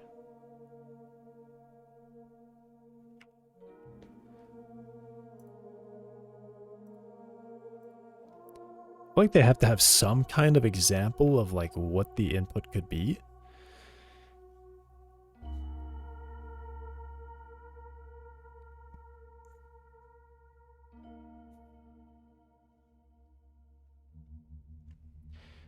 Domain.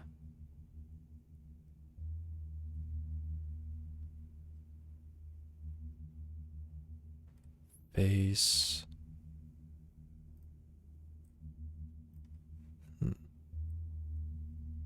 How do I...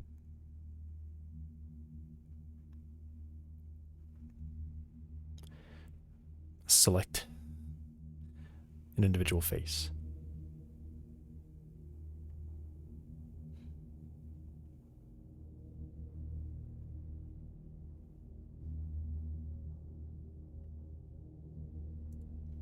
Selection nodes.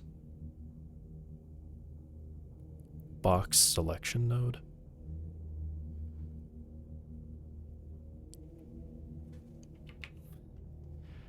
Well, there we go.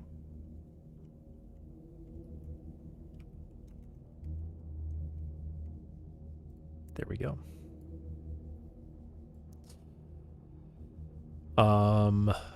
So can this be 0 and it work? No.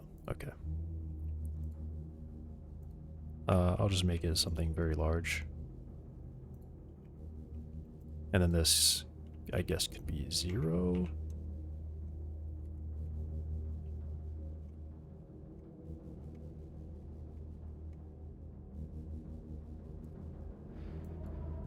Oh, wow. Okay. That was tough. That was tough. Jeez. All right. What's the thing that I do to do this? Options. Select, add, group, frame. Oh, is it F? What's F? Where's F? F? Wow. Remove bottom faces. This is like literally the last thing that would happen. I guess I could actually do it first. I don't know. Yeah, this is probably the last thing that would happen. Okay. Wow. Finally.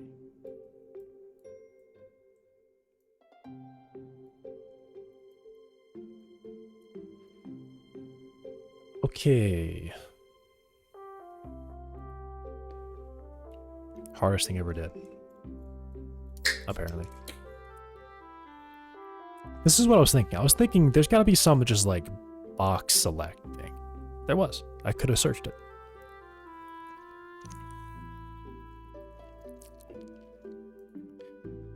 I probably could have typed select. Oh, look at that. Okay. Curve the mesh. So we got a mesh. Alright, what are we looking like right now? What is this, what am I doing? Can I stop doing that?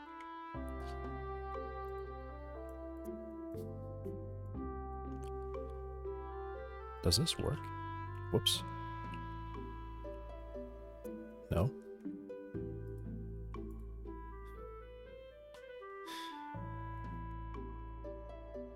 What?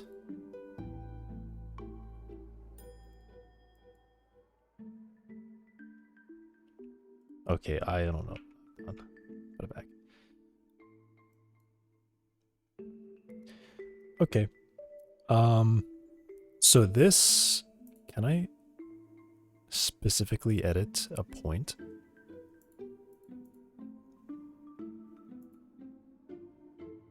So this is why I want to be able to use that thing. I'd like to be able to specifically set this location.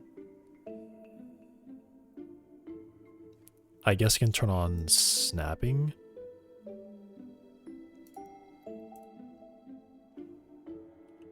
And then it will turn it on.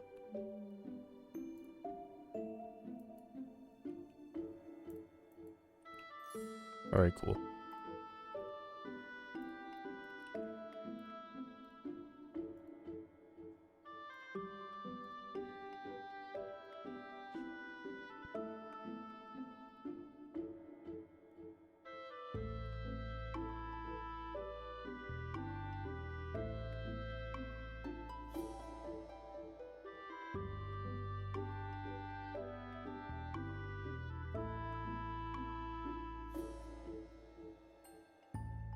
Okay, cool. And is this still gone? It is. And this one is there. Okay.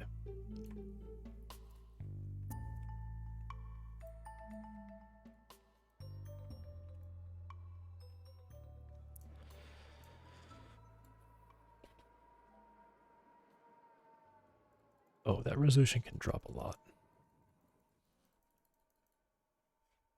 I should probably only need like 7. 6 even.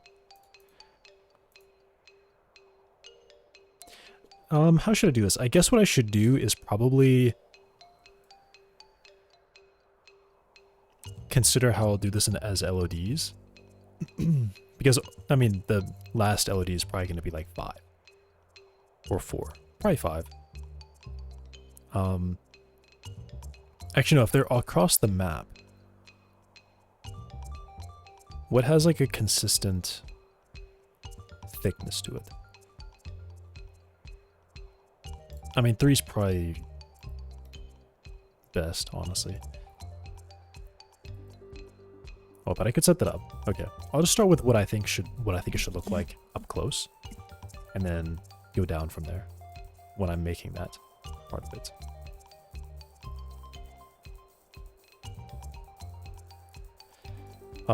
So the resolution, I want that to immediately be an input. So constant parameter. Actually, it's more like this, right? Yeah. Do this. He said you press N. There we go. So let's call this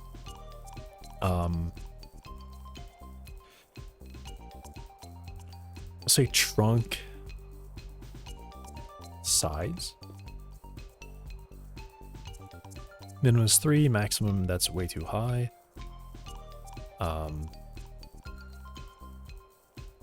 Say 17. I think there's any reason you should go higher than that.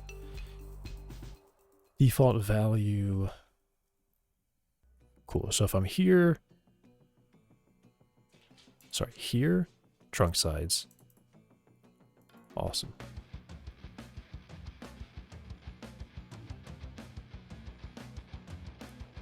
Description.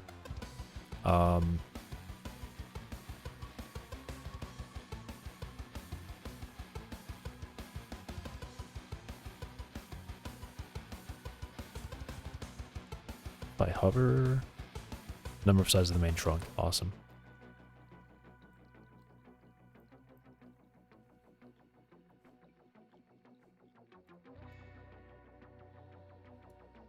Cool. Okay.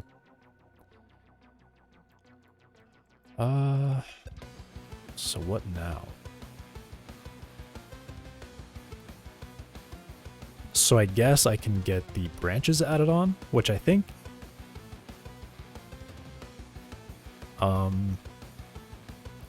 I'm trying to think here, because something that I want to happen is the branches aren't going to be equally spaced, but I do want the rotations to be relatively consistent, so I'm going to have that like 0.61 whatever value. Maybe we can go in and get that.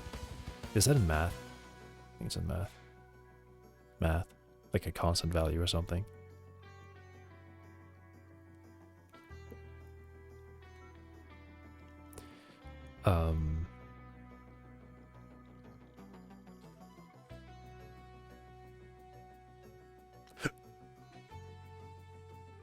A random rotation. Funny.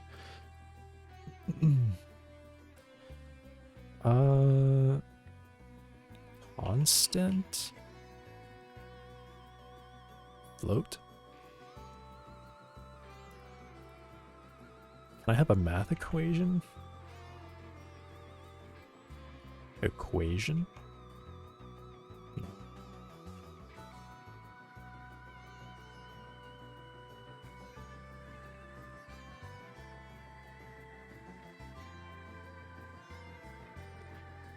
Is there any way to produce this number somehow? Instead of having to type it in. That'd be annoying.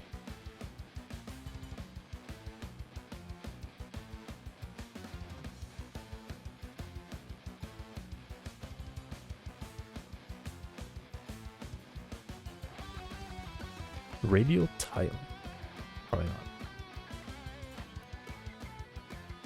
Alright.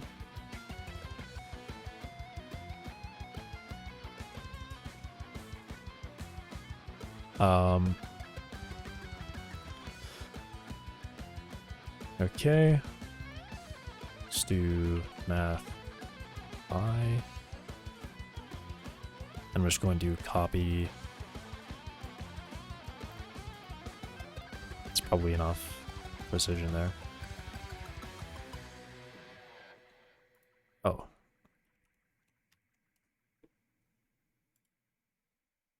I wish it was not like that. That's annoying.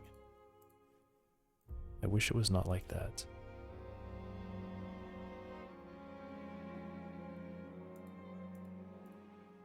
I mean, it remembers some of it. I want more precision there. Why is it not? Preferences, editing, system.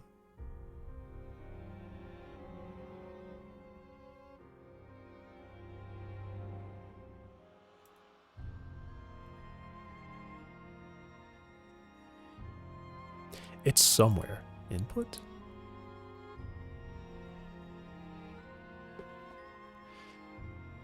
Definitely it's an option somewhere with like how precise you want to type in values.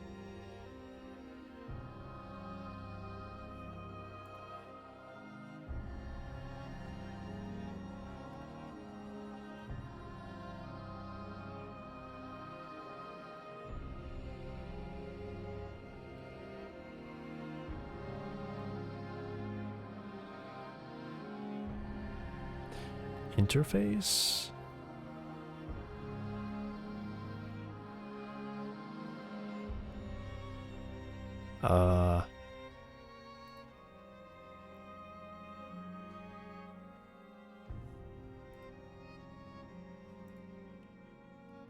Weird.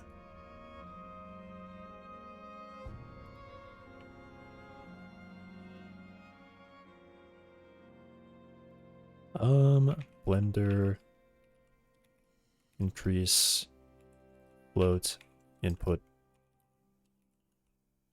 precision.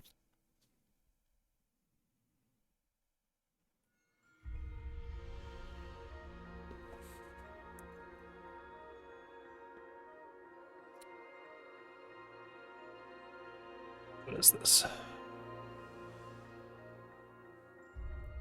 I don't. This is actually really silly.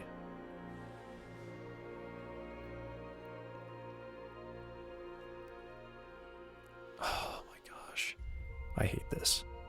Blank precision. How do I do it? How do I do it? How do I do it? Let me put in more precise values, please.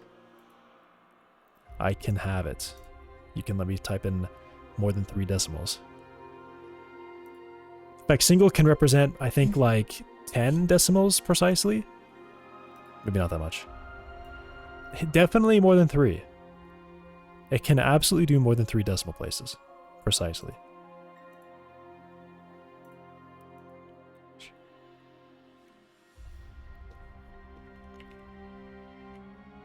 Getting bad. Blender, go more digits in.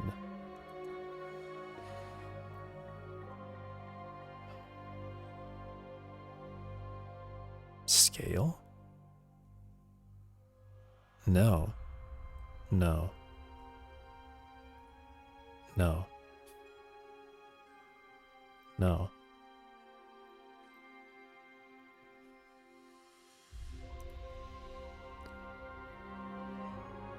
No. Please.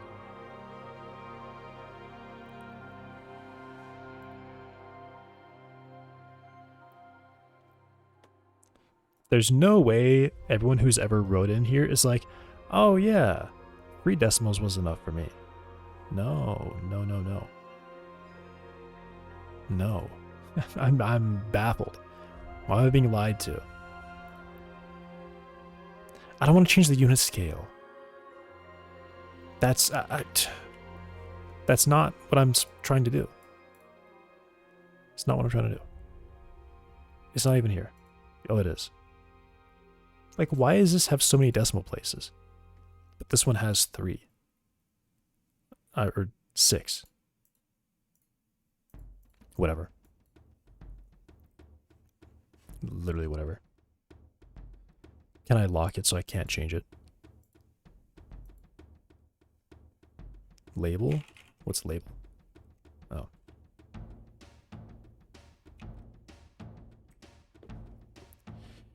I guess I can do that.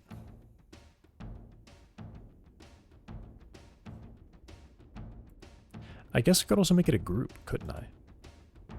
Make group. Awesome. Cool. Okay, so now I really can't edit that. Okay, so I have this number. I guess what I do is it would be like resample.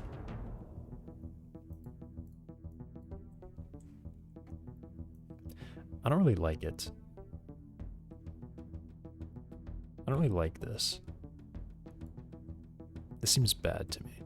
Also, I'm gonna go like, I'm gonna do this.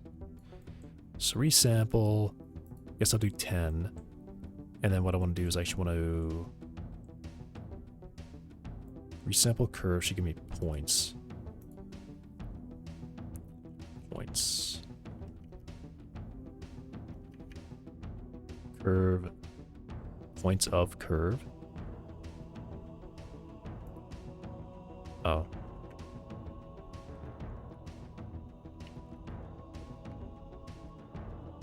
Curve 2 points. Oh, I guess I can just plug this in like that and skip that. Okay.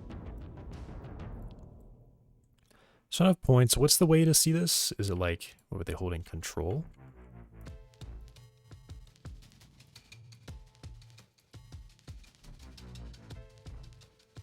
Link to viewer.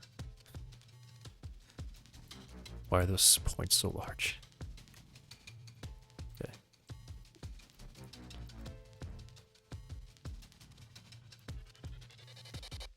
What is count? Length? Evaluated? Count. Sure. So I take points. And then I guess what I'm going to say is I want to, because what I want to do is I want to instance things, right? So instance on points. Points. Let's just make it produce a cylinder, I guess.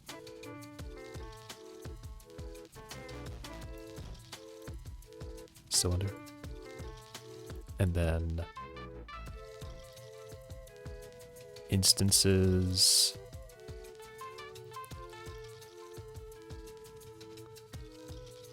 you know, I probably do this first. So, and then instances, geometry, or instance 2 geometry.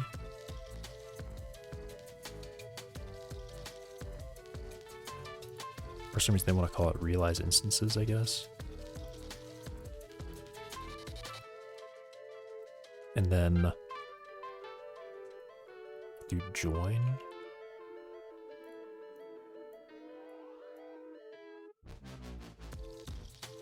Wow.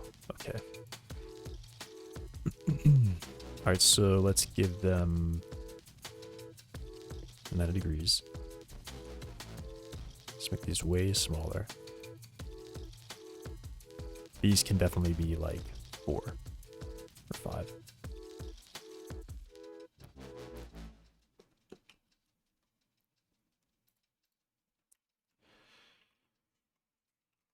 I'll do this. 1 meter each.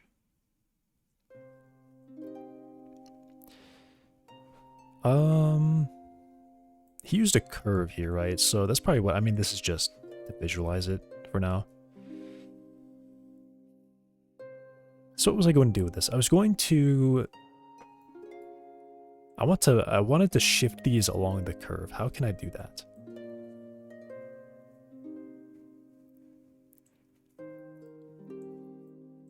I guess I would have to create a new curve.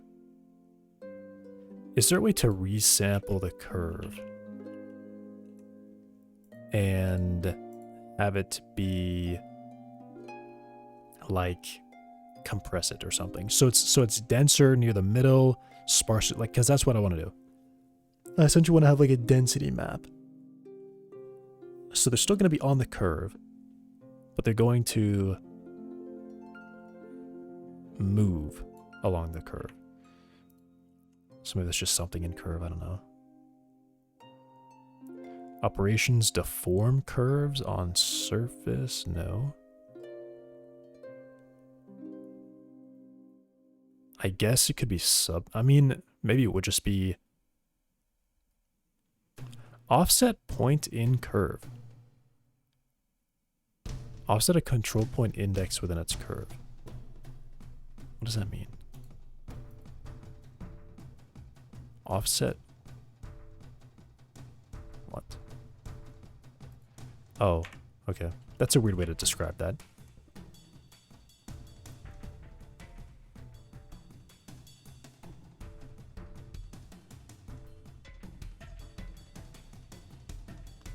Sample curve. Value. Position. So position would be something. Maybe sample curve can get me there.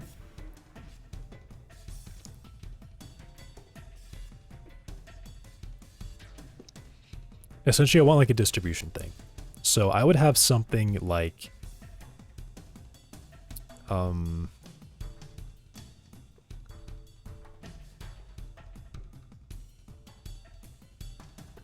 what?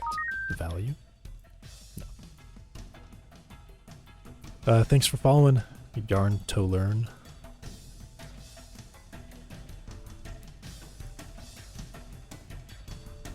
What was this? They had it. Math? Float curve. Ah, right. So I was something like this.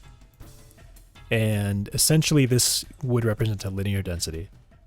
But if I could do something like this, right? All the points are being selected near the middle, none are at the bottom, none are at the top. Or I guess this would be a linear. This would be linear, right? So it'd be equally spaced. This would be like, can I delete that point?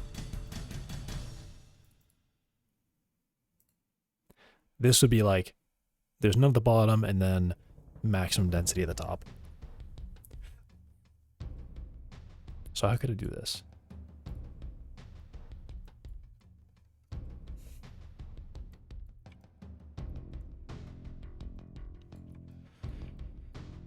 I mean, I guess something like this is what's odd.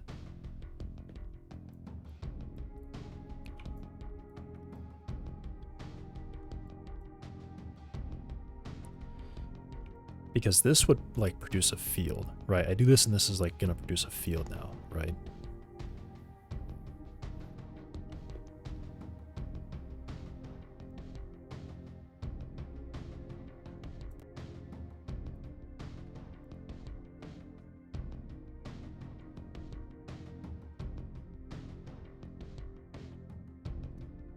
Did he do this?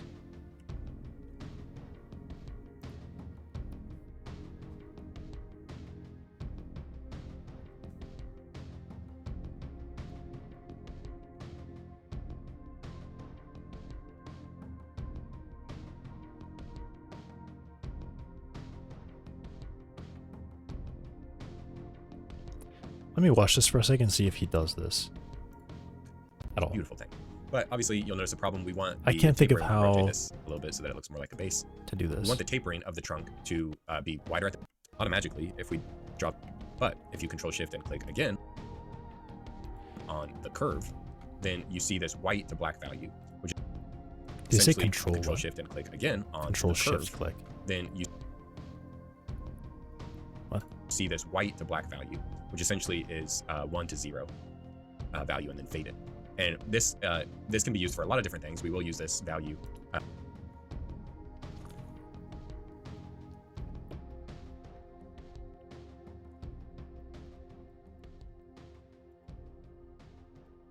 Evaluated count length. It's like a distance between points.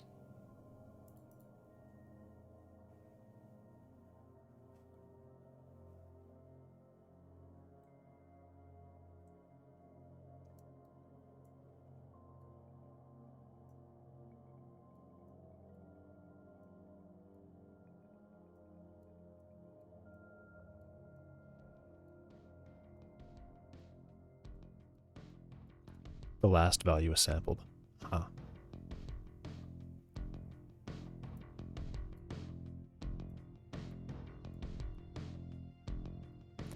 Why does float curve like not produce a field?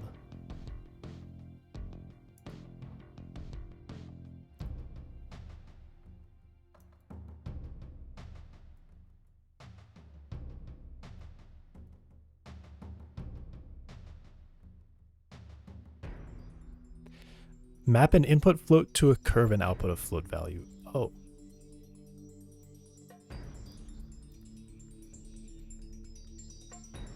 Oh.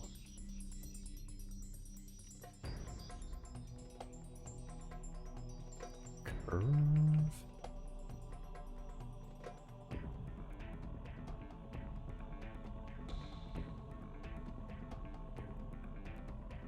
Hmm.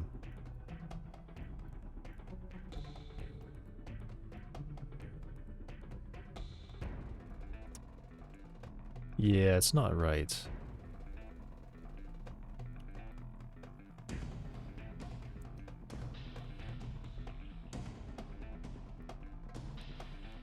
Field?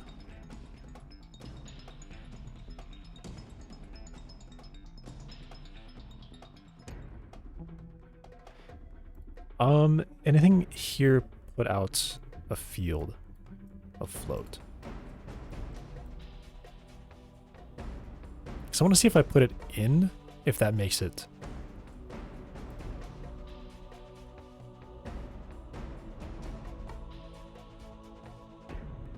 Oh.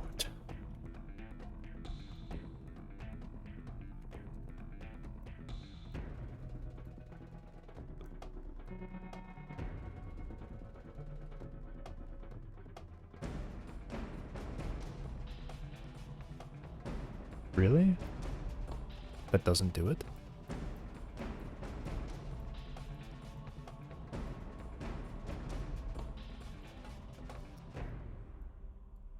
Me sad.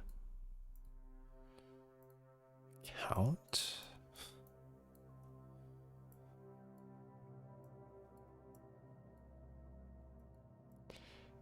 Yeah, because I think length is like what I want.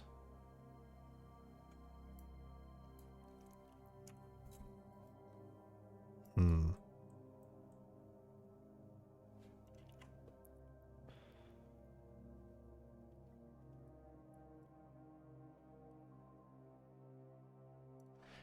I mean, I think float curve is what I want.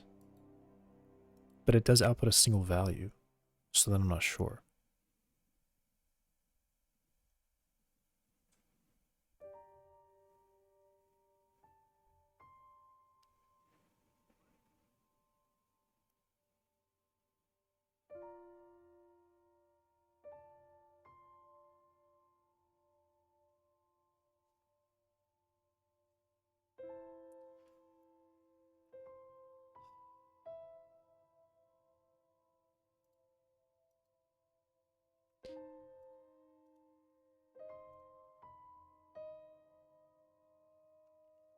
I feel like it's got to be possible. Okay.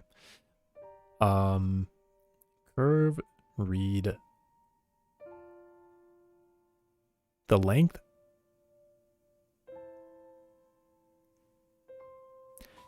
He does it right here. Like it's happening here.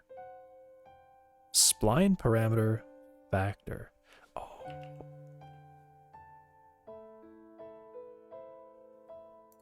Oh. If I do this.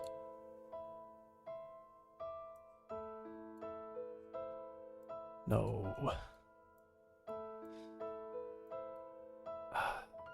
It doesn't work because it takes in the field.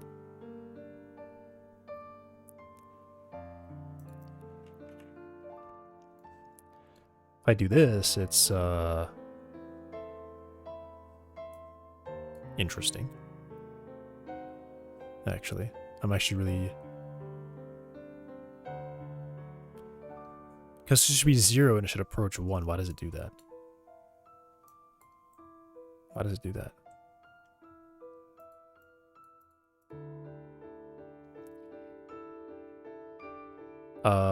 Link to viewer.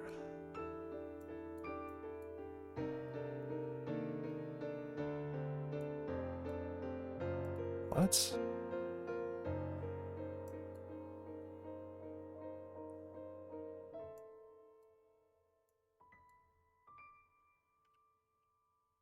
He uses factor, spline parameter. Am I missing to determine something? a lot of things throughout our whole tree, but this is really important just to be able to know that you can grab this information and then utilize it in a way that's useful. So what I'm going to do, I'll delete that viewer node, and I'll take the factor of that spline parameter straight into the radius. That created exactly what we want. Yeah, this is the thing. I'm confused why this didn't work like that.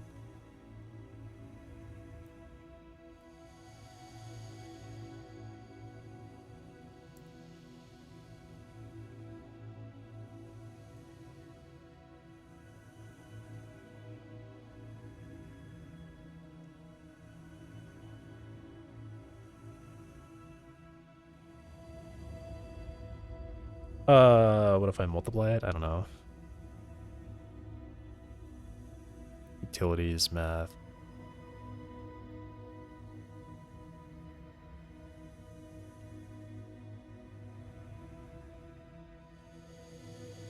Math? Multiply.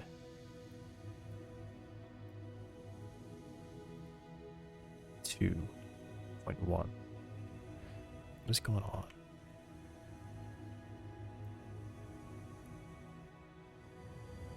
Because it starts at 1, or down here it'd be 0, or like something. This is really weird to me.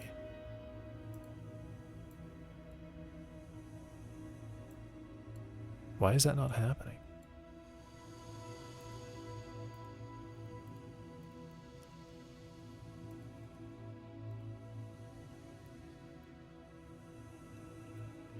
Why does float curve not output a field?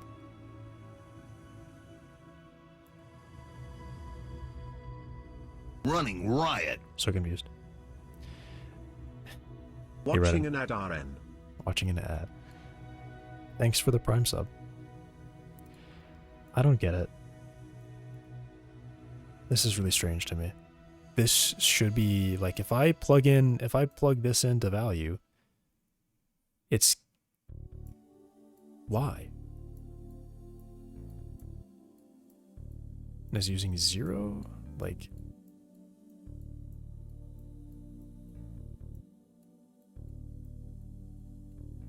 maybe it's the fact that maybe I need to add. No, because it still doesn't work because it's a field. And then it's as soon as I do an add, it's no longer a field.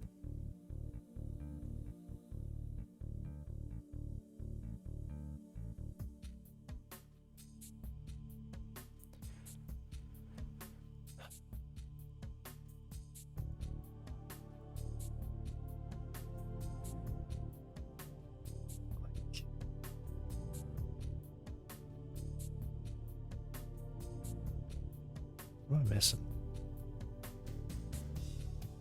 Field? Accumulate field?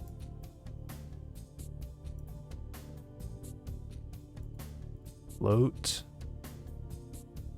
Spline? What is this doing?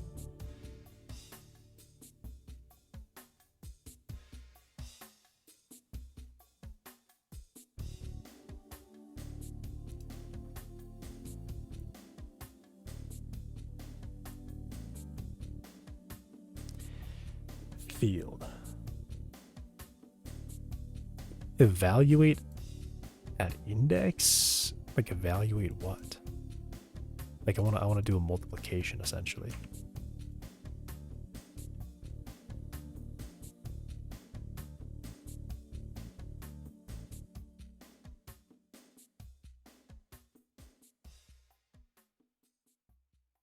Evaluate on domain?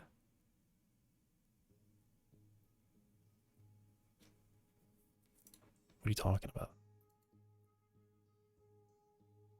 Domain field is evaluated in spline. Evaluate what? Why are we saying evaluate and there's nothing to do?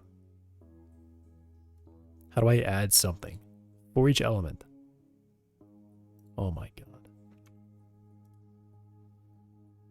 What is this stuff? Field.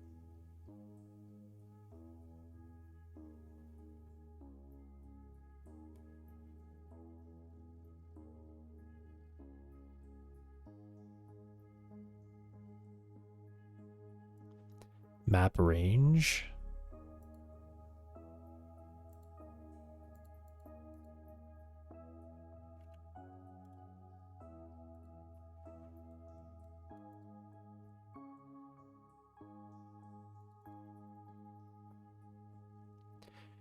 The portion of the spline's total length at the control point.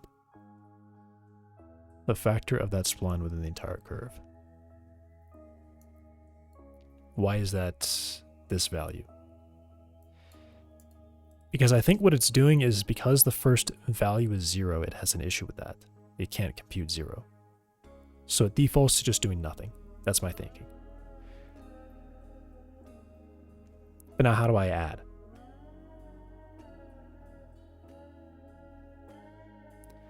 Because what I get is like not enough.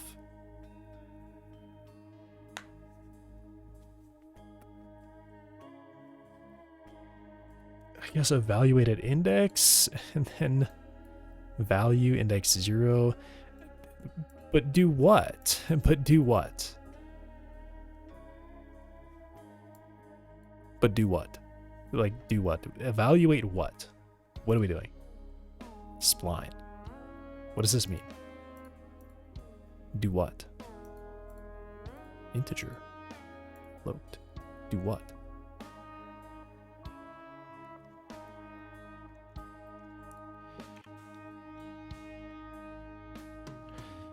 Curve to points. Maybe they have some kind of an example.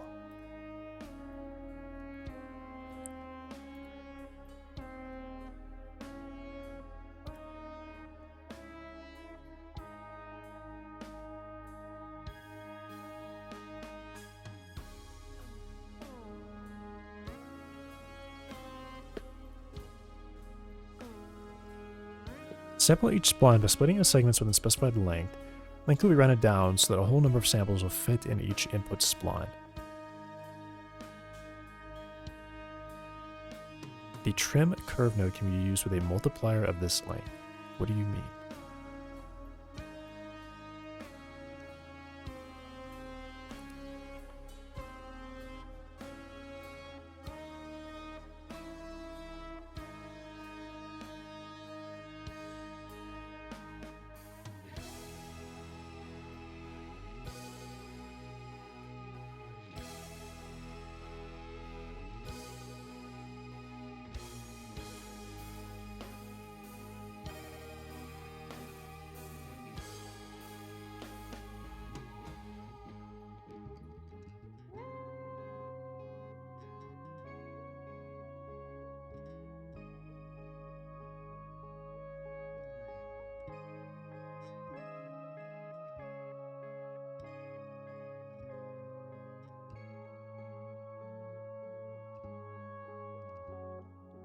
Segments to specify the length.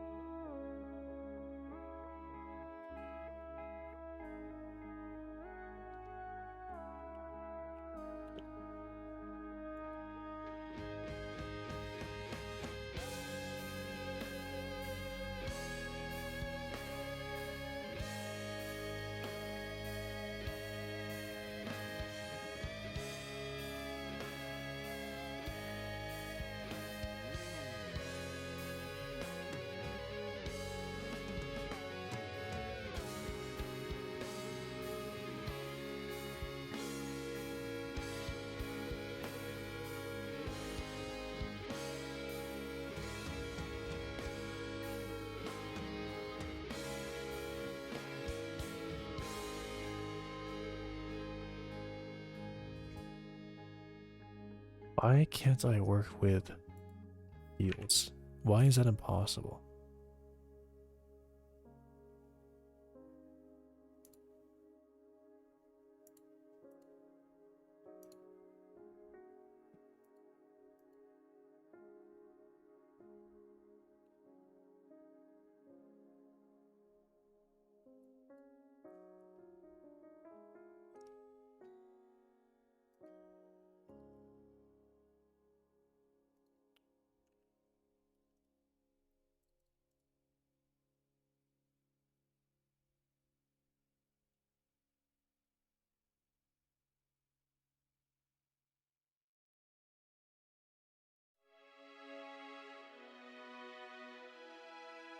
What trying to do again?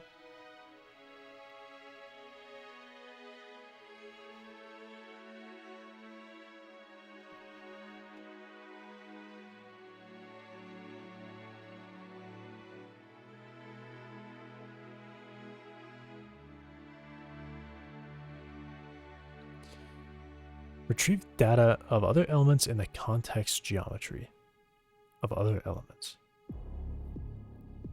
Retrieve value from a field on a different domain.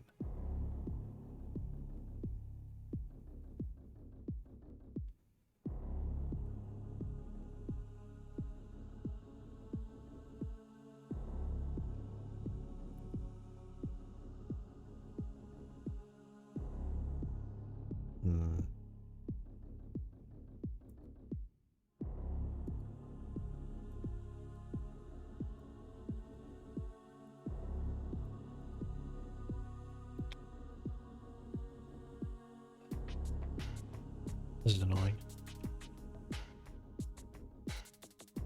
I still don't understand why this doesn't work. I mean, okay. It's because there's a 0, right? If I could just add a single...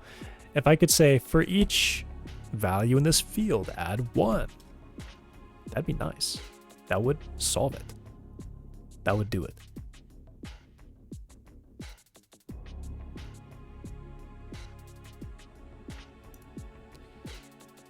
What does this do? Nothing.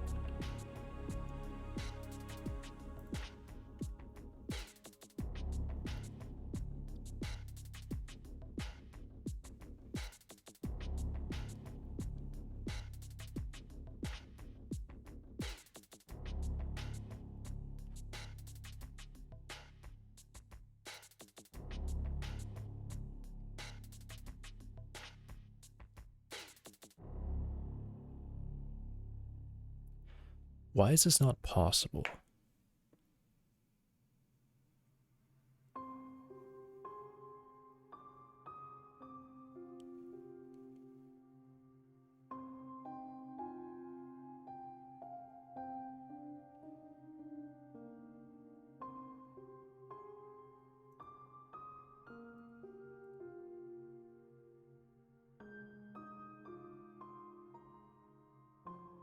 Field. Tree values from a field.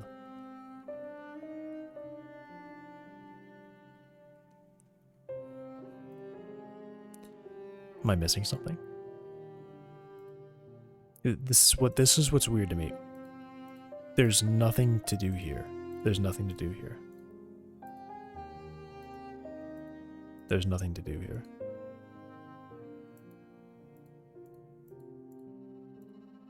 Nothing happens.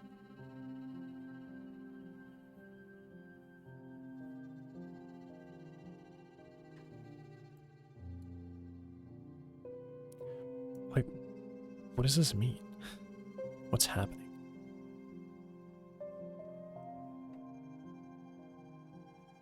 Okay.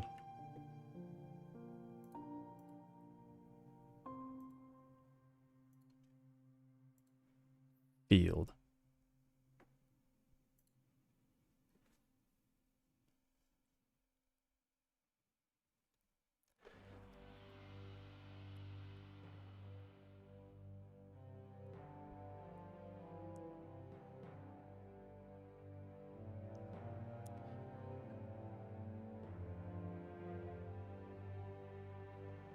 Properties domain. The attribute domain used for evaluation. What the hell does any of that mean? What do these do? This is so strange. The fact that I can't just do like an add 0.1, map to a range.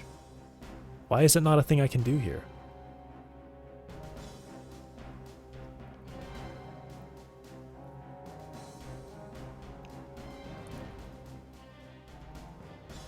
Blender map field.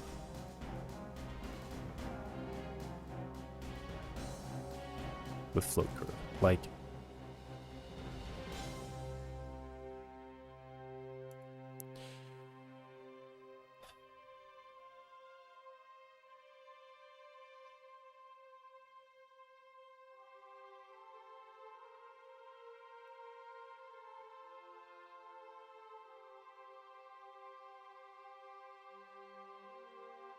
why does his have a field? Why is his a field? And mine's not? Why is this one a field and mine's not? What? Add.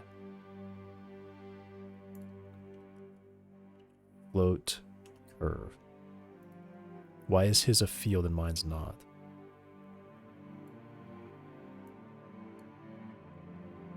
Why? How did he get that? What? Look, it's the diamond. It's the diamond. How does he get that? Is it like the output of this? What is happening?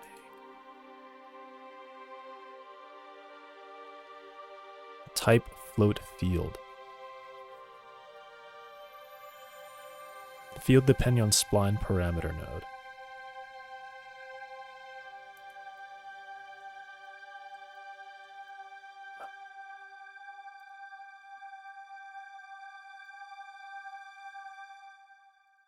Custom properties? How does he get this to happen?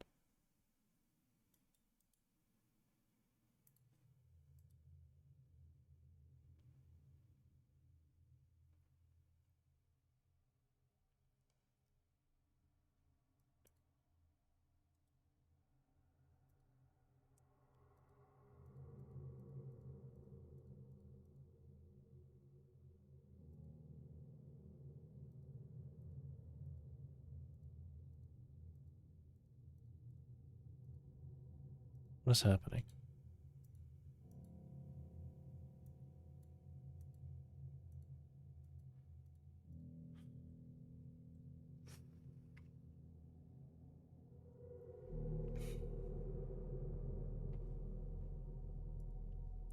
Is mine just broken?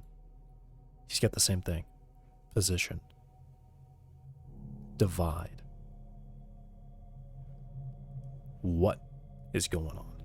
Why does mine not do that? Why is mine not doing that?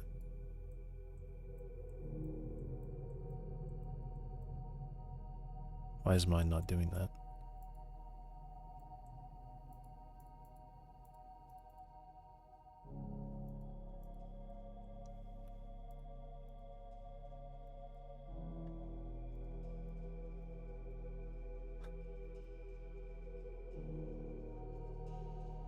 I think it should be just changing, right? It should just be changing. I should just realize what I've done here and be like, oh, I see what you mean. This is a field now.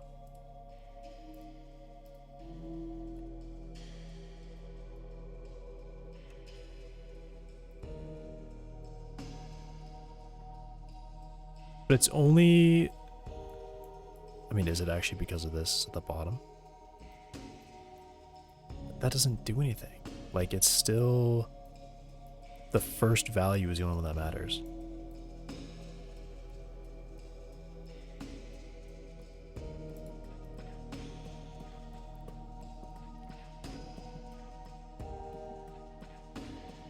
I'm annoyed. Why does his work?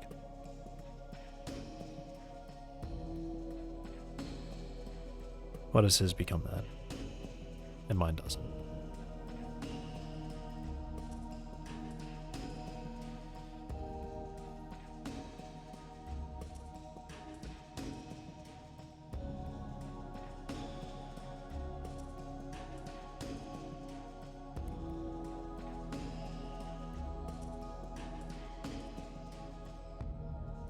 Like, all these math things are just working like that. Only need two, yeah, no, it's gonna be gone eventually. Vector, separate XYZ. If I throw a normal here, like, why don't these change? I don't understand. What am I doing wrong? These should be a diamond now. This should be a diamond now. Why is it not?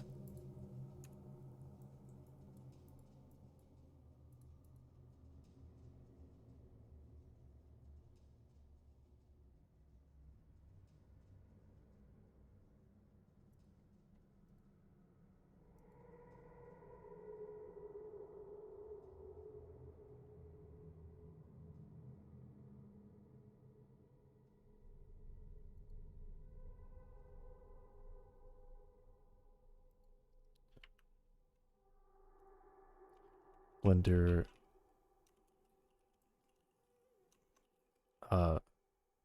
math not using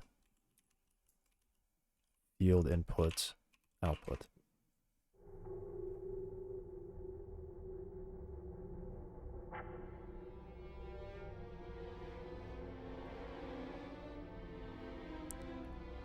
They say that this should, like, right here, scale. It's saying it should happen. Why doesn't it happen?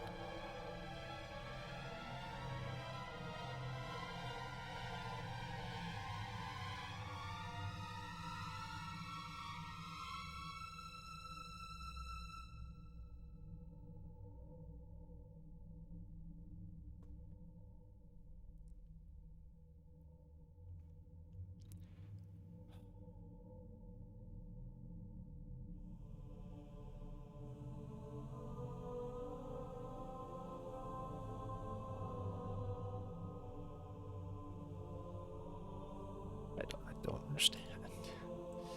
Like, this clearly is like, oh yeah, we're gonna get that one. Oh, okay. And then we're not anymore. So what's going on?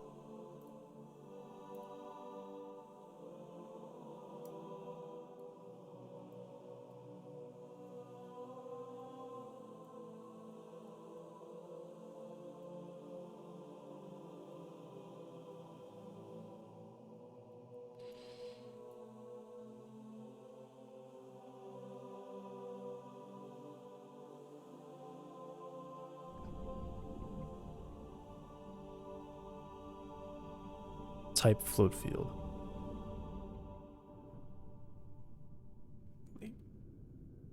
What do you mean?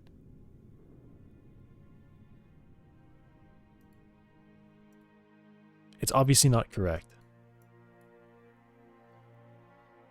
Why is this a float field? Like, I wish I could just type something in and see that, but I can't.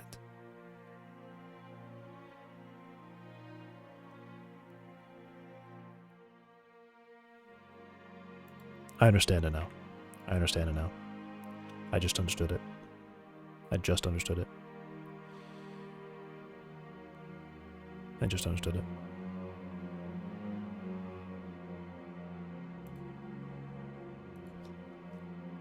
I think I just understood it.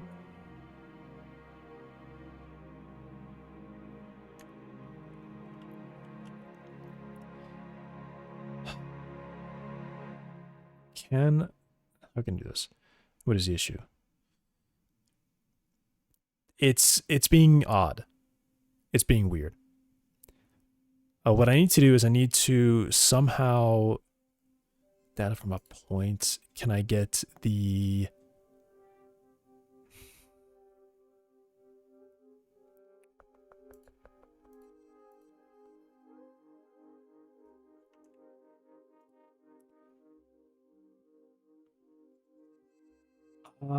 wait, was that it? I'm trying to make it so I can map it so I get density in the middle, or like I can literally just do a map and say, all right, here's the length between these points now. Something like that. Sample curve. I might be getting it. It's more complicated than I thought. Spline parameter. So I would want... No. Oh, no. Read.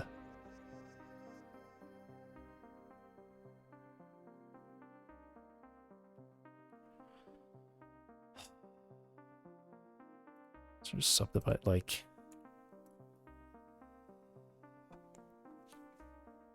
I think I can do it.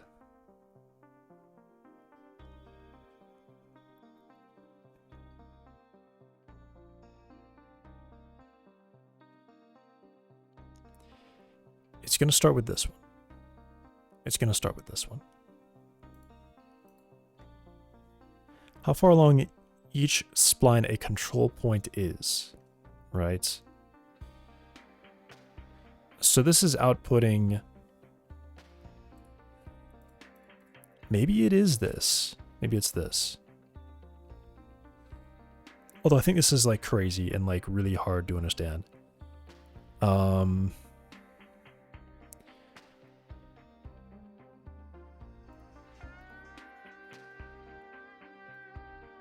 So what I want is point, and then maybe this I can map to a float curve.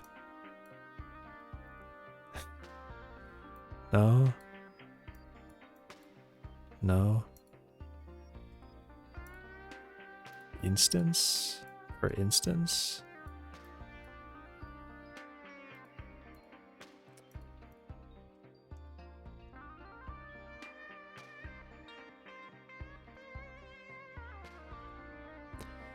Add curve read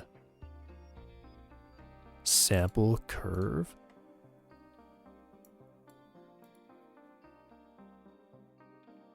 Each control point's index on its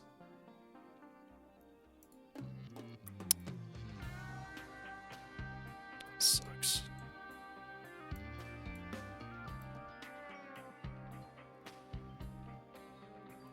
I mean, it's not correct. It's not correct.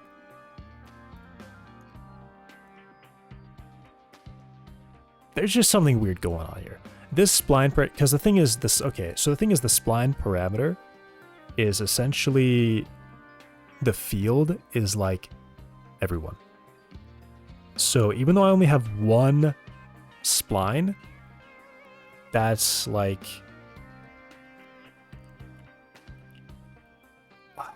How does he do it? How does he actually does it? It just happens for him. It just happens for him somehow. How does he do it?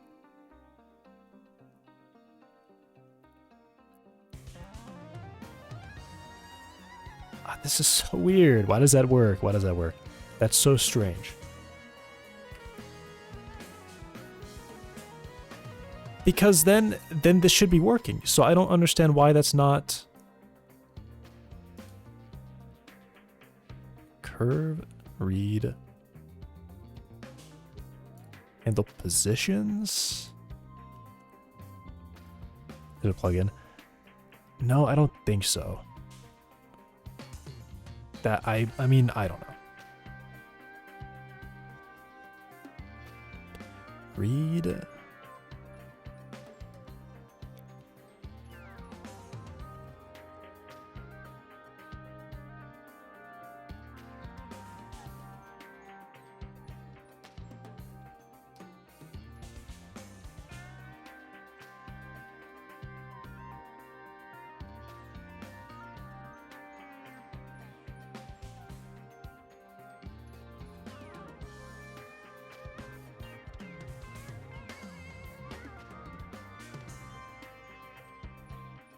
Generate new curves on points by interpolating between existing. What is this?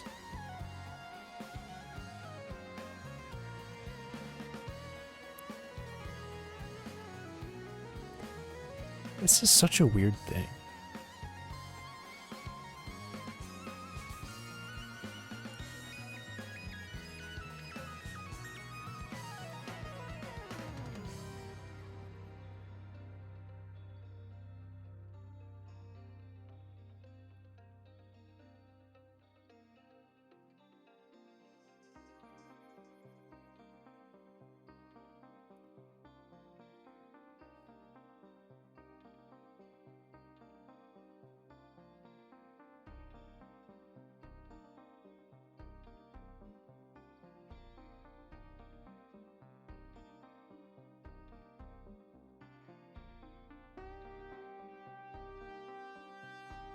It's like right here. Like the thing is, it's right here. It's factor, right? Like it seems like it figures it out when you provide it to something that takes a curve. It seems like it figures it out, but because the first index, the first value it reads is 0, it breaks. It can't handle that. So I need to add something to it. But I can't add anything to it because then it turns into a single value now. When I do that, it turns into a single value. It doesn't retain that it's a field anymore. Let me try that again. I don't know, maybe something went crazy and it just didn't happen. Math.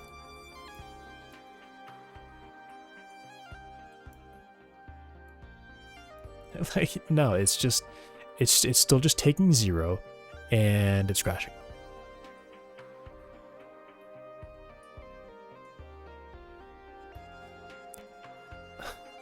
My mouse is gone.